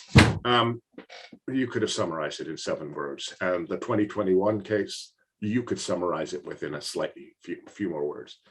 Now, I've heard time and time again, people say, oh, the latest IPCC report has warned us, add next level of hyperbole. The reality is we've been saying the same thing since the very first IPCC report in 1990. What is happening is that these reports are now falling on ears that are willing to listen, and I'll come to that as I conclude here. If we look at the science here, back to the first assessment report that was ever released, it's the Charney report in 1979, where Jewel Charney from MIT and colleagues were asked to assess the state of the climate, project what would happen for future climate, and they were the first ones to actually come up with an assessment of what climate sensitivity is based on the available evidence. And climate sensitivity, by definition, is the amount the world would warm because of doubling of atmospheric carbon dioxide.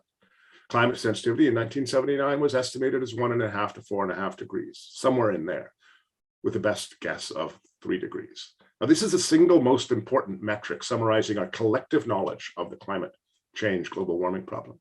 It's in essence a metric that includes an understanding of all the feedbacks within the system, how the radiation or the radiative effects of greenhouse gases operate, and how they interplay with those feedbacks.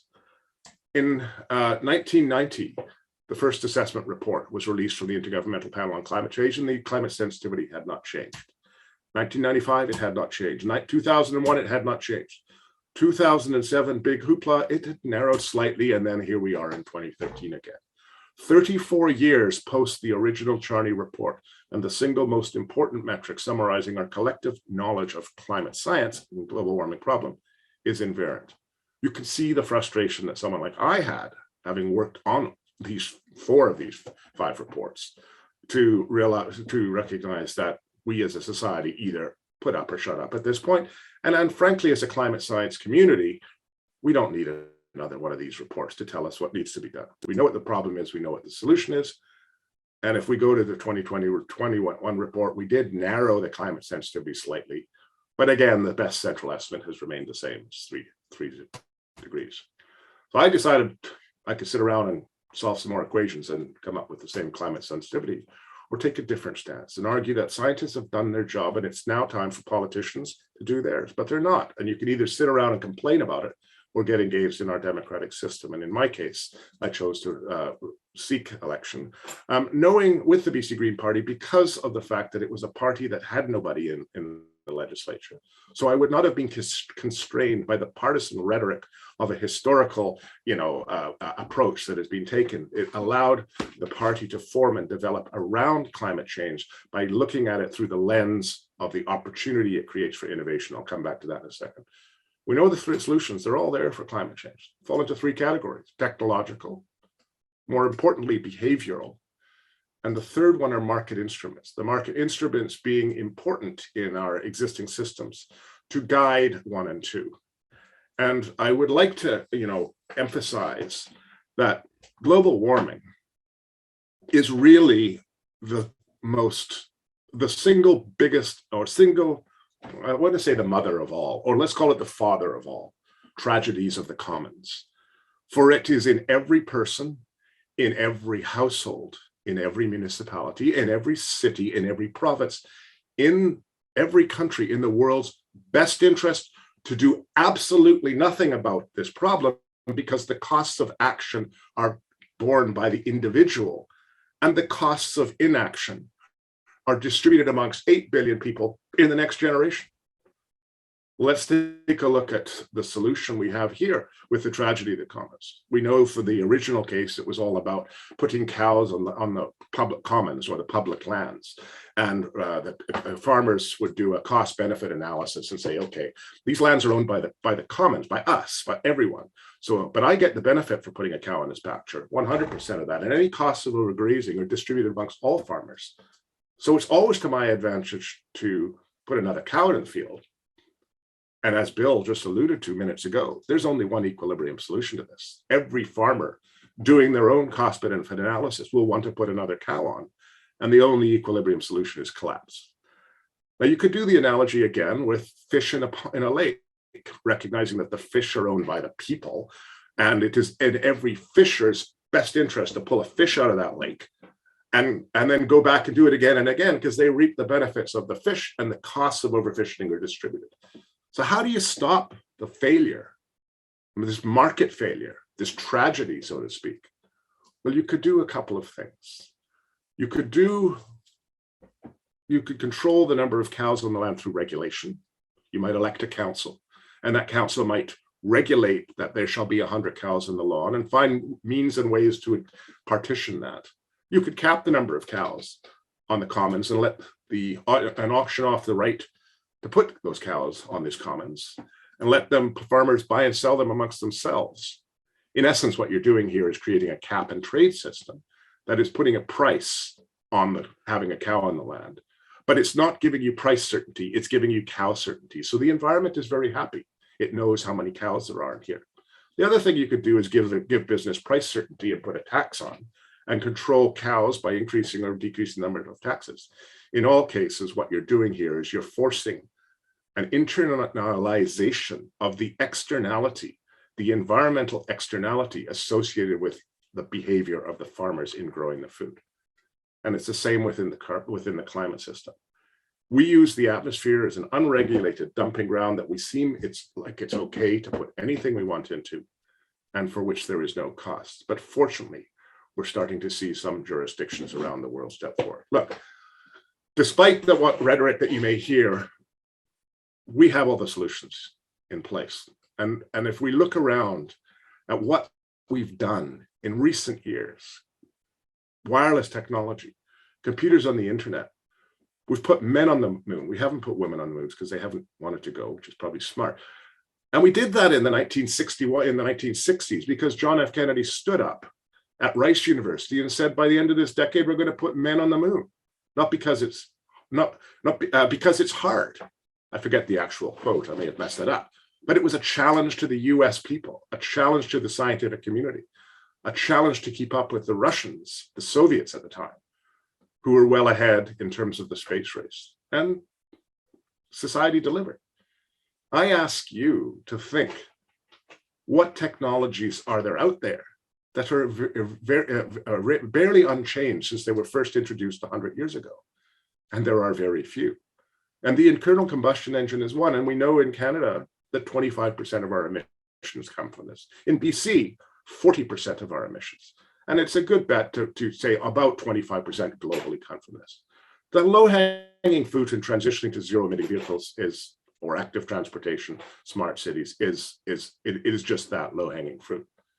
We know that 40% of emissions globally come from coal combustion for production of electricity, another low hanging fruit. I've always argued that climate change actually presents the greatest opportunity for innovation, creativity, and economic prosperity the world has ever seen, because every environmental challenge can be seen through one of two lenses: the lens of the opportunity for innovation, or a lens of which leads us to dwell on the hopelessness of the problem. It can actually be empowering and exciting to focus on developing solutions, because each and every one of us is part of the problem, and each and every one of us is part of the solutions. And there are opportunities for innovation, and we're capitalizing on those now at the federal level and in BC and Canada.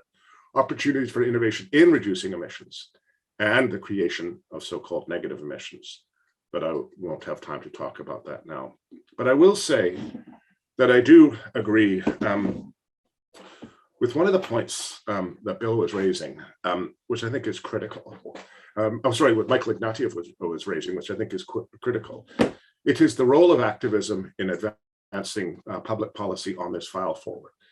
We have on the table right now internationally the 2015 Paris Agreement that says it's holding the increasing global temperatures to well below 2 degrees, blah, blah, blah, blah, blah, blah. And there's a narrative that somehow we're going to keep warming below 1.5 degrees out there. Well, first off, until such time as we get the notion of border tax adjustments in place, allowing jurisdictions that have carbon pricing in their domestic jurisdiction, the ability to put on border tax adjustments to ensure that jurisdictions can't dump products into their market if they're not having carbon pricing in where they are. That's just a key issue, and it requires, right now you couldn't do it, you'd be taken to international court and you'd lose because you'd be viewed as protectionist, putting protectionist policies on your income, on your border, which would not allow free exchange of goods. The global warming of 1.5 degrees special report is another example of where rhetoric has trumped science. The history of this report is that the 2 degree marker that was picked by the European Union in the 1980s, which was picked as a guess of what the climate sensitivity was at the time, which can never be agreed to scientifically, because no science can ever say what warming should be limited to. It can say the what's going to happen if we have such warming. When the 2 degree number was continued to be talked about, the island states, of course, were troubled about 2 degrees, meaning the committed sea level rise would potentially cover them with water. And so they argued for 1.5 degrees to ensure sea level rise would not be as much.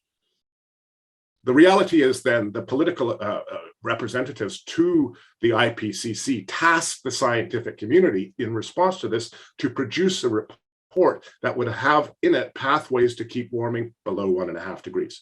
This is not the scientists saying up these pathways are what we're going to do with this policies. These are scientists saying, okay, we have to come up with pathways to get to 1.5 degrees. Let's come up with them. This is what it implies. And guess what? It implies in all cases that we have to have negative emissions, substantial negative emissions, using technologies that don't exist immediately in order to get us to keep below 1.5 degrees.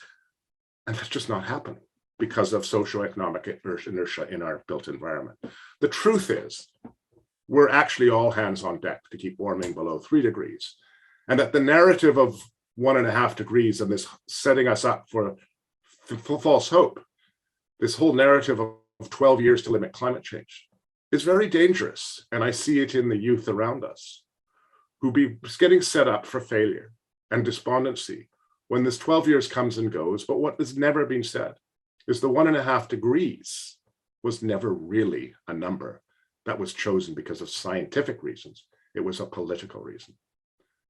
I'm hoping, and I've seen the change, we're starting to begin to see better youth engagement in the Canadian voter national elections, which is critical because, of course, intergenerational equity should be something that the next generation is actually concerned about. And so we're seeing them participate in our polls is refreshing, because we can't expect this issue to be solved exclusively by an aging demographic for which there are imminent issues that need to be dealt with, like hip and knee replacements, he says knowingly, for which policies on short turnarounds can be implemented. And 4 years later, you can say, vote me back in because I listened to you. I also, for the first time, believe we have reached a tipping point in public opinion where policymakers at the political level now can introduce the required measures to actually turn the corner and take emissions down because of Greta Thunberg. Her innocence, her ability to mainstream awareness of this amongst average people, the average voter, mom and dad, who've got kids playing soccer on the weekend, who got a mortgage to pay and put food on their table, they're out getting concerned. That was the necessary tipping point, in my view, to actually give the political establishment the backing they needed to actually start to put policy forward. One has to be careful now that we continue to support them in delivering that policy. I'll end there. I was going to talk about some emissions, but I want to finish with this final thing because it comes back to what Michael Ignatieff said in his talk, which is one of the most important lessons I learned from my 7.5 years in the BC legislature. Is this is a very, very important problem. It's a very, very big challenge dealing with this. And there's some uncomfortable decisions that are going to have to be made.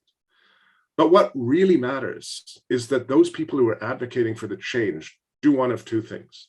First, saying what you don't like is easy to do, but you have to be there to support or to offer ideas and solutions of what you do support. Number two is when you win a battle or when you win an argument and you get the advancement of the policy you've been so seeking, it is not okay to go away and say, phew, I've done my work, let's just continue down. Because the next election anywhere is only a couple of years away and everything will just go right back and pendulum swing and those policies will be gone. It's as important to continue to ensure that support the decision makers who are implementing the policies as they do it, as it was to shout at them at the beginning to ensure they started that process. And finally, progress is often the greatest casualty in the quest for perfection in environmental policy, whether it be the preservation of old growth forests, whether it be transitioning to a low carbon economy, or whether it be, focusing a new economy on clean energy sector or something like that. Progress is required in order to reach perfection. If we criticize and stop and say nothing is good enough, it is very easy for the politician to actually say, okay, I'll worry about something else where I know I can do something that is good enough. I'll go back to reducing hip and knee replacement lineups because that's the thing that will get me the votes 4 years from now. So with that, I'll stop and I'll thank for your attention. I look forward to the discussion. Thank you, Dr. Weaver, for expanding on our conversation here and bringing a little bit of your experience in the legislature. So we'll now address some questions that have been posted in the webinar Q&A. With the remaining half hour, we will answer as many questions as we can. We will select the questions based on both the votes they receive and the diversity of topics covered. And now for our first question. Now, a couple of these were posted before you spoke, Andrew, but both of you can certainly chime in. So from Alexander Bell, so there's already paranoia around the idea of reducing the global population, such as all the conspiracy theories that were out there during the COVID vaccine and suspicions that there was something untoward involved. How do you convince the global population that we need to address overshoot without us causing outright civil war? Is that to either of us? Or? I would say to either of you. That's got to be for you, Bill. The guy's got evolutionary economics written all over it. Yeah, I'm going to emphasize something I've said. There are some problems that may not be solvable, and this may well be one of them. We're dealing with a situation in which, if you simply follow the current trends and the momentum of society, we anticipate 2.5 billion additional people, all with material and energy demands, over the next 30 years. We expect the demand for energy to increase by 50%. over the next 30 years.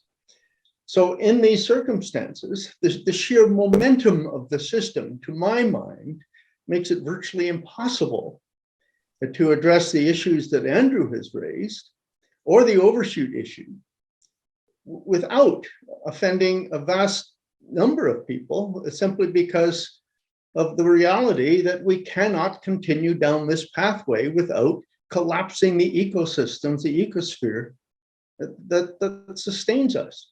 You know, population has been a taboo subject for decades. I've been called an eco-fascist, a racist, an anti-humanist, and so on and so forth, for simply recognizing a simple reality. Andrew gave a couple of excellent examples. I'll give you another one. If you're on a ship and you've got a passenger capacity with luggage of 1,000 people, you don't just continue loading it. The ship will sink. The Earth is no different. We're an island in space with a fixed biological capacity, we call it biocapacity, productive capacity of the ecosphere. The overuse of that capacity, the overfishing, the overdumping. Climate change is a waste management problem, as Andrew has indicated. All of these things are eroding permanently the life support functions upon which we all depend. Now, we can choose politically to ignore the fact that every additional individual added to the population adds to the rate of erosion of the biological or biophysical support systems, or we can face that reality in our common interest. And I'm saying to us that if we do not recognize that right now, I can show you the numbers, I've done the analysis, that population growth is larger than consumption growth by a considerable margin in driving the overshoot problem and the increased rate of erosion of our life support functions.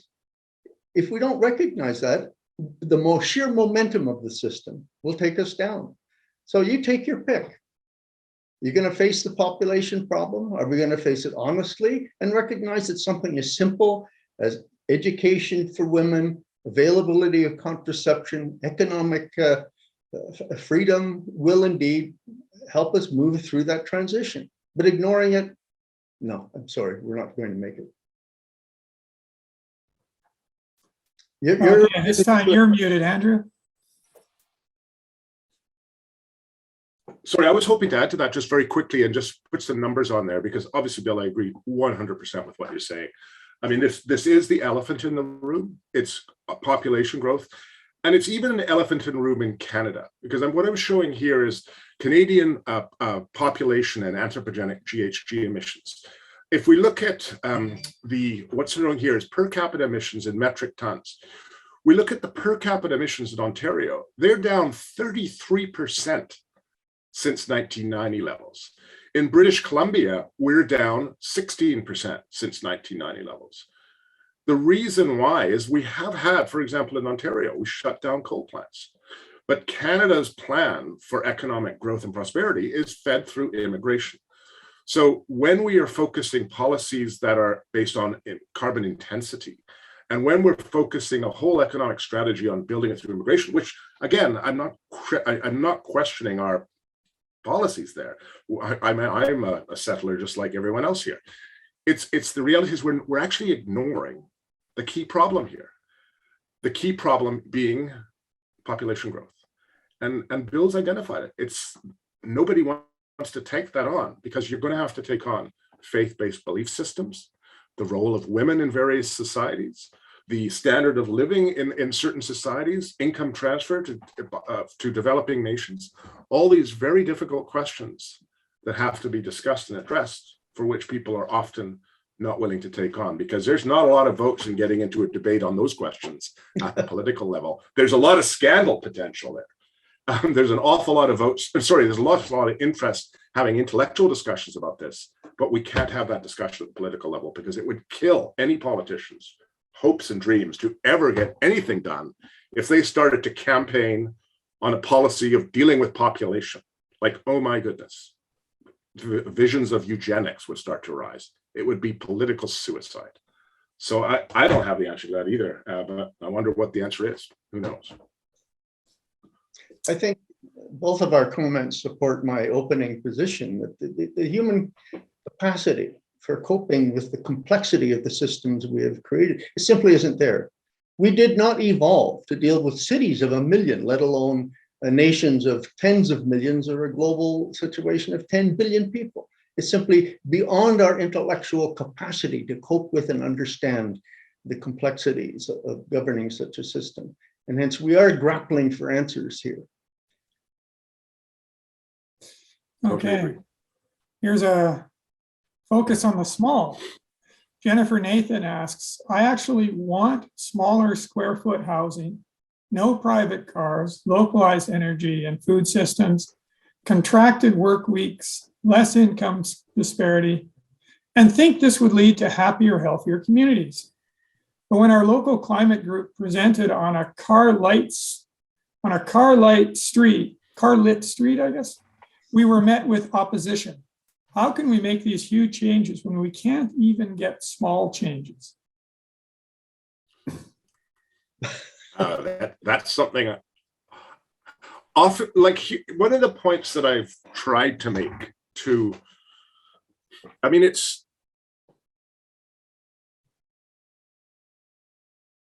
I want to be very careful with what I'm saying here, is that some of the approach by certain elements within our society, and I'm not saying this particular approach because I agree with the goals and what you're looking for there, it has been one that has been very much in your face and blaming and virtue signaling, frankly.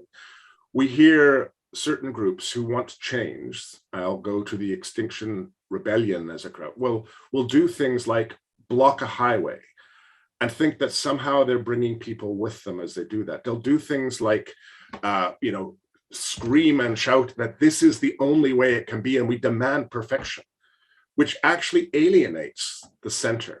And it is as a center that it allows action to be put forward. If you start to go down extreme routes, you actually polarize the alt of you. So I would argue in society, what we're seeing here with the freedom convoys on the right is actually revenge of the trailer park boys. In what they're doing is reacting to the virtue signaling and out of control wokeism of the super far left. So we've got revenge of the trailer park boys happening against a movement of virtue signaling, where more often than not, when you look at the behaviors of the virtue signalers, they don't actually follow what they're telling others to follow.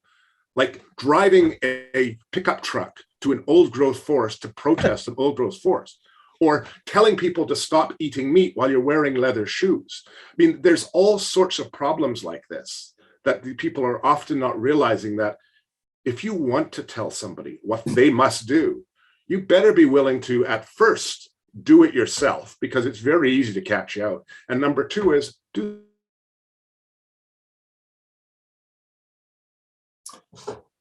Hey, well, I hope we haven't lost Andrew there. Froze for a second. You're still with us, Bill?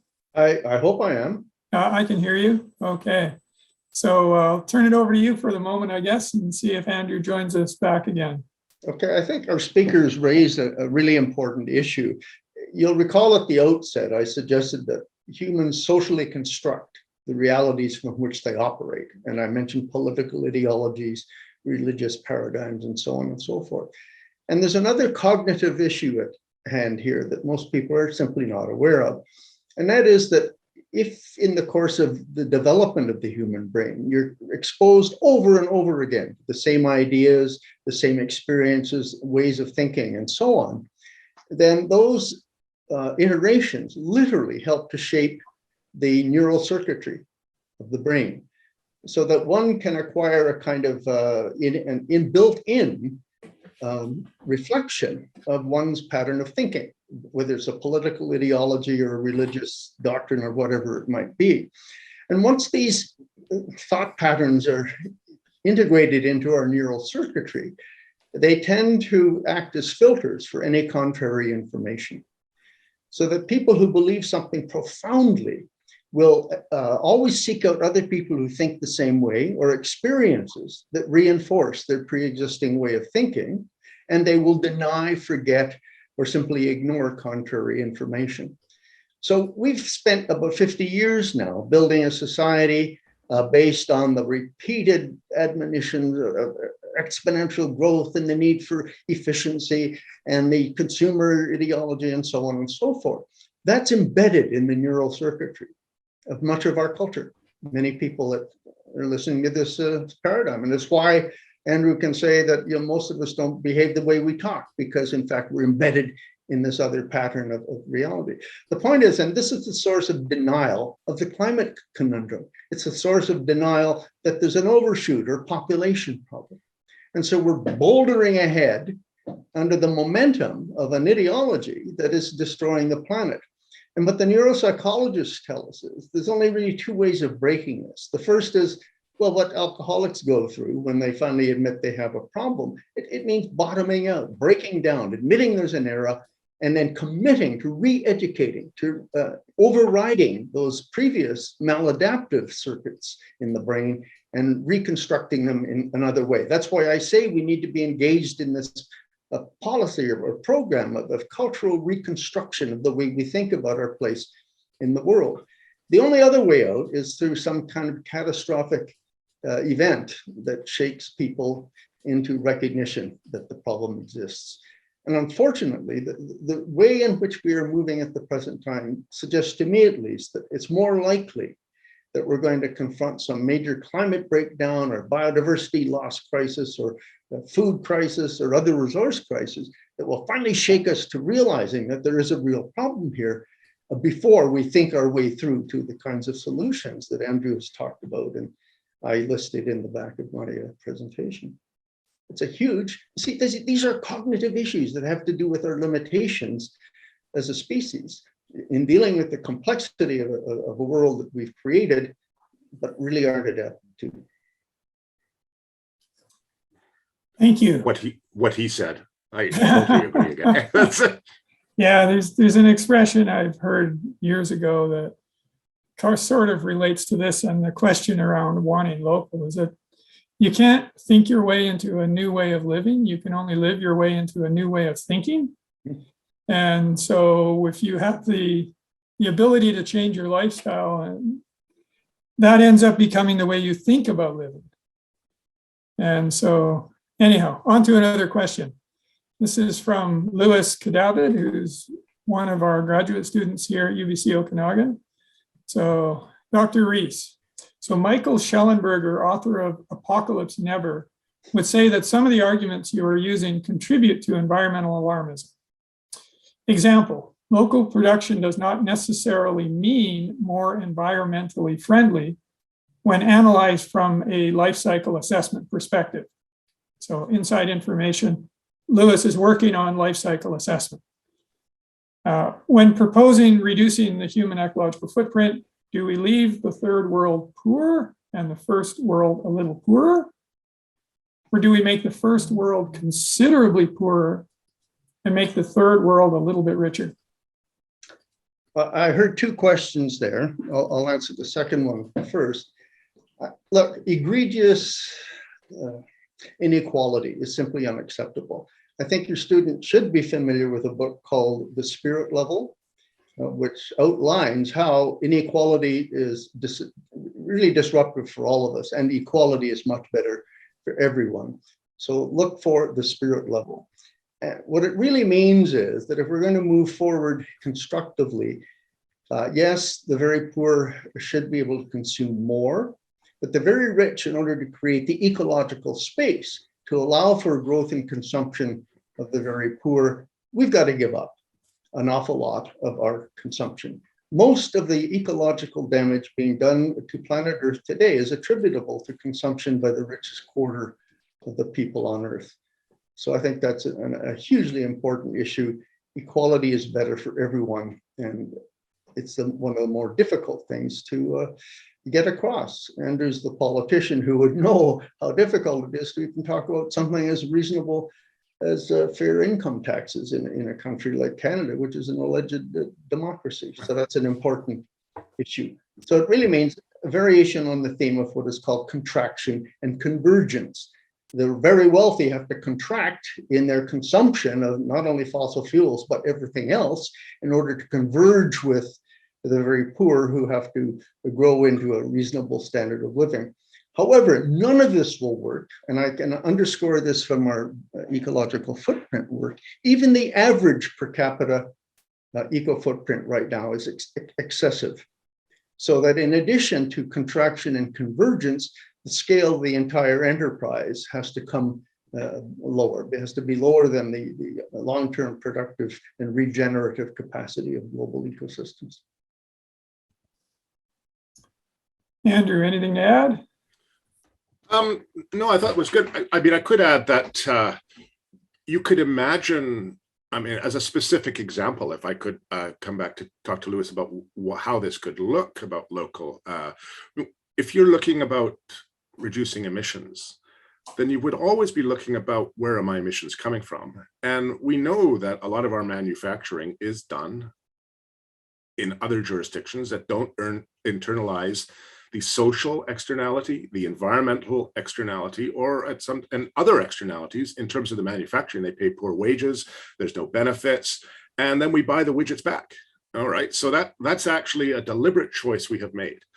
And then we complain to Asia and we say, oh, you don't have a carbon tax and we're not going to reduce our emissions until you reduce yours. So there's a double level of hypocrisy there.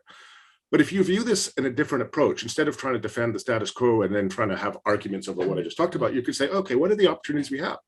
Well, look, we have in BC ample access to clean energy of all forms, whether it be geothermal, solar, wind, tide. We're not capitalizing on much, if any of it. In fact, we have no geothermal in BC. We could be actually using our clean energy and our dams, which stabilize intermittent base load, to actually provide and bring companies to BC who want to do manufacturing. For example, if we could say, why don't you go and put yourself in Terrace? Terrace is on a railway, and that could be electrified. That railway goes to Prince Rupert, and it goes to Chicago, gateway to Asia, gateway to the eastern US. So there are ways of actually thinking about capitalizing on the opportunities climate change is presenting itself through focusing on strategic assets and things you have that will allow you to retain, the kind of that would build prosperity by focusing on local economy. That was actually the motto of the BC Green Party that Jane Stirk, who was the leader in 2012 when I took over, got elected with her, was prosperity is local. And you can see that because with the supply chain issues we've run in globally, and there has been a rethink of this. And I think we're actually seeing a push to much more local manufacturing. Bill's going to disagree, of course, because I spoke largely on the widget side, not on the ecological side there. Yeah. Let me add a couple. I'm not going to disagree with Andrew. When I talked about relocalization, it was more out of necessity. Look, there's great advantages to trade, but let's keep in mind that the current form of globalization is specifically designed to increase consumption, which means it gives access to the world's remaining pockets of resources to the largest possible market of ever richer people, which guarantees the continued depletion of global assets that we all depend upon. Now, in the future, if we abandon fossil fuels and have no reasonable substitutes, quite frankly, I do not think international shipping, airline traffic, much intercity transportation could go forward in the foreseeable future in the absence of fossil fuels. So relocalization may come out of necessity, which means that each locale ought to be husbanding its local assets and resources to the maximum effect, rather than selling them off to the world, the highest bidder on grounds that, well, we can always import something from elsewhere. That era is coming rapidly to an end. And I think that relocalization from both the direction Andrew's talking about and what I'm talking about is going to happen. It's already, in fact, beginning to happen in many parts of the world. Okay, kind of building on that a little bit, Rebecca Tyson asks, for your speculations, I guess, on what would our standard of living look like if we lived within the existing biocapacity in an equitable way? There's a great deal of confusion around the concept of standard of living. It usually means material throughput, the consumption of energy and material, but that's very different from quality of life. So if we go back to, say, the 1950s, we had a per capita income of less than half of what we enjoy today, something like a third. If I'm not, you probably know more about this, John, than I do. I think it's between a third and a half. But if you talk to sociologists about this, the average level of optimism, of well-being, of happiness in North America in the 50s and 60s was very significantly higher than it is today. So people with half the incomes and a fraction of the level of material consumption can be very happy, can in fact enjoy life and the prospects of the future to a much greater extent than we seem to be doing today. So what we've seen is a kind of a paradox here. We have a culture dedicated to the proposition of the consumer society, and that humans are self-interested utility maximizers with fixed preferences and insatiable material demands, to take a quote from an economics text. But by following that paradigm, we've actually made ourselves less happy, ecologically less secure, and in climate terms, it's been catastrophic. So there's no contradiction between vastly reducing our material standard and having a much higher quality of life, because it could ensure sufficiency while at the same time having a sense of economic security and ecological stability ongoing. We've abandoned all of that in order to acquire more and more in a more and more unequal society. It's really quite tragic the way we've constructed this world in the face of what we know. I mean, Andrew's right. We have so many great ideas and ways of correcting the situation, but we ignore them all because we're trapped in this paradigmatic set of beliefs, values, and assumptions that distract us from the reality that we could achieve. Andrew? Well, again, I'm completely agree with what Bill's saying. There's the growing disparity between those who have and those who haven't. The income inequality is one of the biggest things facing our society, and it actually plays out in climate change too. I mean, it's hard people with excessive wealth, many are not interested in changing their lifestyle, and those, we're asking everyone to do the same. And it requires really tough, bold leadership at the political level to ensure that the influencers, who often in our society have big checkbooks, are actually not influencing, because I know what it is to be lobbied, and I know who does the lobbying, and the people who do the lobbying are not mom and dad who taking their kids to soccer on a Saturday and worrying about their mortgage. They are vested interests. They are the wealthy, and they are the elite in our society. And they're the ones who actually have the influence in our political hallways, because they're the ones who are knocking on the doors there. And it takes a special type of individual. We have some in BC and we have some federally who are saying, okay, you can come and knock on the door and lobby me, but thanks very much, off you go now.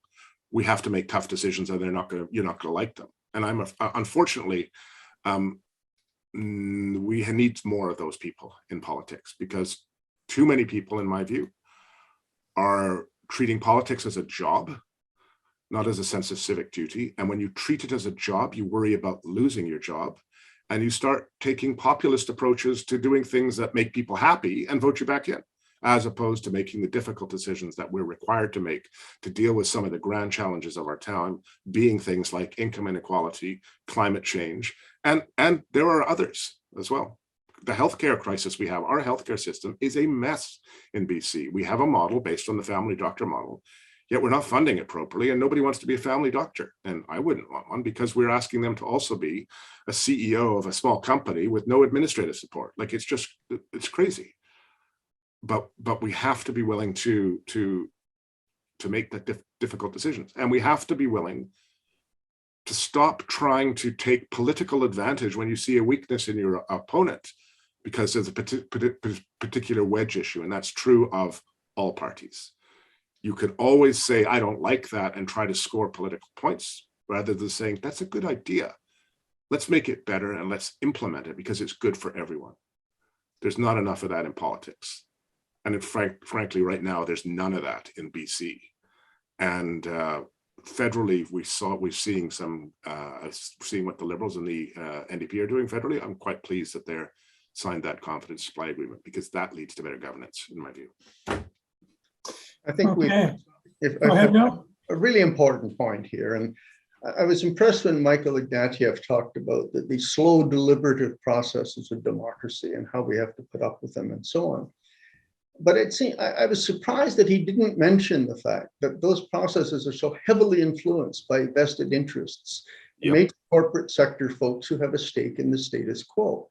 And frankly, I mean, if you look at US politics and the amount of money donated through political action committees like the corporate sector to support senators and Congress people and so on, they literally have purchased the US government. The various regulatory agencies are creatures of the corporate sector entities that they are set up to govern. So we've seen here, I think, a capture. In fact, sociologists call it agency capture by vested interests, which is a perversion of the whole notion of democracy. So we live under the illusion that we elect people to act on our behalves, when, just as Andrew says, they're constantly being, I mean, if the phone rings 100 times, it's not 100 ordinary citizens, it's 100 No, it's not. lobbyists. And we all lose all the time. So I think this is an absolutely critical thing to keep in mind. We do not live in a democracy that is functioning as a democracy. We live in a kind of plutocracy governed by a few corporate sector folks who call most of the shots at the political level. 100% agree.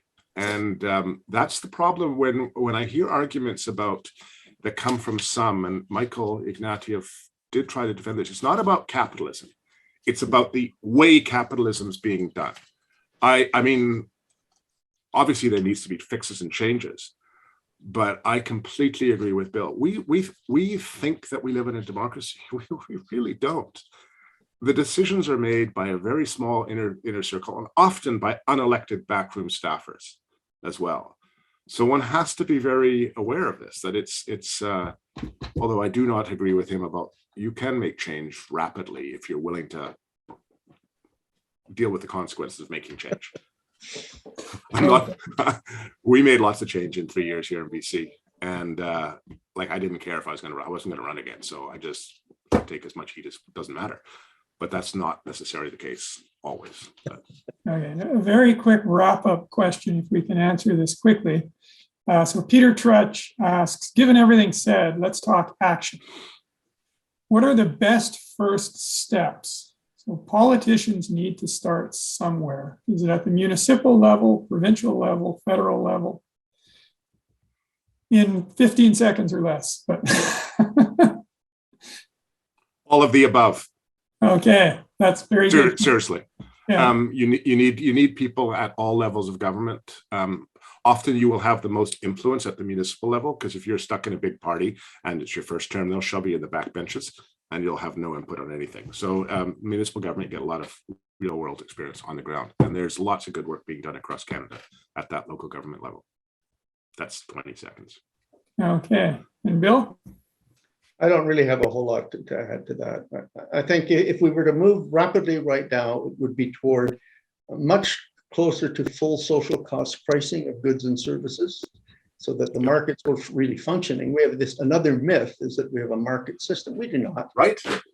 It's not a free market at all.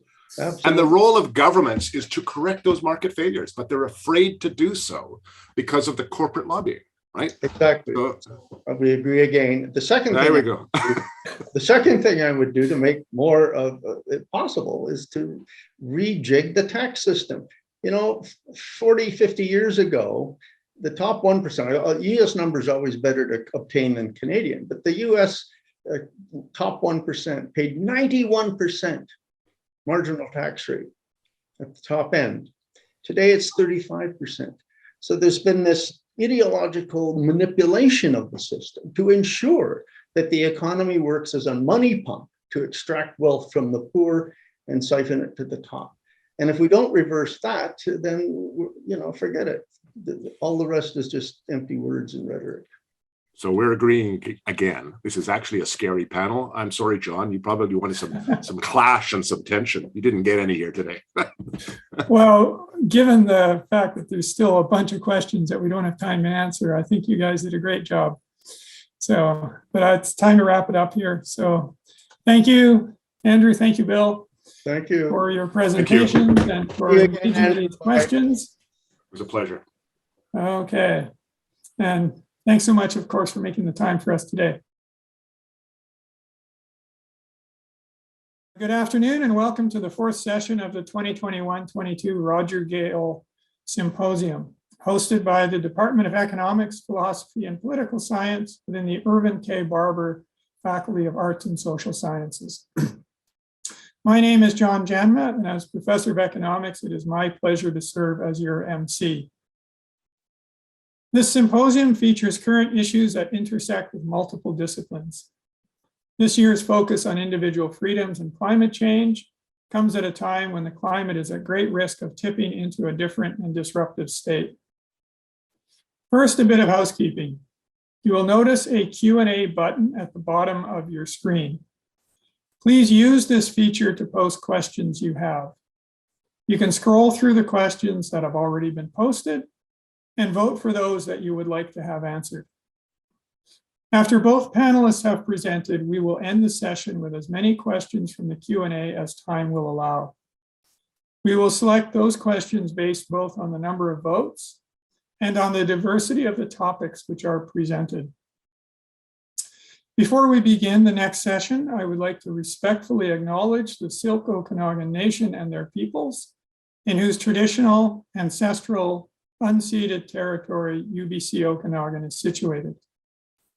I would also like to acknowledge that you are joining us today from many places, near and far, and acknowledge the traditional owners and caretakers of those lands. Our first panelist in this session is Dr. John Dryzek. Dr. Dryzek is Centenary Professor in the Center for Deliberative Democracy and Global Governance at the University of Canberra. Before moving to the University of Canberra, he was Distinguished Professor of Political Science at the Australian National University. He is a Fellow of the Academy of Social Sciences in Australia, former head of the Departments of Political Science at the Universities of Oregon and Melbourne, and of the Social and Political Theory program at ANU. Working in both political theory and empirical social science, he is best known for his contributions in the areas of democratic theory and practice and environmental politics. One of the instigators of the deliberative turn in democratic theory, he has published 8 books in this area with Oxford University Press, Cambridge University Press, and Polity Press. His work in environmental politics ranges from green political philosophy to studies of environmental discourse and movements to global climate governance. Dr. Dryzek, the virtual stage is now yours. Okay, so yeah, thanks for that introduction, John. And I'm joining you today from the land of the Ngunnawal people, and I pay my respects to their elders, past, present, and emerging. Of course, Ngunnawal country is also part of Australia, and Australia is, I think, to date, the only country which has actually adopted a carbon tax and then abolished it. And that, well, amongst other things, just shows the terrible way that a particular set of institutions associated with an adversarial two-party system can process an issue like climate change, where it's treated as a venue for partisan advancement rather than actually collective problem solving. So there's something institutionally wrong here, and really, that's the theme of my talk is institutional responses to climate change, and actually to global environmental change more generally, because of course climate change is just one aspect of global environmental change. Now, climate change may be a wicked problem, although I see from Mark Sagoff in his presentation that he disagrees. I'm actually somewhat agnostic on whether we see it as wicked, because I think there is something much worse than its wickedness, which I'll eventually get to, and that has to do with the path dependencies associated with dominant institutions such as states and markets. But before I get to that, I want to say a bit about the individual freedoms aspect of the symposium. And this and actually what I was going to start with here actually relates to some things that Catherine Harrison said. yes, policy responses to climate change may involve constraining freedoms, but then so does the response to just about any policy problem. That's what government does. Passes laws, it regulates, imposes taxes, and all of those things in some ways restrict freedoms. Why do we need freedom in the context? I mean, freedom, of course, is a good thing intrinsically, but in the context of issues such as climate change, freedom is arguably necessary to help generate the creative responses to different aspects of the problem. Eleanor Ostrom, who made a brief appearance in Catherine's talk, of course, referred to the idea of a polycentric approach to climate change. Arguably, we need freedom to help make polycentrism work, for people to come up with to have the freedom to create solutions. But also, I think we need more than freedom when it comes to polycentrism. We need a way of coordinating across different aspects of the polycentric system. I think that is actually where Ostrom was a bit lacking in identifying the mechanism that would somehow make the various parts add up to a coherent whole. So let's think about a bit more about freedom. Next slide, please, John. Environmental authoritarianism was popular in the 1970s, and I've noted here three authors who are very prominent in proposing more or less authoritarian responses to environmental problems.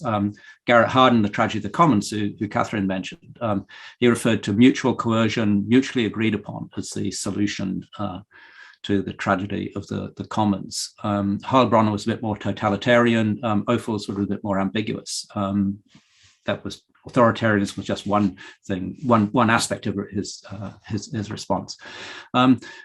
That kind of authoritarianism went out of fashion, in part because it's obvious that existing authoritarian governments were doing just such a bad job when it came to environmental questions. But we have seen a bit of a resurgence of environmental authoritarianism in recent years. So, for example, in 2020, a survey done in the 27 member countries of the European Union found that 53% of respondents in the 16 to 29 age group thought authoritarian states were better equipped than democracies to tackle climate change. I actually don't really trust surveys like that, because so much depends on how much you frame the question, but it's indicative that it's at least there to some degree in public opinion. And then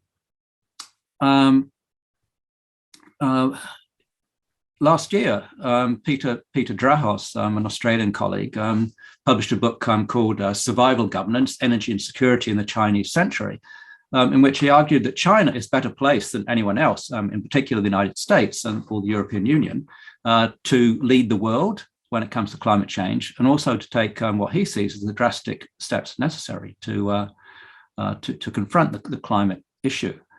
Of course, China is authoritarian. So next slide, please. So this is a quote that sometimes, this is a quote from Xi Jinping. The quote is, I guess it sounds better in Chinese, but green waters and green mountains, but I think he really means clear waters. Green waters and green mountains are gold mountains and silver mountains. And the leadership of the Chinese Communist Party, of course, also uses expressions such as harmonious society, ecological civilization to capture some of its intentions. But even when it comes to China, it's not, of course, climate change that has caused any restrictions on individual liberties or responding to climate change, because the authoritarianism is already there. How attractive is China when it comes to dealing with climate change and the environment? Well, we know that it's a leader in renewable energy. We know that also that it's also heavily polluting when it comes to coal burning power. We know that at home it can do big dramatic things which democracies find difficult, such as blanket local bans on coal burning, introducing big projects of various sorts.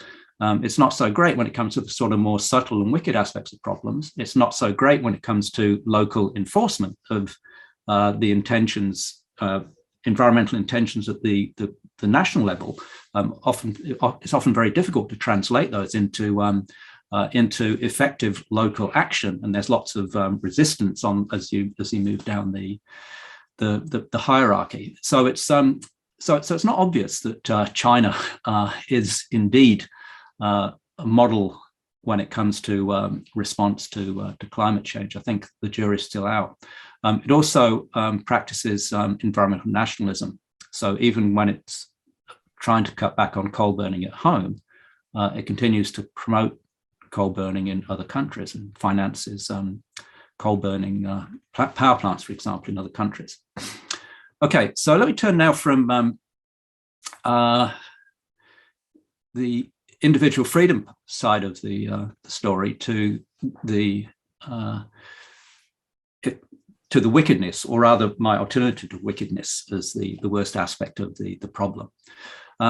So what's worse than wicked? And what I would argue is that what's worse than wicked is the degree to which dominant institutions such as states and markets are subject to pathological path dependencies. These institutions developed under seemingly benign Holocene conditions. So next slide, please. And a lot of Earth scientists, of course, claim that we are now exiting the Holocene, or the exit from the Holocene has been underway for some time. Dating the beginning of the Anthropocene is more of a controversial question, but the Anthropocene is the successor to the Holocene. It's an era, an emerging epoch, rather. It's not an era. Contrast in like what the sign on the left says. The Holocene is, the Anthropocene is the emerging epoch of human-induced instability in the Earth system. And in the rest of my presentation, I'm going to rely heavily on a book that I published a couple of years ago with Jonathan Pickering called The Politics of the Anthropocene. So next slide, please. So as I just suggested, the core problem from in this slide is the degree of pathological path dependency in dominant institutions. So these institutions developed under seemingly benign Holocene conditions. As my Australian colleague Will Stephan likes to say, the Holocene is the only condition of the Earth system that we know for sure can support human civilization. We don't know yet if civilization can survive the Anthropocene. So when it comes to markets and states in particular, they've done a very good job of organizing feedback that reinforces their own necessity, but at the same time suppresses feedback on the condition of the Earth system.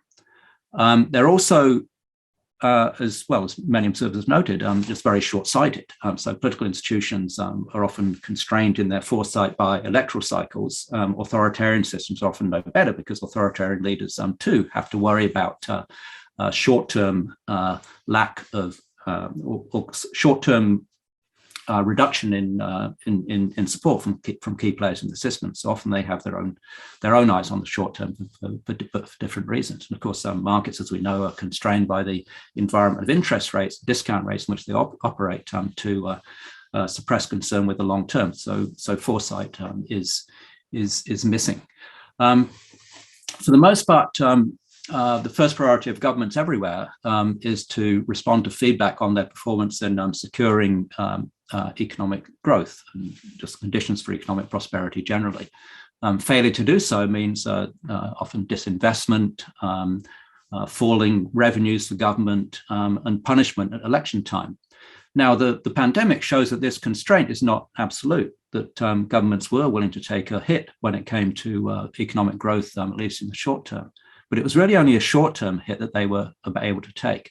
And then, of course, made a massive effort, put a massive effort into bouncing back in economic growth terms as soon as they possibly could. So in ecological terms, this really sort of just reinforces the degree to which they are subject to pathological path dependencies and reliant on economic growth as their first priority. So as I say, so institutions such as markets and states are very good at generating forms of feedback that reinforce their own necessity. Global environmental change means growth is problematized in the longer term. Of course, there's a continuing dispute between advocates of degrowth and advocates of green growth who believe that that it is possible for growth in terms of well-being to be decoupled from material inputs. But to say the least, the jury is still out on that one, and growth as we know it is still very much dependent on increasing stress on ecological systems.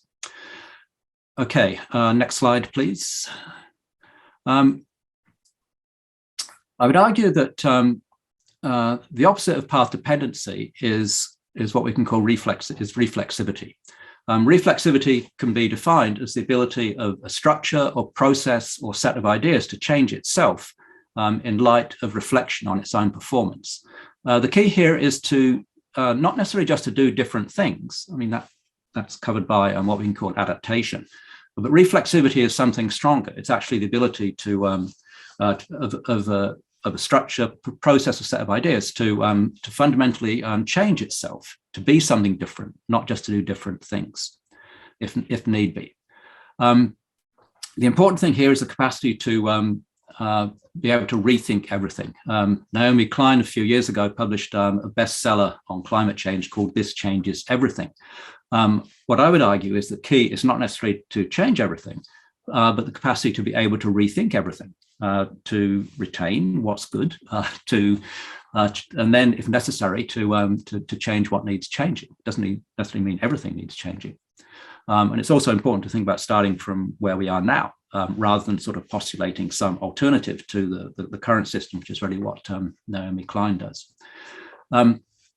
The ecological aspect of reflexivity involves a few additional requirements. It requires recognizing the active influence of the Earth system itself, rather than seeing it as a passive background, that the Earth system is capable of springing surprises upon us, and surprises which may be extremely unpleasant if they take the form of catastrophic state shifts, which Earth scientists now suggest is a live possibility.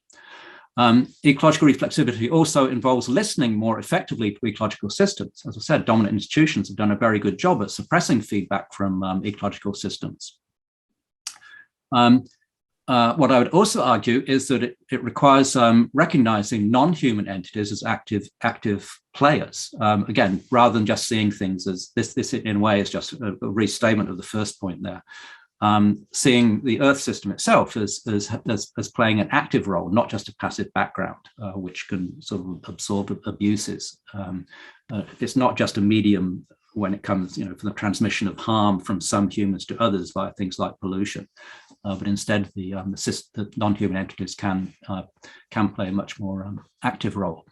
And also, ecological reflexivity involves foresight and the anticipation and of course, ideally prevention of state shifts in the Earth system.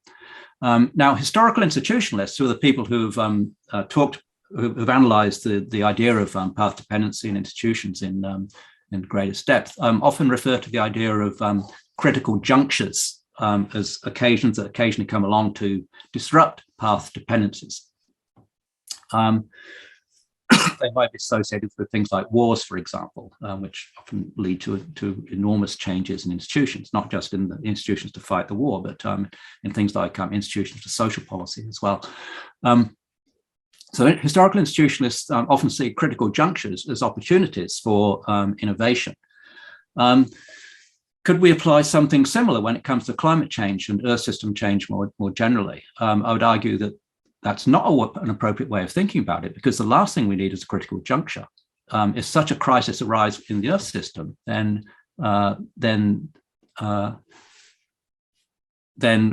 what we have is catastrophic failure of exactly the kind that we should be trying to avoid. Those kind of catastrophic state shifts, of course, did not occur in the Holocene of the last 12,000 years or so. But in the deeper history of the Earth system, they are very common. They're much more common, and so they are a possibility, even though dominant institutions have developed pretty much in terms which are pretty much oblivious to that possibility. Okay, next slide, please. So what then might we think about looking for, as well as just rather than just lamenting the problems in existing institutions? In the Politics of the Anthropocene book, we suggest that we can, well, not surprisingly, we should look for reflexive institutions, given that existing institutions seem to be subject to pathological path dependencies. Can we see any hints of such reflexivity in existing institutions? I think the answer there is that those hints are actually quite hard to find.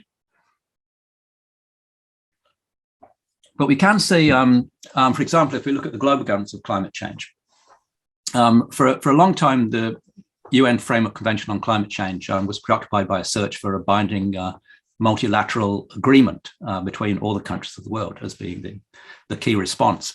With time, that kind of agreement became increasingly elusive. And so around the time of the Paris Agreement in 2015, we saw a shift within the system to what Karin Backstrand and her colleagues call hybrid multilateralism, which really combines the top-down multilateral approach with a bottom-up, more polycentric approach of the kind that Ostrom advocated. And then at the same, and going along with that, the idea of orchestration, which has been identified by some global governance scholars, people like Ken Abbott and so forth, that goes along quite nicely with the idea of hybrid multilateralism, because orchestration implies an orchestrator of some sorts associated with the UNFCCC, enlisting actors like non-governmental organizations to put pressure on national governments to meet particular kinds of commitments. So it's obviously, it's not a massive shift, but at least it's a hint of an institutional structure, the UNFCCC, being able to rethink its basic structure. And at least engage in some change in response to reflection on its own past failed performance. Again, it's just a hint of what reflexivity might look like in a global institution. We can think also of what role can, how can we think about science in this kind of reflexive constellation? Here we can, I would point to the work that my occasional co-author, Richard Norgaard, has done.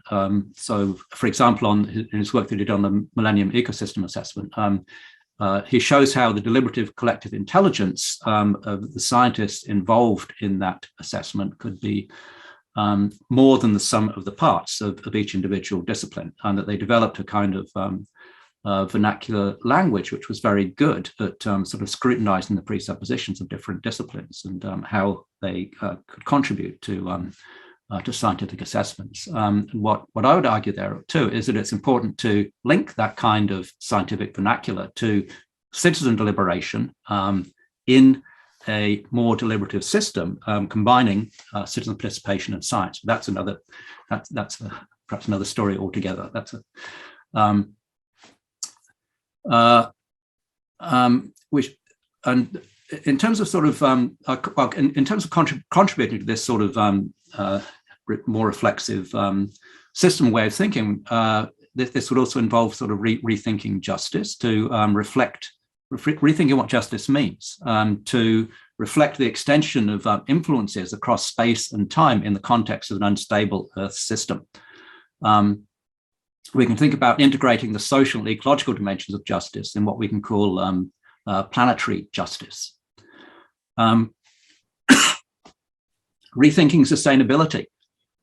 Over time, the discourse of sustainable development has become ever more reconciled to conventional notions of economic growth. So what started out sustainable development pre-Brundtland, pre-1980s, started out as in some ways a a fairly radical challenge to conventional notions of economic growth, became progressively reconciled to economic growth and to dominant institutions.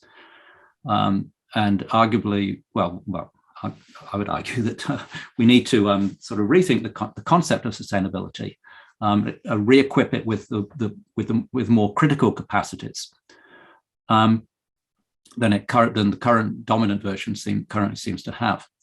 And then also in the book, we address the question of agency. Who are the agents that might give shape to meanings in and of the Anthropocene? Give shape to what we mean by justice, sustainability, to how science works, and to give shape to institutions for the Anthropocene.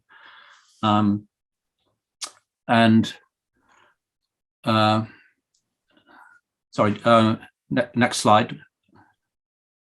Yeah. So these are just some of the possibilities that we canvass in the book. Of course, the role of scientists and experts and how they, I already mentioned the possibility of how we can think about more reflective science and how we can link it to citizens' liberation, not to actually do the science, but to help set the agenda for science, translate its findings, but sort of generally participate in a democratic dialogue involving expertise, but also the citizenry. We can think about what ways of hearing what my late Australian colleague Val Plumwood referred to as the bad news from below. That currently those most vulnerable to the effects of climate change are often those whose voice does not get heard. We need to think about incorporating that voice more in dominant institutions. Let me just give one example of that. There was a recently last year, the first Global Citizens Assembly. It was online, not in person. First Global Citizens Assembly was conducted on the issue of climate change. It involved 100 participants selected through a process called algorithmic sortition based on a population density map of the world. So 100 participants. But missing from the Citizens Assembly was anyone from a Pacific Island state. So relatively small when it comes to proportion of the world's population, but on the front lines of climate change. So that's just one very small example of even an innovative institution which did not systematically include the voices of the most vulnerable. Citizen subnational governments, there's a whole literature on the role of subnational governments and networks of citizens in climate change. And it's interesting that they often seem less constrained than national governments by conventional economic imperatives, by security imperatives, which impede effective action on climate change. So they do have, in some ways, sort of more freedom than national governments. There's norm and discourse entrepreneurs. Scholars of international relations have long talked about the role of norm entrepreneurs, spreading things like human rights norms in the international system. And we can think of also, perhaps more broadly, discourse entrepreneurs who might be more capable of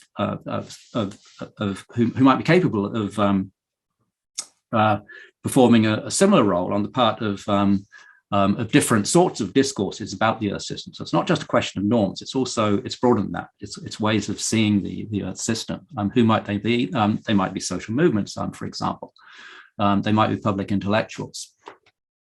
And finally, there's Bruno Latour refers to actants, the sort of quasi-agents, and seeing sort of non-human nature in those terms. In practice, this means just much more effective listening to the Earth system. And we see intimations of that in proposals to, for example, to grant legal rights to natural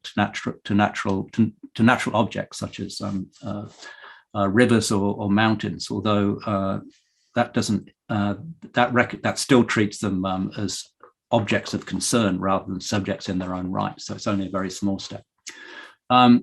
What I would also argue, and again, I don't really have time to sort of to develop this argument, is that the most effective way to harness the capabilities of all these different sorts of agents is through their integration into a democratic system that is both deliberative in the terms that I've worked with over the years, but also ecological in terms of responding to signals from the Earth system.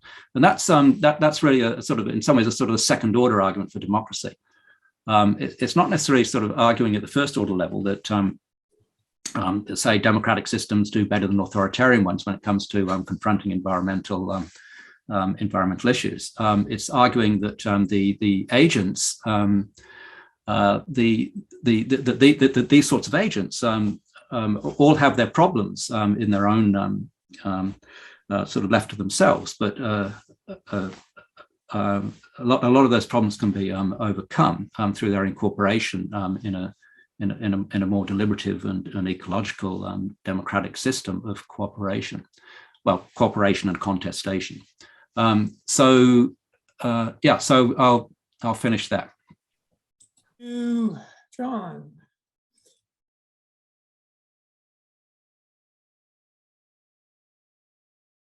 Good afternoon, and welcome to the final session of the 2021-22 Roger W. Gale Symposium, hosted by the Department of Economics, Philosophy, and Political Science within the Irving K. Barber Faculty of Arts and Social Sciences.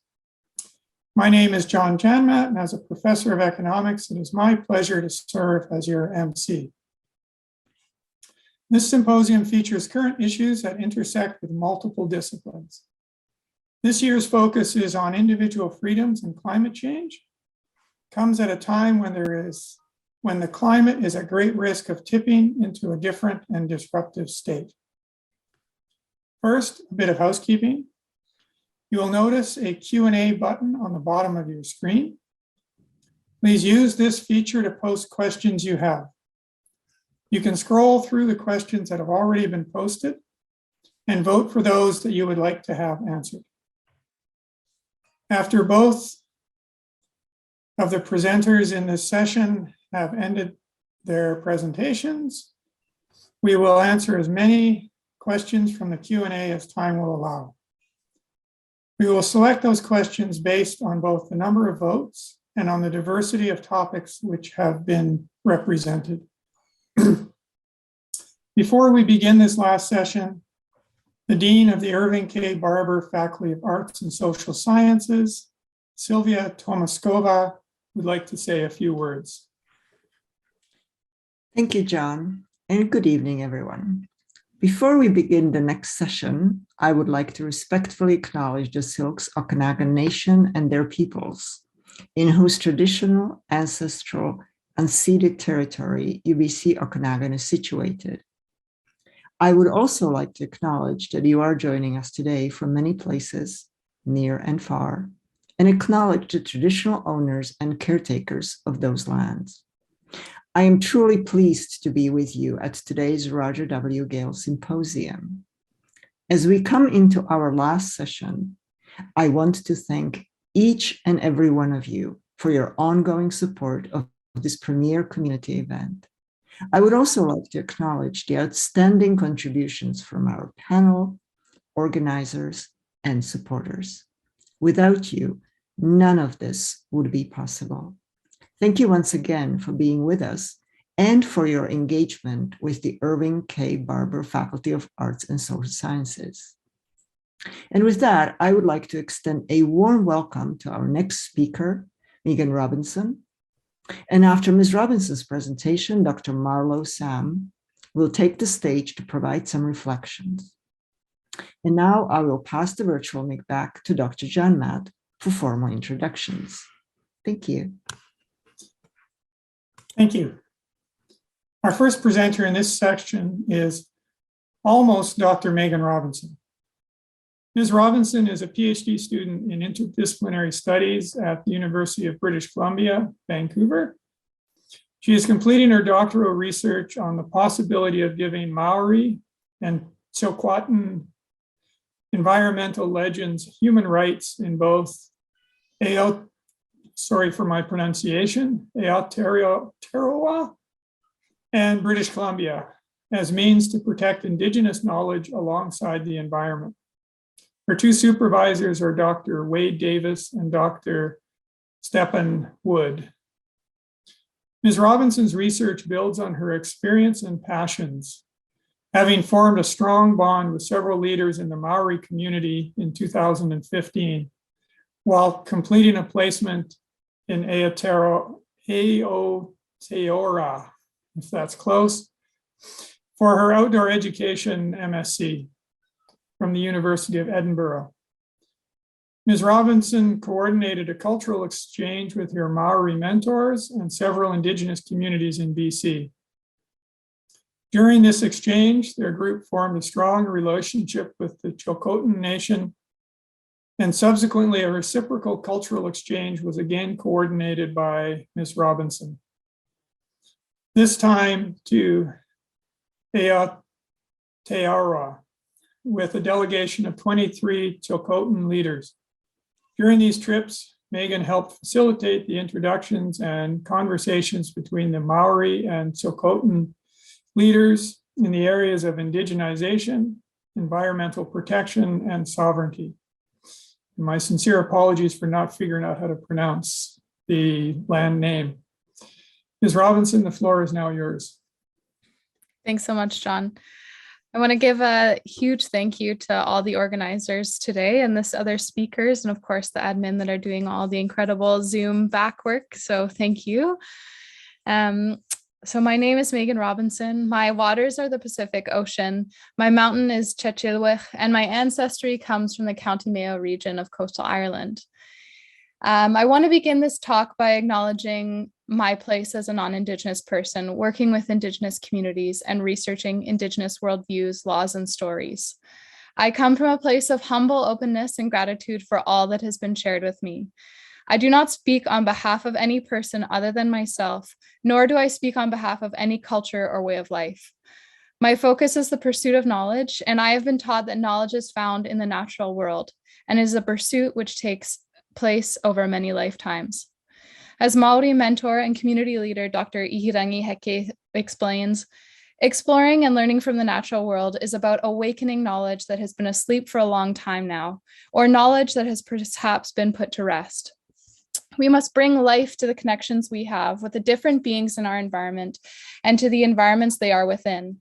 That is how we will remember that people are small, and we should remain humble to the many elements we live amongst this world, whether it be the trees, the winds, the insects, the rocks. Therefore, I want to start off by bringing the natural world into our conversation, because she deserves to be with us here today. She has given us knowledge, life, laws, and in return, many of us have forgotten our obligations and responsibilities to her. Oh, and I also have to share my apologies, everyone. I haven't shared do you all see my slides? Perfect. Well, this is my home where I come from. Okay, in its latest report released last week, the Intergovernmental Panel on Climate Change warned that industry emissions continue to increase. Current national pledges under the Paris Agreement are insufficient to limit global warming.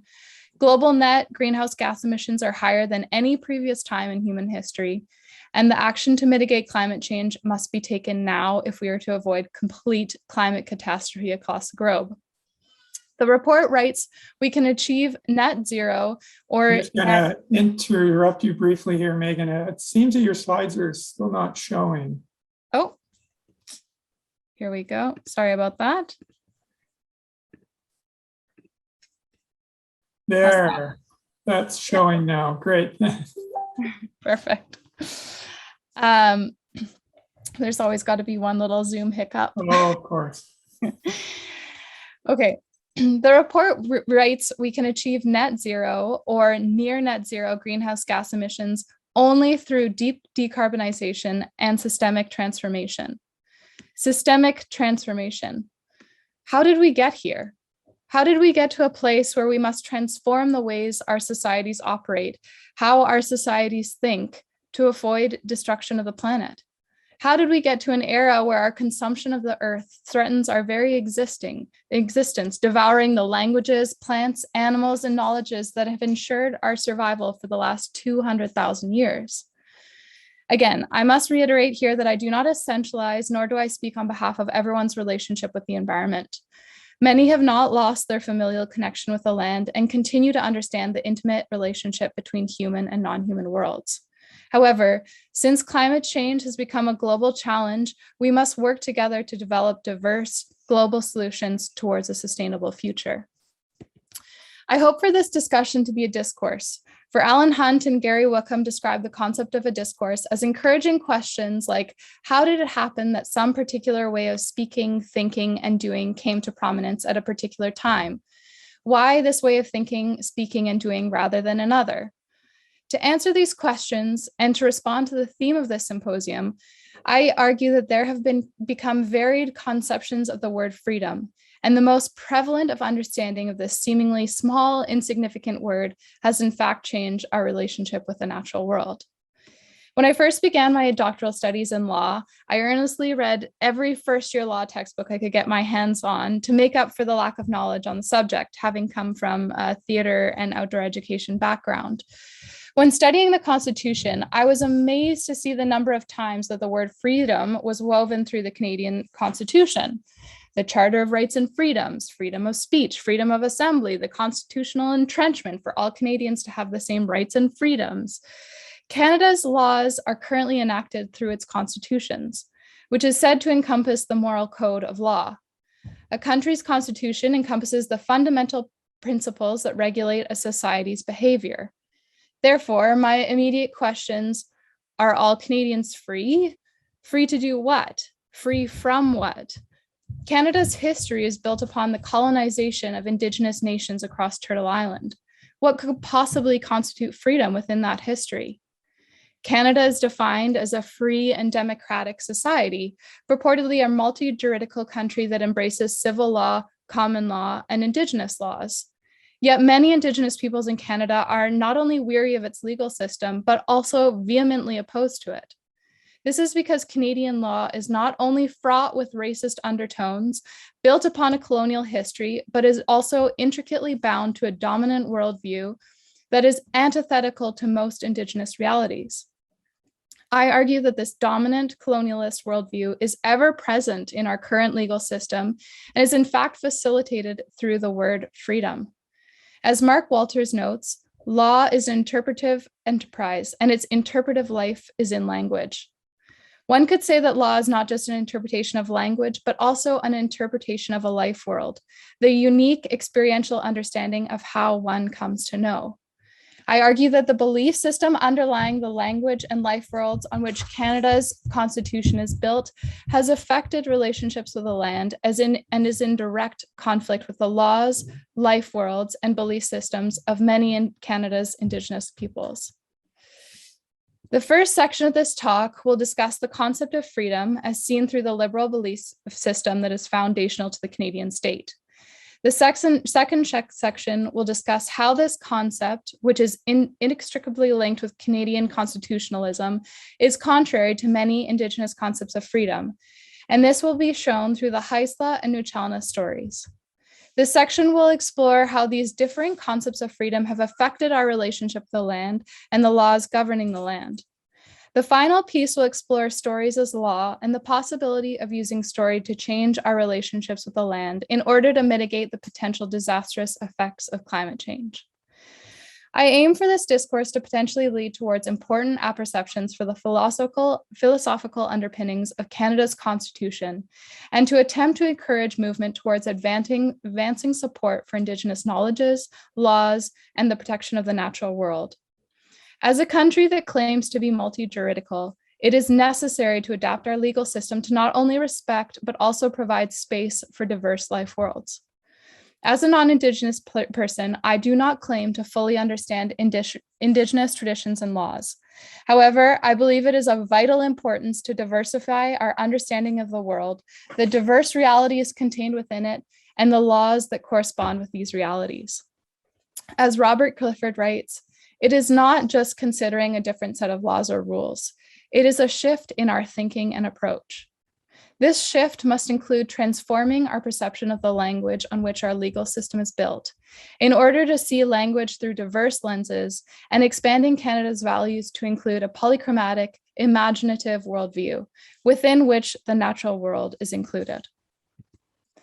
James Tully notes, a constitution is a system of laws, rules, norms, conventions, and procedures which govern the actions of all those subject to it. The current principles of Canada's constitution are based upon fundamental freedoms, rights, and relationships, all of which attempt to determine the extent to which limits of power and control are to be exercised. Central to Canada's constitutionalism is the concept of freedom, seen as fundamental to our rights and individuals within the state. Section 1 of the Canadian Charter of Rights and Freedoms, in fact, guarantees the rights and freedoms of its citizens, which are justified in a free and democratic society. Freedom is seen as a fundamental human right. Both freedom and rights are seen as imperative within a person's perception of good government and a successful society. As Will Dudley explains, freedom, one of our most common and powerful concepts, is used and misused with extraordinary little appreciation for its significance. Within the Canadian legal system, there is a philosophical foundation that affects a law's interpretation. The words of our Constitution have a power that is based upon their historical and philosophical origin. Liberalism, an ideology that is considered an integral component of capitalism, dominates the current constitutional frameworks within the Western world. This is significant because it means the view of the world, how we interact with it, and the principles by which we are guided are built upon liberalism and capitalism. It is of vital importance to reflect critically on the principles that are foundational to the language used within our liberal constitutional framework. As Cormac Cullinan asserts, language shackles us to the world we know. I will not go into great depth regarding the history of colonialism and liberalism, but it is important to understand the liberal view of the world because it is intertwined with the language and beliefs of Canada's legal system, and therefore with the ways in which relationships are conducted, both with the land and with people. Many claim that at the core of a liberal worldview is the independence and centrality of the individual. The liberal worldview, which is the bedrock of the Crown, is centered on the rational, free human, with non-human elements of the world appraised for their economic potential and ability to enhance individual autonomy. Liberalism is said to value object reason, autonomy, and the detachment of the self from subjectivity, the dichotomy between subject and object. It is suggested that reason must separate itself from magic and objectivity and must liberate itself from the community in order for freedom to be realized. As Jean-Jacques Rousseau states, freedom is the most sacred of human attributes, indeed not as an attribute at all, but as the essence of what being a man or woman is. Within liberalism, freedom is understood as the ability to do things without being impinged upon, being free to do as one wishes without impact, wanting things and not being stopped from having them. It is a power over everything and a freedom from anything. George Hegel suggests that freedom simply consists of conquest or possession of that which obstructs you until you have conquered and possessed everything. This concept of freedom arose in order for man to break free from the tyranny of religion, shift away from the feudal aristocracies of nation states, move towards industrial capitalism, and attempt to distance himself from the social inequalities of the time. It was a conscious movement towards science defeating faith, a promise for economic liberalism, political emancipation, and geographical liberty in order to create the liberated individual. As Gordon Christie writes, the essence of liberalism is that the individual is primary and society exists to enhance freedoms enjoyed by individuals. Power and freedom became inextricably linked, and John Locke theorized that the ability for an individual to exercise control was critical to gaining both power and freedom. This control not only included oneself, but also expanded to include land, which was defined as property. Caught within this freedom from and power over was the animacy of the natural world. The earth lost consciousness and spirit amidst the struggle for liberty. If land was not productive to capitalist growth, If it was not owned, tilled, and cultivated, then it was described as useless and land to no one. Therefore, within the liberalist context, property and freedom are intimately connected. The natural world transformed into property and became inanimate capital to control. Earth was reduced to a form of property in order to achieve freedom. The desire for rights and freedoms necessitated the death of the natural world. The expansion of property as a requisite for freedom established an opportunity for colonial settlement in North America. Lisa Lowe describes liberalism not as being complicit in colonialism, but as the very architect of colonialism. As Locke wrote, the wild woods and uncultivated waste of America was an inanimate wasteland awaiting allocation for property in the liberalist search for freedom. The uncultivated land of Locke's statement is a reflection of the liberalist beliefs that made their way to Canada. As Walter writes, it is an evocative expression of an entire cultural tradition concerning humanity, a tradition with a complete set of associated social, political, legal, and religious and philosophical assumptions. The result of this tradition, colonialism, emerged, and the liberalist search for freedom undeniably shaped history's most disastrous subjugation of peoples and land. Freedom, in the liberalist sense, has two crucial principles. First, the fundamental presumption that an individual's freedom is the essence of what it is to be human. Second, that freedom is contingent on one's ability to do things with their own property, both body and land, without any impediment. It is a basic human right to control and dominate what one desires, when it is desired, without responsibility. Commodifying land in order to possess it became an essential component to the pursuit of freedom. Within the eyes of influential philosophers and political economists like John Locke, Ramsay McCulloch, and Thomas Malthus, if the land had not been converted into property through labor, then those who were using it could not be free, and therefore could not possibly be human. The depiction of North America as unused and uninhabited by those that were considered civilized and free was a central trope of settler colonialism, employed to banish, sequester, and dispossess Indigenous peoples and their lands. As our connection with the earth deteriorates to the brink of disaster, we must reevaluate how our understanding of the world and the laws attached to such understandings are impacting our relationships. As Rada de Souza illustrates, land is quintessentially a relationship. Land is not a thing. It is a bond that ties people to nature and to each other. Historically, rights transformed places into property. It transformed a relationship into a thing, a commodity. Within many Indigenous teachings, beliefs and the land are intricately connected. And because a liberalist belief system has disconnected this bond, it is crucial that we learn respectfully and appropriately from the traditions and laws that understand this vital relationship. As Sarah Morales points out, it is important to ask several questions while engaging with Indigenous knowledges and legal structures, such as, how do we avoid assimilating these laws? In what language should these laws be shared? And who has the right to share them? And is the relationship between the law, the knowledge, and the culture being respected? I will explore freedom and its relationship to law through the novel Monkey Beach, written by Heisla author Eden Robinson, and the Nuchalnuth creation story, How Son of Raven Captured the Day, recorded in Umik E. Richard Atlio's Tsawak, a Nuchalnuth worldview. I discuss the Indigenous relationship to freedom through story because stories are said to be the most reliable source of guidance regarding the nature of reality and the development of positive relationships between all forms of life. It is said that within many Indigenous communities, stories communicate spiritual, moral, and legal principles. Laws are embodied within the lived experience, and traditional knowledge passed jawbone to jawbone through stories. Stories describe the interconnectivity of all processes and relationships and interpret the responsibility associated with these relationships. Freedom is paramount to the expression of these relationships and is rooted through the natural world. In regard to the two stories I will recount this evening, I have been given verbal permission by the story's authors to apply them and their legal teachings to this work. These stories can also be found in the public domain.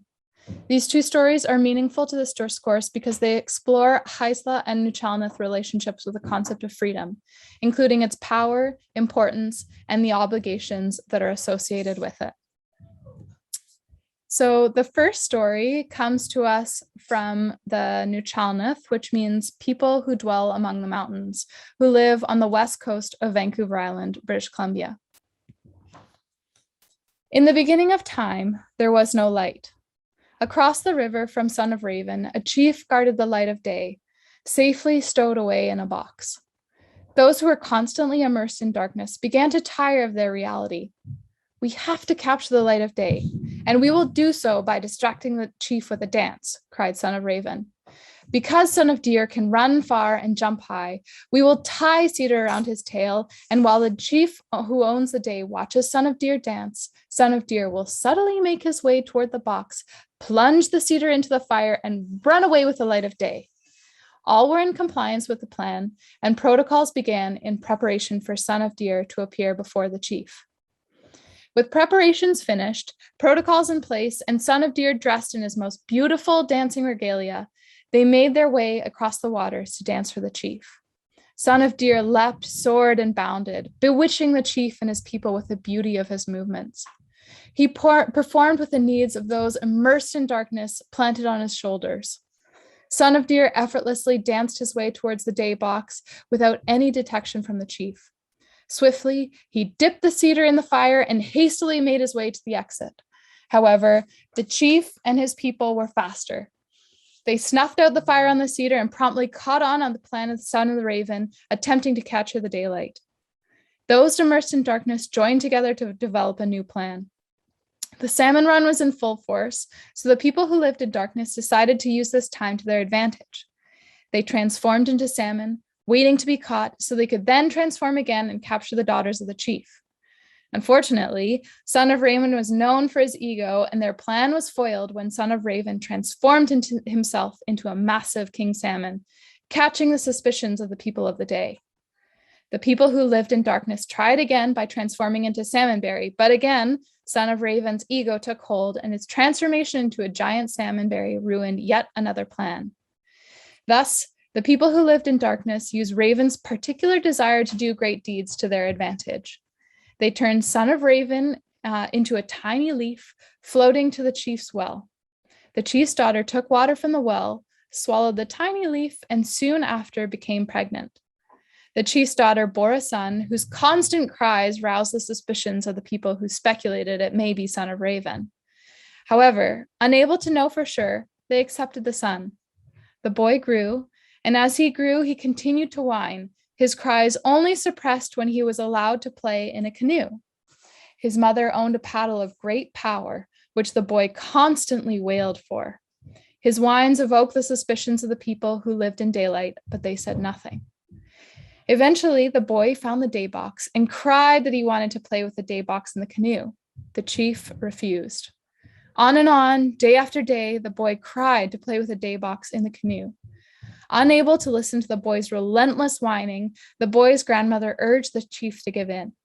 The boy was given permission to play with the day box in the canoe, and the crying stopped. Of course, the boy was watched intently by all those on shore. Time went by, and people on the shore let their eyes wander. All of a sudden, the boy grabbed his mother's great paddle, jumped in the canoe with the day box, and plunged the paddle into the water, heaving his canoe across it. Before the chief and his people could catch him, the boy came upon the shore and opened the day box. It was the first time the people of darkness had seen light brought to them by Son of Raven. They were immersed in the brilliance of the day.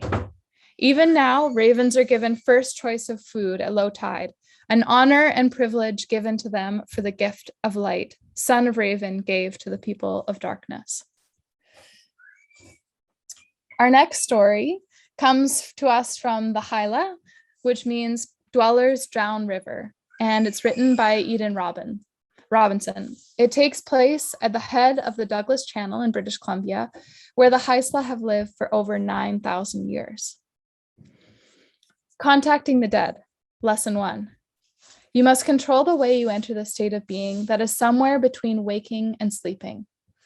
Lisa Marie is a sister, daughter, granddaughter, niece, and, somewhat reticently, a burgeoning medicine woman. Lisa and her family are Hyla, now commonly known as Hyla, living at the end of the Douglas Channel, a boat ride away from the summer and winter villages her ancestors used to move before colonization found its way up the channel in the 1800s. Quiet and solitary, Lisa Marie was what the other teens would call a loner. School felt like a jail sentence, friends were non-existent, and her parents did not understand her. Lisa Marie's temporary solace could only be found fishing with Mick, picking oxalusi with Mama Oo, or searching for bugwus at Monkey Beach with Dimmy. But how could she be anything different? No one was like her. When her dreams began, before she learned to control them, she was constantly awoken by a little man dancing in her room, hurling terrifying noises at her. Bad things would happen following his midnight visits, and no one ever believed her. They would just call her crazy, tell her she's dreaming. When she told her dad about the little man, he looked at her like she was dancing around the room naked.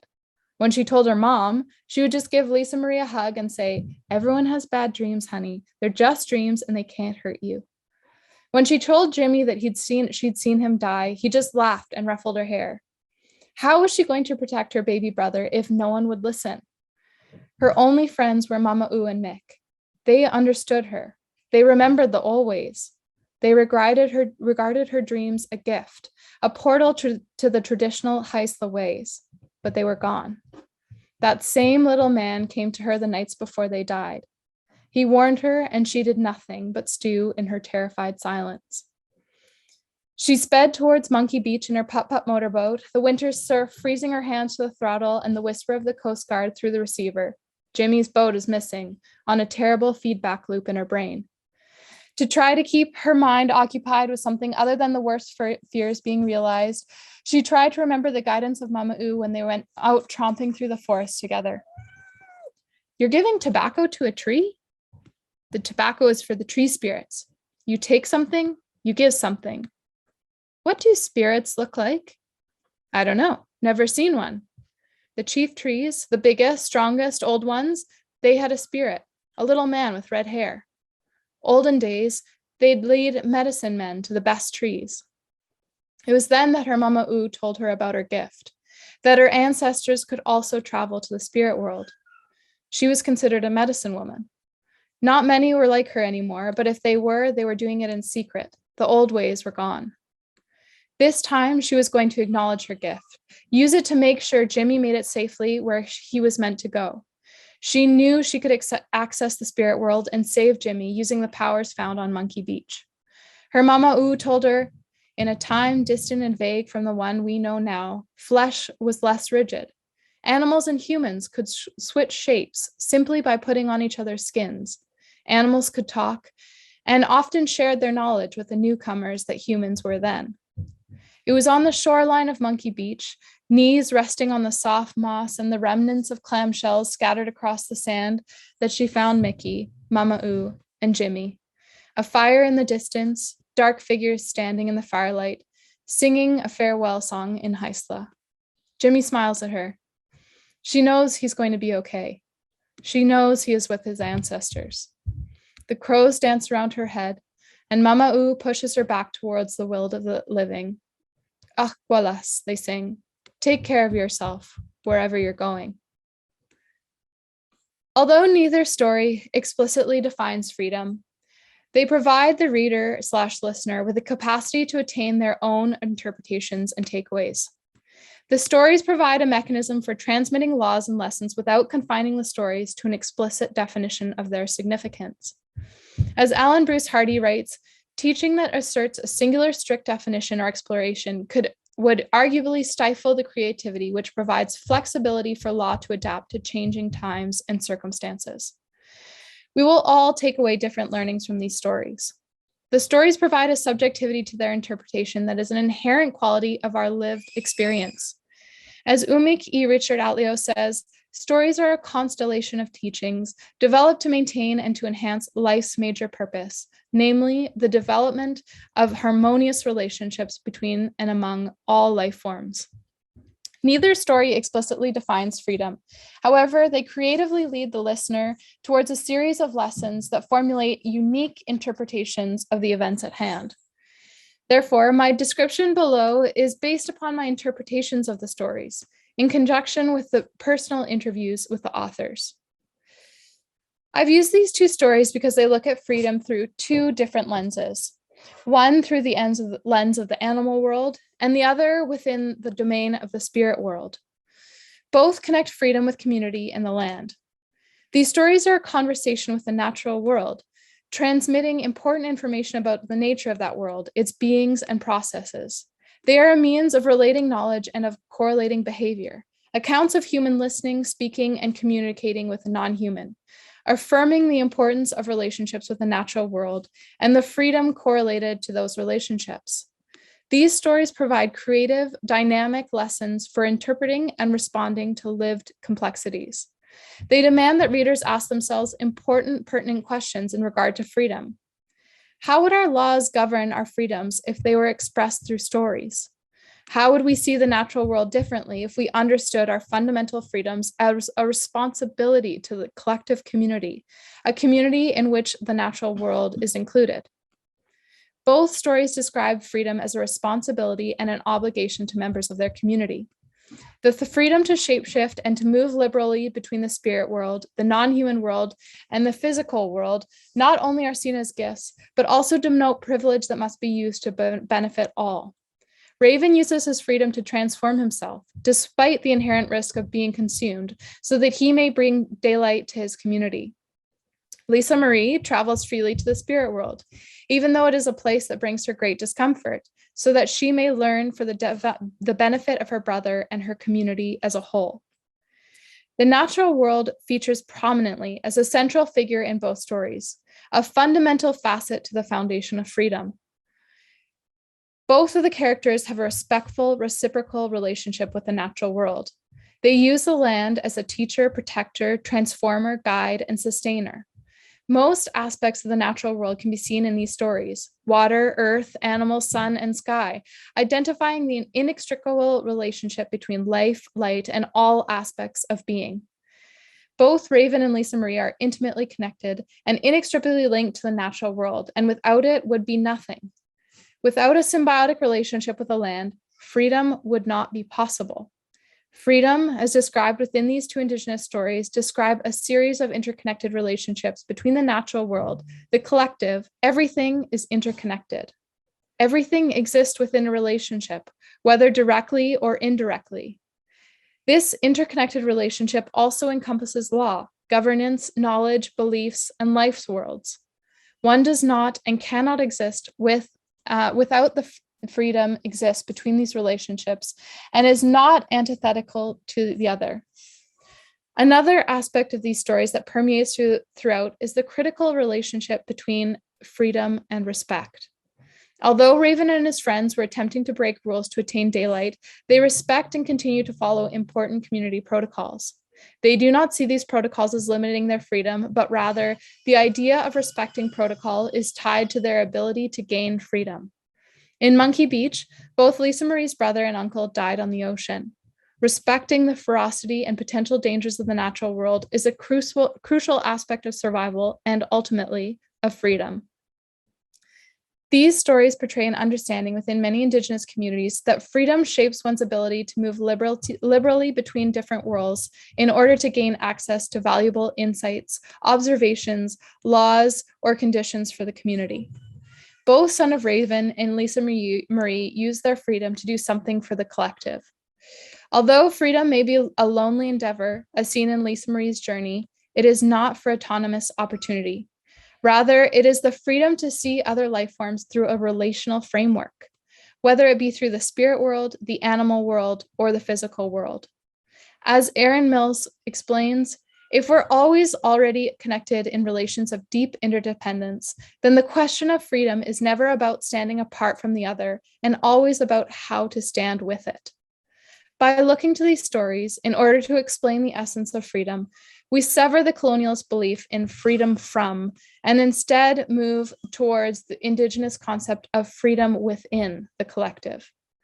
By looking to these stories, we begin to discover that the colonial liberal vision of freedom creates the consequences of unfreedom, trapping the individuals in a disharmonious, detached relationships with one another and with the natural world, and constituting laws and governance that may lead towards the irreversible effects of climate change. Relearning the meaning of freedom through Indigenous stories has the potential to guide our value systems and governing bodies towards a dependent, harmonious relationship with the natural world. We confront the dominant liberal worldview that has led to the separation of the self and instead look to Indigenous knowledges that have the capability of revitalizing the possibility for interdependence and thus the possibility for freedom. So what would relearning the meaning of freedom look like?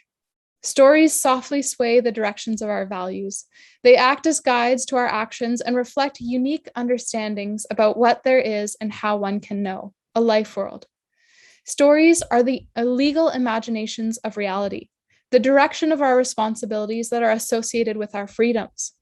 So what if the Canadian Constitution was changed to include story? There are varying questions regarding how to restructure Canada's legal system to move towards a multi-juridical system, and therefore work towards a reconciliatory vision of cultural and natural diversity. What if our Constitution consisted of stories? As a non-Indigenous person, it is imperative that I do not repeat the assimilative actions of Canada's past, of which law and research were an important part. I do not claim to know the answer to this question, nor do I wish to devise solutions without making it clear that this discussion cannot be had without Indigenous people being part of the conversation. These questions must be answered by Indigenous nations and peoples themselves. If we are to discuss Indigenous knowledge, laws, and language on Indigenous lands, then non-Indigenous peoples must make space and move over to actively engage with Indigenous people in order to constitute the decolonization of our own knowledges, beliefs, and life worlds. Legal scholar Val Napoleon discusses the possibility of engaging with Indigenous legal tradition through stories. Napoleon writes, "We believe that applying the tools of legal analysis and synthesis to Indigenous stories and oral histories has the potential to increase the accessibility and intelligibility of Indigenous laws." What if we take Napoleon's approach even further? I believe Canada must work alongside Indigenous nations to completely reconstruct the Canadian Constitution so that it is built in equal partnership with Indigenous peoples and Indigenous laws. We must story our Constitution. By storying our Constitution, law is creatively built, lived, and practiced through relations, adapting to environmental and cultural changes, exemplifying freedom. Our Constitution could provide the opportunity to listen to a diversity of stories, recognizing the spiritual, philosophical, political, and social values conveyed in each. The single story that our Constitution has delineated could transform into a metaphoric collection of creativity and meaning. It could become the cumulative wisdom and imagination of realities, worlds, and relationships. It could story a path that illustrates our social freedoms and fulfills the responsibilities to all our relations, including the natural world. By storying our Constitution, we reimagine and revitalize our beliefs, identities, and our relationships. This discourse is an introductory exploration into two fundamental questions. Can our understanding of freedom lead to a more respectful relationship with the natural world? Can we change our legal structures to reflect these understandings? I argue that the dominant constitutional structures that regulate our actions here in Canada need to indigenize their understanding of the word freedom. The Indigenous understanding of freedom is illustrated in traditional stories, and if we adhere to the knowledge and laws of these stories, we can learn from a system of values which induces a profound attitude of respect for the forces which give life to the complex world of which we are but a small part. Through story, we can reconceptualize the essence of what it is to be human, to be free, to act for, with, and within our communities in an interdependent, harmonious relationship with the natural world. Thank you so much.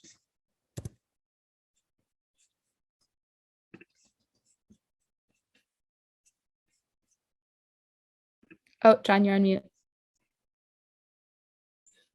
Wow, it's been about the 5th time today that I've had to be reminded that nobody can hear me. So thank you for actually telling me so that people do get to hear me. So anyhow, I was saying that I'm really grateful for your presentation and for the challenge to conventional ways that those of us, certainly in the disciplines like I'm in economics, have very specific frameworks about how to think about things. And so I appreciate the challenge of encountering your work. So thank you so much. Moving on to our next presenter. So my colleagues here at UBCO, both Dr. Jeanette Armstrong and Dr. Marlo Sam, are among the people who have helped me recognize that Indigenous is not a label like Caucasian. The word Indigenous means of a place. Recognizing this means it is not appropriate to assume that the understandings of peoples Indigenous to other places would be the same as those of people Indigenous to the place where I am resident. I am therefore very grateful that Dr. Marlo Sam has agreed to join us and provide some reflections on what Ms. Robinson has shared from a Syilx Okanagan perspective.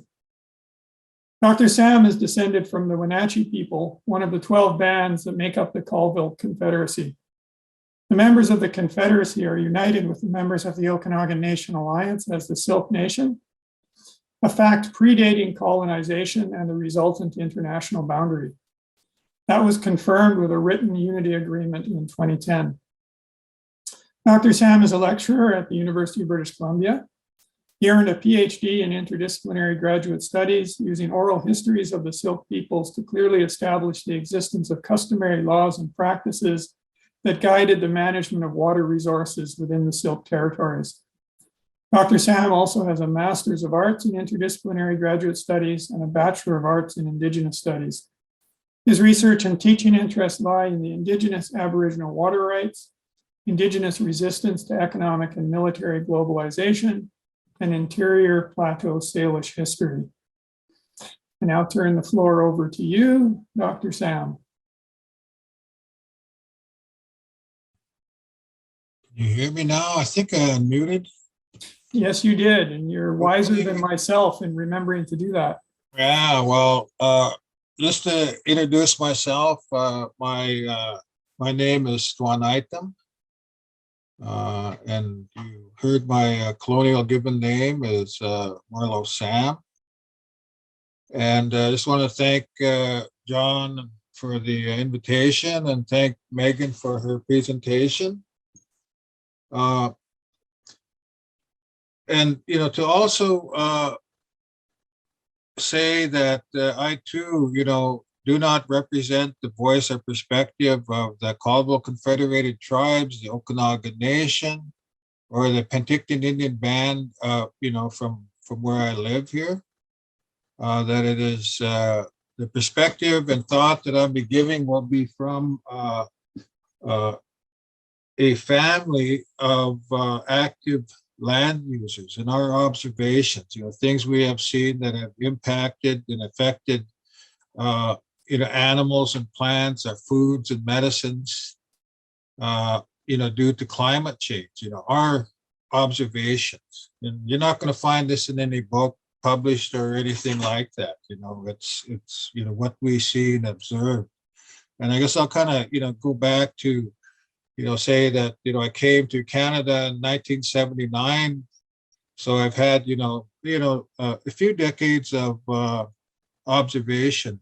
And, you know, with me, my brother-in-law and my wife and, you know, extended family here as we go out on the land gathering and hunting and fishing, you know, that sort of thing. So that's the perspective that I will give today. So over this time, you know, we have seen, you know, and experienced, you know, a number of radical climate change and have seen how it has impacted, you know, our ecosystems, you know, that we depend on. And I guess we're right at a time right now, you know, when we look out into the mountains and we know what we're in a time of spring, and we look up the mountains and we see, you know, lots of snow. And, you know, just visually we can, you know, just see that there's snow there. But one of the things that, due to climate change, they argue that our snowpacks are, decreasing. And one of the things that happens, with the snowpack is a spring freshet or the runoff when the snow melts, is really unpredictable now. In the past, let's say go back, when I first came to Canada up until maybe 5 or 6 years ago, the spring freshet was just like on the clockwork, like on the May long weekend. And then boom, all this water would, start coming down. The creeks would be real loud. The water will rise, 3-4 feet. Nighttime, you can hear boulders rolling down the creek beds, whatever, making, lots of racket. Last year, the weatherman or whoever making these predictions saying that there was an above average snowfall up in the high mountains around us. So, we got ready, best we could, getting ready for a flood and whatever, but we kept waiting and never happened. One day when I was driving back home in the afternoon, I have to go up Shingle Creek. And then I noticed that the water was kind of muddy, it was dark and looked like it had risen about 5 or 6 inches. Got home, and that evening we could hear the creek. We live really close to the creek. I can throw a stone into the creek from our house. And we could hear it at night, and wasn't too alarming, wasn't, really rushing hard or making a lot of noise. And the next morning when I got up and drove down to work, the water was clear again, and that was our spring runoff, really significant changes, like that, we worry about these things, and we think about, what the waters do when they move sands and gravels down down off the creek beds and, from the mountains or whatever. So, what ends up happening then is that, the water levels, decrease because it's all sand. It might get a little bit wider, but it gets shallower and shallower. And we've noticed that recently, and that's kind of alarms us in many ways, because, what does that mean? That means that during the summertime, those waters are going to be warmer.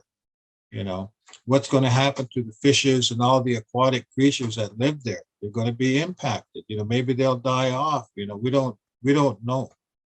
So that's one thing that really, concerning. Another thing I think we can, I think we all either heard about it or we've seen it on TV, like the torrential rains, that hit the coast, last, was it last fall or whatever, where they're flooding all over the place. And that was going on. But the previous summer, we had the heat dome, right? For about, 7 days, 10 days, something like that.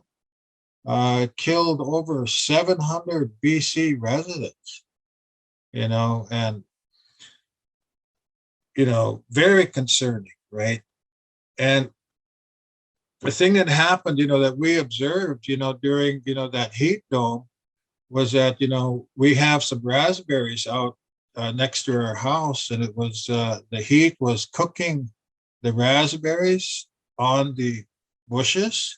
It was burning the leaves. I mean, they weren't starting on fire, but they were turning brown, right? And we were watering them like heck, just trying to keep, the plants alive, during the heat dome. Really concerning. So then when huckleberry season rolled around, we went out to pick huckleberries, and what we found was the berries looked like raisins on the trees. They just, on the bushes, they just dried up, and of course, that's one of our staples, right? The huckleberries, we like to go out and gather, as many gallons as we can every year and use it in our ceremonies and, feasts and things like that. And we weren't able to gather any, last year. I think we got a couple handfuls from someplace. So when we see that one thing, I think the first thing that was our concern is that we know that the black bear and the grizzly bear, really depend on these berries to build up their fat reserves, for hibernation. So what does that mean? If they, that's, a really main food for them at that time of year. So what does that mean for them when they go into hibernation? If they don't have that fat resource or whatever, they might just die in hibernation, or the mother bears may slip their cubs because they don't have the nutrients, and maybe their cubs will be born, stillborn, right? So we don't know all that, we don't go in there, but, we think about those things, and so the, climate change is really having, a significant impact, not only on us as human beings, but, the life forces out there and some of the large and small game animals upon which we depend on for food resources as well. Another thing that I noticed, I think from the time that, I came to Canada, I, spend a lot of time out in the mountains and, not only here, but, throughout our territory. One thing that I've noticed is that there's a number of lakes, in different parts of our territory, here on the reserve as well, and artesian springs that have just totally dried up, and I've noticed that, and and that's really alarming to me, because what is impacted then, all of the biodiversity in that region that depend on that water, the ducks and geese and other species that go to these water places, where do they go? They move, right? They migrate to different areas, and it's really noticeable, and to us it's really alarming as well, because that's really sending a pretty clear message that there's some pretty drastic changes going on in the environment, and again we attribute that to global warming. And so then, a number of keystone populations, that provide food for our people, and but they also provide and act as sustenance for predator species as well. And both are in a decline. The food resources like the deer and elk and are in a decline in our region. And predator species like cougar and wolf and whatever are also impacted, because, they can't stick around here if there's no food for them, and they're going to move, so there's a constant migration, of animals in our region that, it's really hard to keep up, with we can't say, well, keep statistics on that, but that's really observable and noticeable by some of us that are active land users and harvesters and hunters and fishermen. We see all these changes, and that's going on all the time. I think when I first came to Canada, our dogs used to always get porcupine quills in their face and stuff, every summer, all the time, what's happening. And about 30 years ago, that stopped. The porcupine left, and I haven't seen a porcupine, in 30 years. I mean, not here. In different parts of the territory, I see them, but they absolutely left this region. So that's really alarming. And again, I attribute that to, changes in the environment, but I think it was a couple years ago on the reserve here, I was out hunting, and then I noticed some young trees that had, they were chewed around, up about, 10, 12 feet up, a stand of young fir trees where I could see where a beaver had, a porcupine had been chewing, and what they do is they chew around and they eat the cambium. And so I seen that and I was really quite happy about that, and I was telling people about, oh yeah, the porcupine are coming back, but I didn't see one yet, but I see evidence of them being back around. And about 15 years ago, I found a badger hole with tracks coming, in and out of it, and I've never seen a badger appear in Canada yet, but I was so happy when I found the badger hole and I seen tracks there, and that's was kind of encouraging. And the large game animals like the elk and moose, and deer, seem like they have different habitats and areas that they're living in now and occupying. And it's a constant change and it's a constant battle for them as well to find, resources, food resources that they need to survive. And the mule deer and the bighorn sheep and the mountain goats, are in a really significant decline in our region. The wolves are the predator species, and they've always been around, but I think they were kind of like migrating through and, traveling all the time. But now, there's resident wolf packs, in the Okanagan, that are here to stay and they're living here and they're, they're raising, litters, that sort of thing. And what is that attributed to? And again, I'm not out there doing a study or anything like that, but, we see them more and more. We hear them all the time at night, at our house, so it's really telling us a story as well. Another thing is that's really noticeable are, the decline in the bee population, really quite obvious when, because they are pollen dispensers, right? And they pollinate the Saskatoon berries, the huckleberries, all these things. And we have, it seems like there's alternating years when there's an abundance, but it seems like it's always been at a lower level, over the past few years, even when it's supposed to be prolific years for harvesting, it's not as good as it used to be. So it can only attribute that to the population of bees and, what's happening, with them.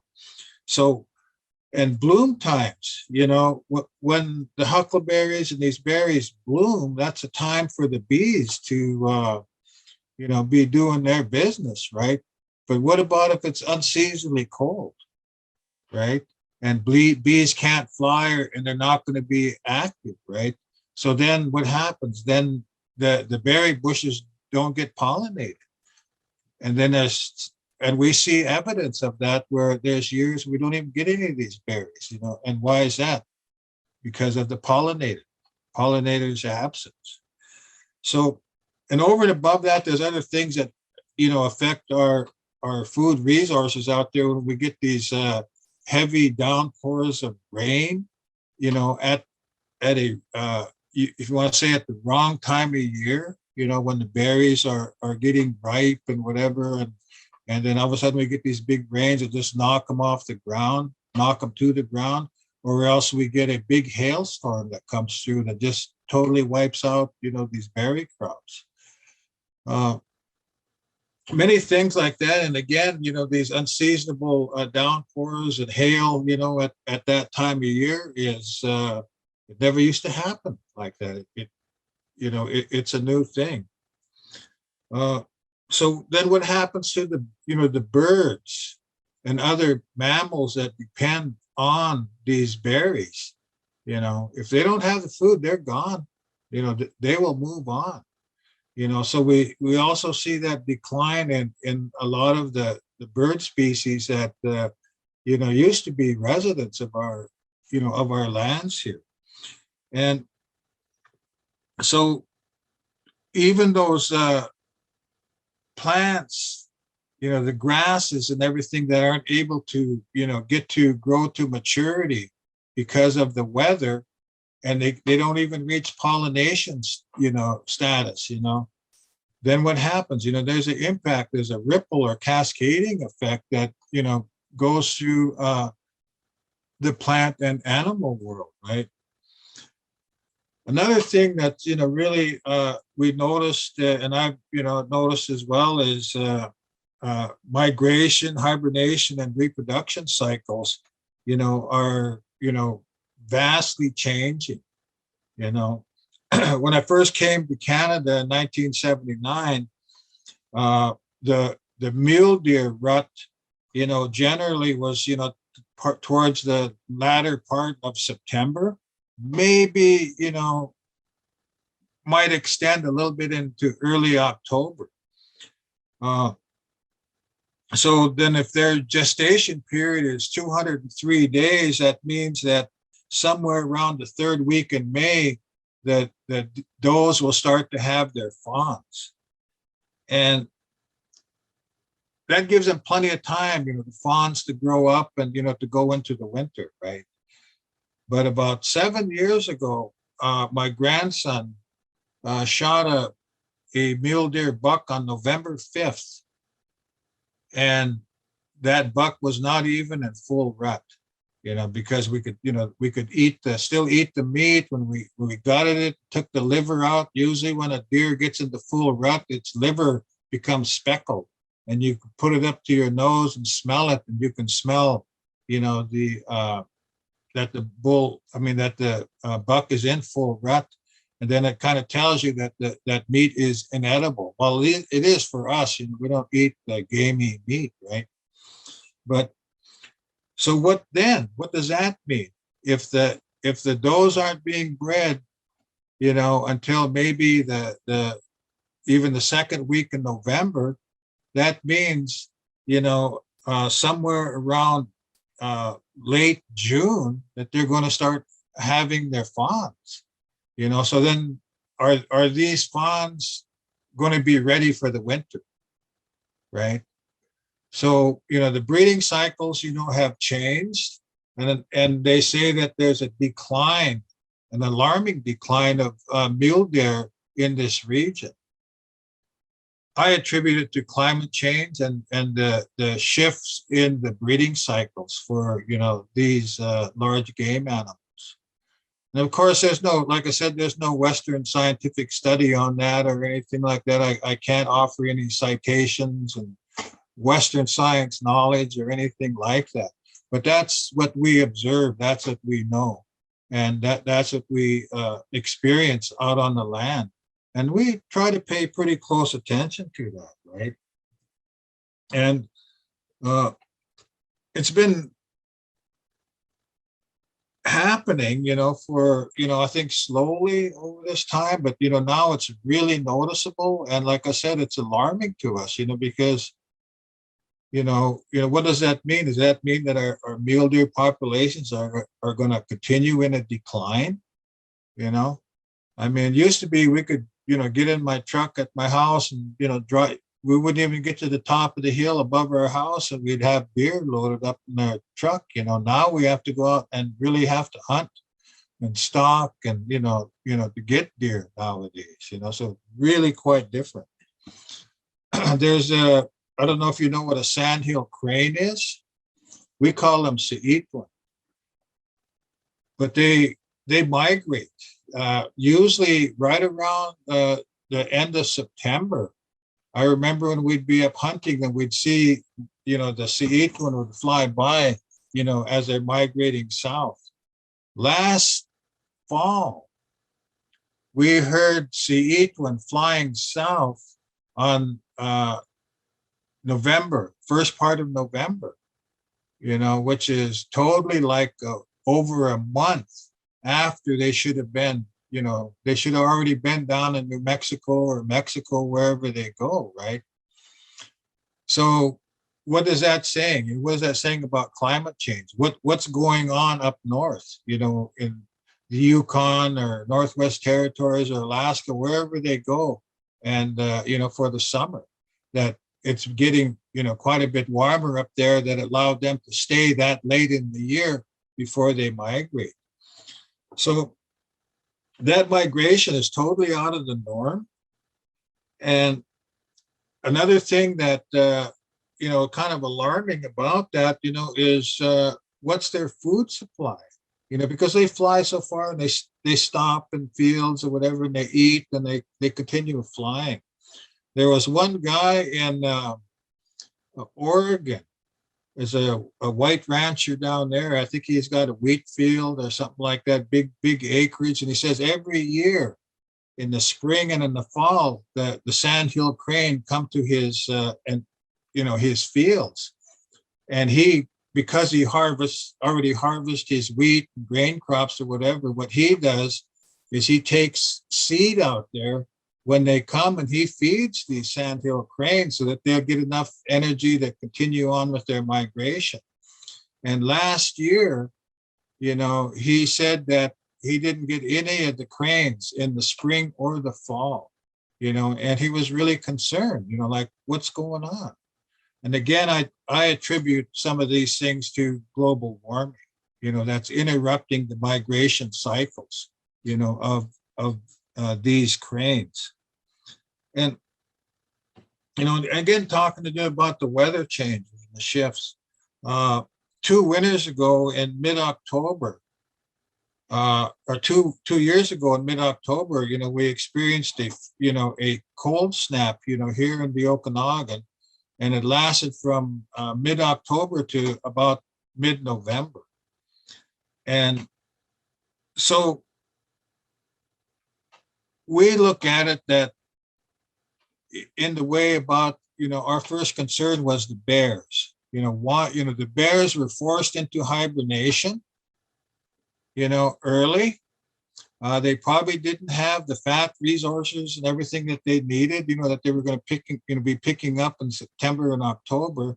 So they're going into hibernation, without the fat resources that they need, So again, we don't have any statistics or knowledge of what happened, but we wonder how many mother bears starved that winter, or how many aborted their babies, their cubs, because they didn't have the nutrition to carry them, while they're in a state of hibernation. And again, we're not doing any of these studies or whatever, but that's just something that just kind of common sense, we think about, their condition and their welfare, right?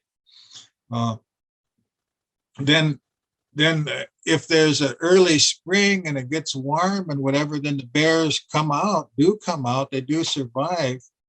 And it's early, and a lot of the foods that they need to live on isn't even ready yet, right?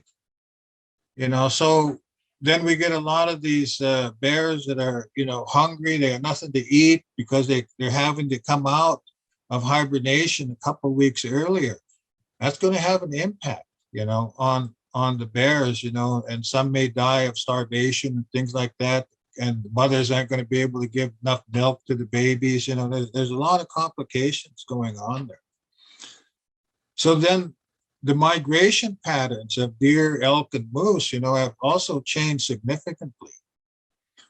Again, when I first came to Canada, there was lots of moose around here. I mean, you could pick or choose, what kind of moose you want. You want big old bull moose or young moose or, or yearling or whatever, it was available.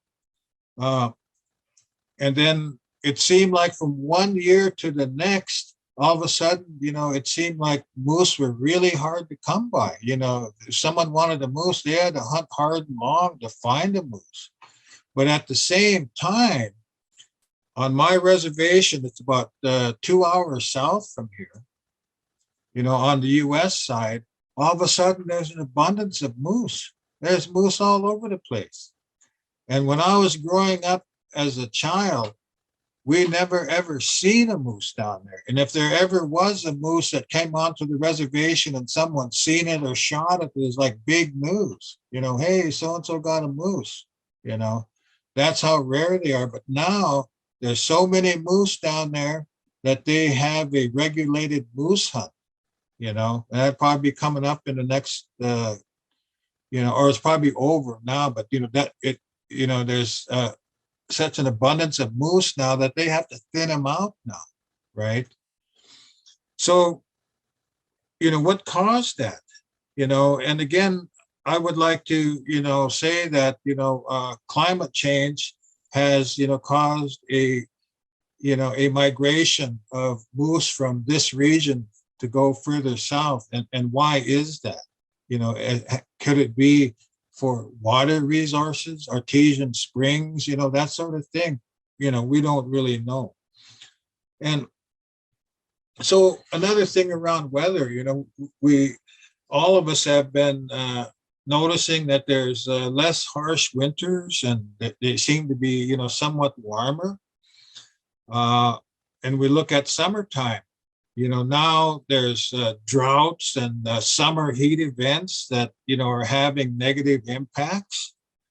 And it's really hard to predict weather patterns, you know, and it used to be, you know, from an indigenous perspective that, you know, I could go out, you know, observe certain things on the land that's going to tell me what kind of winter it's going to be.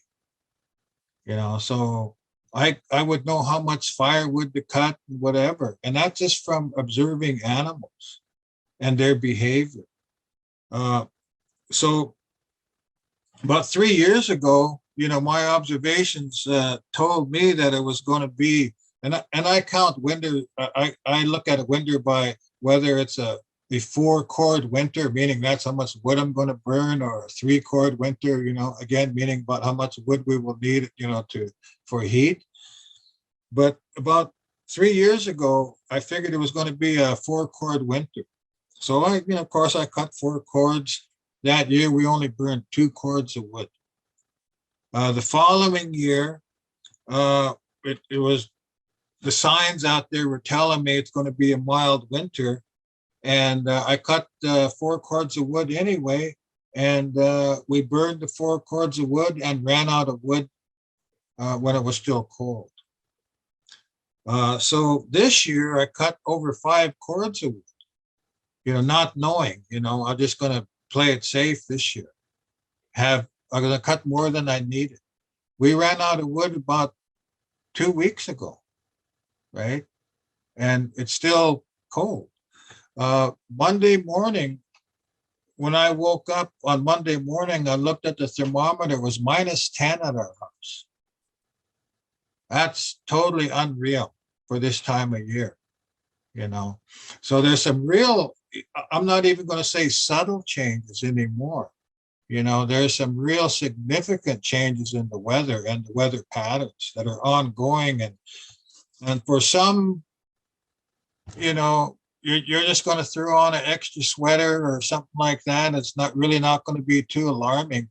But to us, to indigenous peoples that use the land and depend on the land for food resources, I think it's quite alarming and it's disturbing as well. So another thing that, you know, happened, you know, with global warming, and I think David Suzuki began making these predictions, you know, about 30 years ago, about the pine beetle and how it is going to kill, you know, the pine trees. And, you know, when he started talking about that, you know, all his fellow scientists were calling him a crackpot. You know, he made these predictions. You know, of course, you know, David Suzuki was a nothing and nobody 30 years ago, and he was, you know, wasn't highly regarded by his peers. Then what happened about 5 or 6 years after that, when the pine beetles start killing, you know, millions of acres or hectares of lodgepole pine, and all of a sudden his predictions that he gained from indigenous people, and he will admit to that, that all of a sudden David Suzuki is of rock star status, around the world, right? And so that's, another thing that, really happened. So what happened then? What kind of stage are we in? We look at the wildfires in British Columbia, right? All these dead pine trees and the spruce bloodworm that is killing the fruit, the spruce trees, that sort of thing. We're in a, really dire situation. And I think we all understand that here in the Okanagan and this part of British Columbia only too well. We look at the wildfires over the last decade, here, we see evidence of that. So, and a number of years ago, we were at some sort of meeting in Portland, Oregon. I don't even remember what it was about, probably 10 or 12 years ago.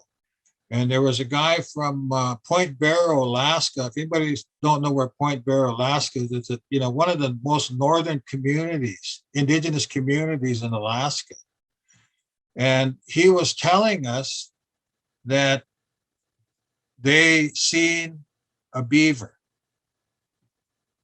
in Point Barrow, Alaska. They've never ever had any record in their oral history. They have never ever had an oral story talking about a beaver being in Point Barrow, so that's really quite alarming to them, and so he was sharing that story with us. And another fellow from the southern Alaska, he was telling us that they go out on these little bitty boats, and they harpoon sea lions. And they said they brought in sea lion and they cut it open, however they're going to harvest it, they cut it open, and then that sea lion had a couple baby sea lions in it that it had eaten, had cannibalized, the babies. And again, they're really shocked about that, and, they were shocked and they were saddened when they were telling us about that. And we were talking about these changes that are happening to, out in our environments. And we were sharing, these stories. So, the stark reality, is that the climate change is here, and it, quite obviously it's going to stay. And because everything is so interconnected, right, that it's going to have an impact on everything else, everything around it. So, and we are part of the ecosystem as well. So it's going to have its impacts on us as well. And like I was mentioning, that the animals used to be real reliable weather predictors for us. Our ancestors had studied and known how they are weather predictors, and we can't rely on that anymore. It seems like their patterns of behavior is definitely not what it used to be. But I think for us as Okanagan people, historically, our people have survived climate shifts, in the past. Our people have been here for, at least 10,000 years.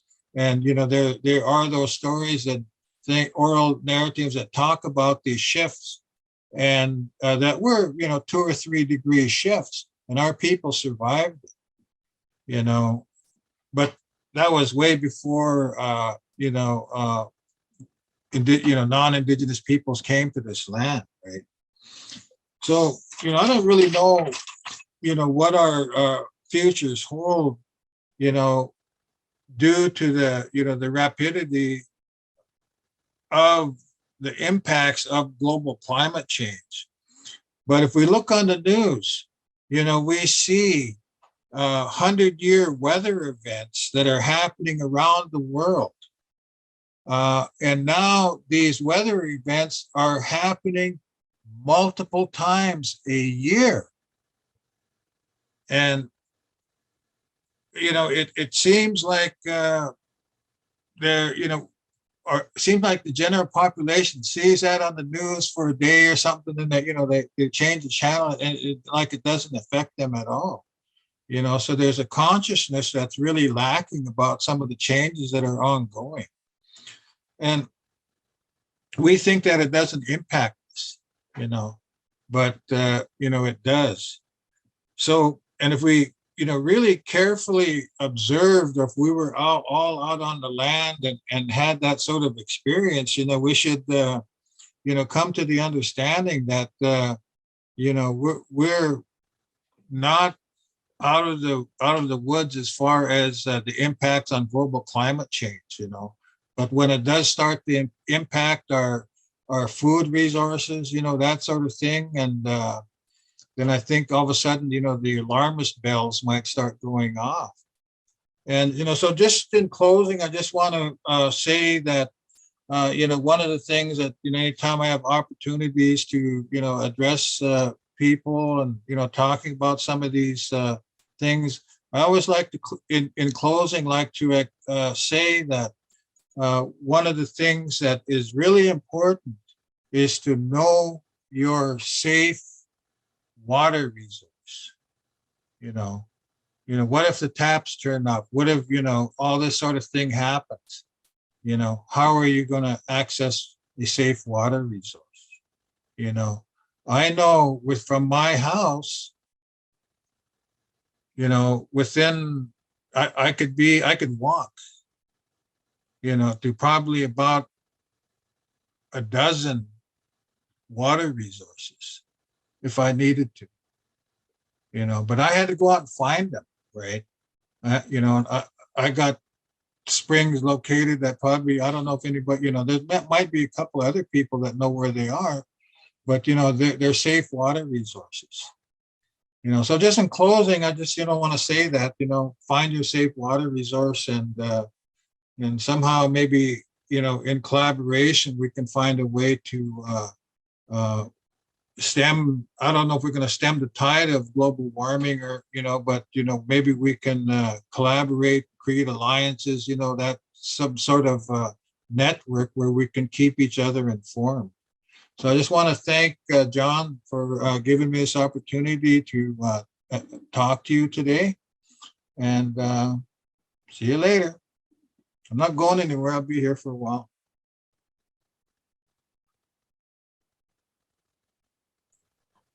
Thank you, Marlo, and for clearly demonstrating what a relationship with the land is about, compared to a lot of other speakers we have heard today who are much more academic and disconnected from it. So certainly we really appreciate that. We have time for maybe a quick question or two, and I think I'm going to pick one right here. Any thoughts from either of you on how we would practically give rights and respect freedoms of the natural world? Megan, any thoughts? Yeah, so there's really interesting burgeoning work coming out of quite a number of countries. So, for example, Bolivia has given rights to Pachamama, Earth Mother, and that is written directly into their constitution. Whether or not that's actually functioning for them is yet to be seen. Same kind of thing in Aotearoa. They have Te Awatupua, which is the Whanganui River bill, which has given legal personality to the Whanganui River. Again, that was in 2014 or in 2017. So it's still unclear how successful that has been, but there is a guardianship that now looks after the river that is controlled by the iwi, the tribe of that particular river. So, I mean, fascinatingly, rights in my mind have both a positive and a negative, because rights is very much a liberal, non-Indigenous concept. So when you bring in the concept of rights, are you bringing in the state legal structures? And if so, what is that doing, and how can you protect and bring in Indigenous legal structures as well? So I think that that's an important question. And like, what does rights mean? And how do rights function alongside Indigenous communities and Indigenous legal structures? And do they, in fact, function alongside Indigenous legal structures. Yes, Marlo, any thoughts on the same question? Yeah, I think, I think, like Megan was saying, if we keep looking at these concepts in terms of a Western perspective, I think, we're going to run into many walls, that can be impacted by, constitutions and declarations, these sort of things. I think one of the things that I think is really important here, and I think, Dr. Armstrong talks about, the responsibilities, looks at it from that context rather than, a legal right, I mean, they can make all these laws, whatever they want, but as a human being and as a sealed person, we have an obligation, to the land and water. And it seems like anytime we step up to defend the land and waters, the colonial governments, the first thing they do is they stick a gun in our face, and they arrest our people, they beat our people, they tear gas them, they imprison them, they put them in jail, and what are we doing? We are honoring our obligations to the land and to the water, and it's going on in Gitxsan with Wet'suwet'en territory as we speak, right? And I think we have to, take a different look at, the rights factor and look at it as an obligation and responsibility, to our ecosystem, the things that we depend on, and become those speakers and voice for the water and lands that don't have the ability, to articulate, their needs, right? So I'll just leave it at that, but good question. Yeah. Thank you. We are at the end of the time right now that we have set aside for this session and for the entire symposium. So thank you both Ms. Robinson and Dr. Sam for sharing with us today. And so to close this year's Roger Gale Symposium, I'd like to acknowledge both the financial contribution and the enthusiastic support of Dr. Gale for this event. I would also like to express my gratitude for all the people who you didn't see on the screen who made this event work. My colleagues in our department who volunteered their time to be part of the organizing committee and stepped forward to filter the questions and feed them to me. Our departmental assistants and the faculty communications team who took care of the logistical details, and 2 student assistants who joined us today to provide one more level of support to keep things flowing smoothly. And finally, thanks to all those who attended. We hope that you leave today's event with some new ideas to ponder. Stay tuned for news about the next Roger Gale Symposium. The organizing team will be getting to work in the next few months. Hope you all have a great evening. Bye for now.